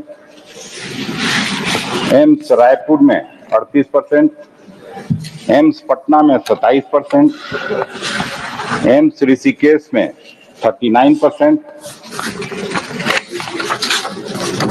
की कमी है। बाकी के कॉलेजों में तो 50% तक की फैकल्टी की कमी है। और फैकल्टी की कमी होगी क्यों नहीं? फैकल्टी के लिए पीजी की डिग्री चाहिए और देश में पीजी सीट की डिमांड है 2 लाख और सीट की उपलब्धता है केवल 68,000। अंत में महोदय, मैं यही कहना चाहता हूं कि देश में हेल्थ सेक्टर की स्थिति बीजेपी सरकार के पिछले 11 साल के कार्यकाल में पहले से और ज्यादा खराब हुई। लेकिन ये सरकार न तो अपनी गलतियों से सीखने के लिए तैयार है और न ही सच्चाई को मानने के लिए। इनको दिन रात पानी पी पी के कांग्रेस पार्टी को केवल कोसना है ताकि इनकी विफलता से देश का ध्यान भटका रहे। मुझे उम्मीद है आज जो हेल्थ सेक्टर में मैंने यूपीए की उपलब्धियों के प्रमाणिक आंकड़े प्रस्तुत किए हैं, इससे ये लोग थोड़ा अपना आत्ममुग्धता छोड़ के आत्मनिरीक्षण करेंगे और आगे थोड़ा कोर्स करेक्शन करके भी प्रयास करेंगे। इन्हीं बातों के साथ मैं मैडम आपको धन्यवाद देता हूं कि आपने मुझे बोलने का मौका दिया। बहुत बहुत धन्यवाद। सुखेंद्र शेखर राय। धन्यवाद वाइस चेयरपर्सन मैम। हम माँ दुर्गा की पूजा करते समय जो मंत्र से प्रार्थना करते हैं, उनमें से एक मंत्र ये भी है, देहि आरोग्यम, देहि में परम सुखम, रूपम देहि, जयम देहि, यशो देहि, दिशो जहि। ये जीवन का मंत्र है, ये जीवन का मंत्र है। But when I as an old man look at the health sector of the country, I feel utter shock and desperation. Why this feeling has crept in my mind? Ma'am, according to Global Cancer Observatory estimates, there were 19.3 million cancer cases worldwide in 2020. And India ranked third after China and USA. Globocon 2022 report also predicted that cancer cases in India would increase to 2.08 million, accounting for a rise of 57.5% in 2040 from 2020. यानी कि पिछले 5 सालों में 28% increase हो चुका है। Ma'am, apart from cancer, the major diseases which cause deaths in India are ischemic heart diseases, cardiovascular diseases, respiratory diseases, tuberculosis, diabetes, liver, kidney and asthma diseases, indicated by World Health Organization data published in May 2024. Even the Honorable Prime Minister on the other day expressed his serious concern about steep rise in obesity. Ma'am, with the mushroom growth of private nursing homes and clinics, the sale of spurious and substandard medicines are skyrocketing. The Central Drug Standard Control Organization also found that more than 50 products as not of standard quality. This finding of CDSCO came even after banning of 344 drugs in 2016 and 156 FDC drugs last year by the government. अभी तो नड्डा जी नहीं है, लेकिन जो अनुप्रिया जी है और दूसरे राज्य मंत्री है आदरणीय, उन दोनों को मैं निवेदन करना चाहता हूं please consider setting up a combined combat force with personnel from the central and state governments to initiate a nationwide crackdown on the units and agents engaged in manufacturing and sale of spurious and banned medicines. They are the real enemies within the country who are destroying people's health. देशी और विदेशी दवाई कंपनियों के लिए भारत एक बहुत बड़ा बाजार बन गया। कोरोना काल में हमने देखा जबकि हजारों लाखों संख्या में एमएसएमई थप गए, तब दवाई कंपनियां और दूसरे बड़े कंपनियों का मुनाफा गगन तक पहुंच गए। Government is greasing the oily heads. Ma'am, the government has allocated rupees 95,957 crores to the health sector for fiscal year 2026. That is a 9.46 increase from the 2025 budget. But it does little to address the long-standing resource gap in public health infrastructure because the healthcare sector accounts for 1.94% of the total budget, reflecting a declining trend compared to previous years. Ma'am, despite the rising cost of medicines and treatment, there was a legitimate expectation among the people across the nation, particularly the senior citizens, missing middle-class families, and the workers from the informal sector, that there would be reduction of GST on health insurance premiums from 18% to 5%, and the TDS limit under Section 80 of the IT Act will increase from 25,000 to rupees 50,000, but in vain. Now, let me look for a while to my state, West Bengal. The Honorable Chief Minister of Bengal, Mamta Didi, had introduced Swasthya Sathi in December 2016, long before the introduction of Ayushman Bharat by Government of India. And Swasthya Sathi was acclaimed worldwide, like many other welfare schemes undertaken under the aegis of Didi. Today, 2,914 hospitals in Bengal are empaneled in Swasthya Sathi. In 2021-22, the spending on account of Swasthya Sathi was rupees 2,263 crores, which went up to 2,694 crores in 23-24, benefiting immensely over 8.72 crores people till February this year. We are happy that Government of India and some other states are following the innovative healthcare measures of Didi. Let there be healthy competition to ensure welfare of the common people, the marginalized and the backward classes who are suffering for centuries in absence of proper nutrition and healthcare. Ma'am, at the same time, I am putting a question to myself as to why there should be a stepmotherly attitude by center towards Bengal.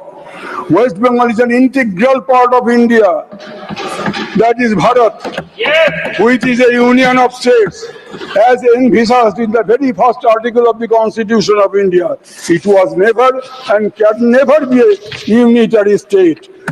The history of 190 years British rule is witness to the valiant liberation war launched by the people of Bengal from the Battle of Palashi in 1757 by Nawab Siraj-ud-Dawla to Sipai Mutiny in 1857 at Barakpur led by Mangal Pandey, from the revolutionary upsurge organized by Sri Aurobindo, Khudiram, Bhagajotin, Master Das Surya Sen, Rajbihari Bose and many others, which culminated into war declared by the Supreme Commander of Indian National Army, Netaji Subhash Chandra Bose, against the British on October 21, 1943, and unfurled the national flag on the Andaman and Nicobar Island, as well as in Moirang, nowadays in Meghalaya. More than 3 million of Bengalis died of man-made famine in 1943. To add salt to our injuries, Bengal was partitioned and millions of people became refugees overnight. It continued for 3 generations to settle down and to live with human dignity.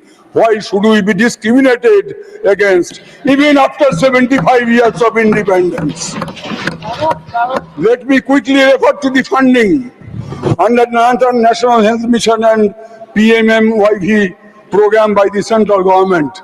No fund under National Health Mission has been released by Government of India since August 2023 in spite of fulfillment of all conditionalities. Similarly, no fund has been released by Ministry of Women and Child Welfare since November 2022 under Pradhan Mantri Matru Bandhana Yojana. Not to speak of rupees 2 lakh crore, which is due and payable by Government of India on account of MNREGA, Awas Yojana and other centrally sponsored scheme, compelling the Bengal government to continue with the scheme out of its own fund. I had never witnessed such an inimical attitude on the part of the central government towards the poor people of Bengal in my 58 years of political life. This is going too far. अगले साल बंगाल की आम जनता इस आर्थिक भेदभाव के खिलाफ मुंह मांगा जवाब देंगे. Before I conclude,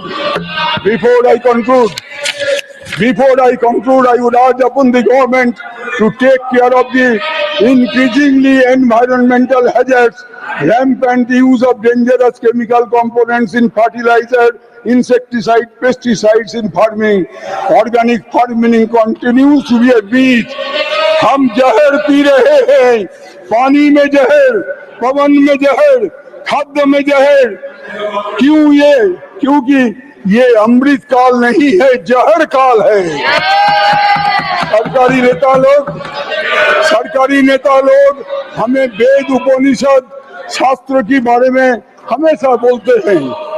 तो कैसे भूल गए? आप कैसे भूल गए ऋग्वेद का 1.9 सूत्र, जहां जिस मंत्र में बताया गया हमारे पूर्वज जिन्होंने ऋग्वेद का जन्म दिया था, लिखा गया था, उसमें है मधुवाता ऋतायते मधु क्षरंति सिंधव माधुर्न संतोषधि मधुनक्तो बुतो शशि मधुमत पार्थिवज्जो मधु दौड़ंतु न पिता मधुमन्न वनस्पति मधुमान अस्तु सूर्य मधुर्गाव भवन्तु न.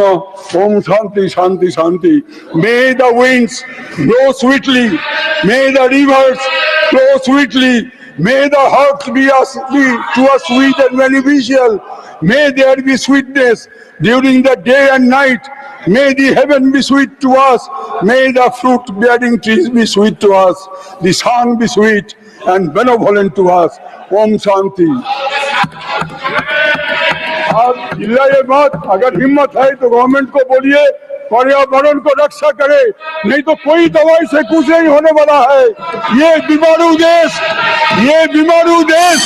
बैठिए, मंत्री बाधा डाल रहे हैं. ये हो रहा है यहाँ, मंत्री बाधा दे रहे हैं. अगर हिम्मत है पर्यावरण को रक्षा कीजिए, नहीं तो ये बीमारू देश को कोई बचा नहीं सकता. धन्यवाद.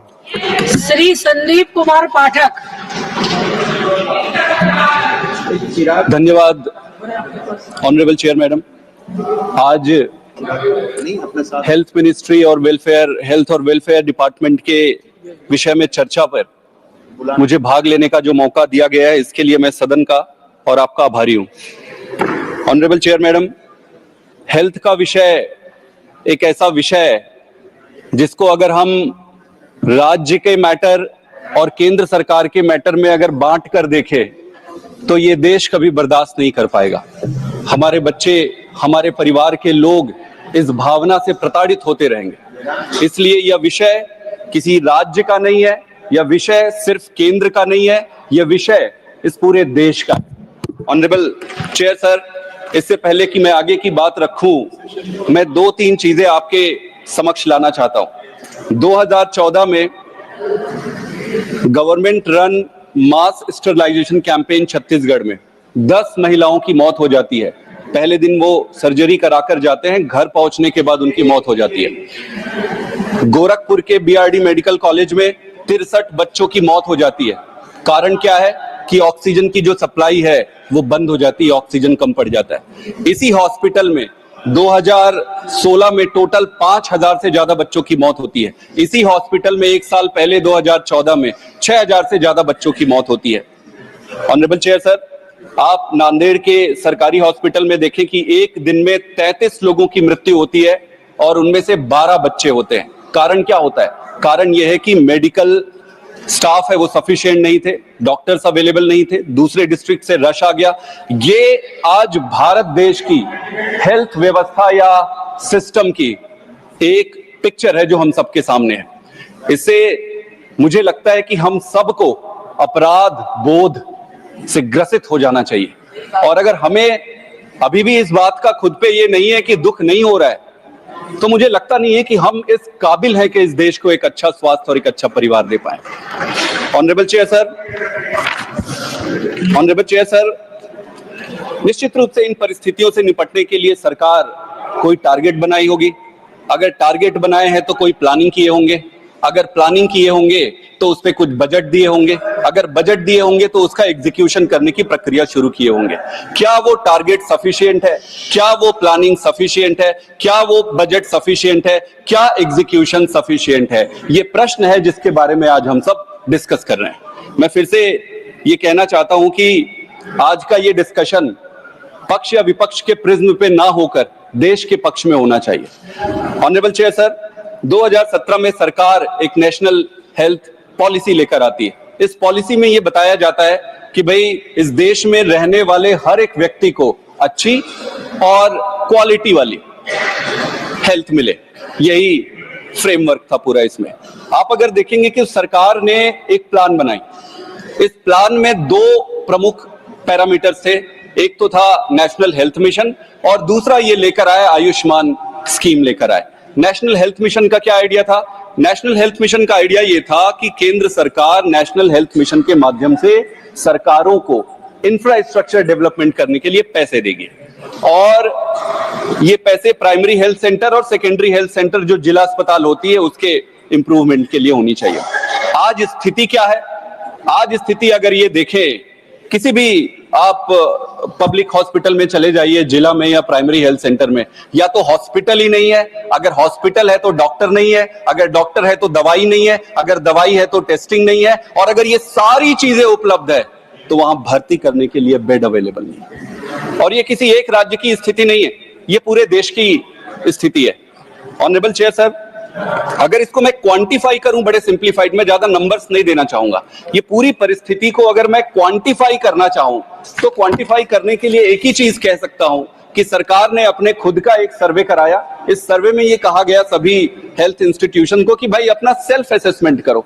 जब सेल्फ असेसमेंट किया गया तो ये पाया गया कि 80% से ज्यादा जो पब्लिक सेंटर्स थे, हॉस्पिटल्स थे, छोटे बड़े, वो फिट थे और अनफिट थे और सब स्टैंडर्ड थे। 80% से ज्यादा सब स्टैंडर्ड इंफ्रास्ट्रक्चर के साथ हम अपना ये नेशनल हेल्थ पॉलिसी चला रहे हैं। और ऑनरेबल चेयर सर, एक अच्छी बात रही सरकार की कि सरकार ने IPHS और NQS ये स्टैंडर्डाइज देने का या रेटिंग देने का एक पैमाना है, सरकार लेकर आई है। पहली सरकार दूसरे नाम से चलाती थी, इस सरकार ने रिफाइन किया, अच्छी बात है। अच्छी बात यह है कि ये स्टैंडर्डाइजेशन का प्रोसेस लेके आए हैं। दुर्भाग्य की बात यह है कि इनके इस स्टैंडर्डाइजेशन में इतने साल सरकार चलाने के बाद भी दुर्दशा जस की तस है। ऑनरेबल चेयर सर, एक और चीज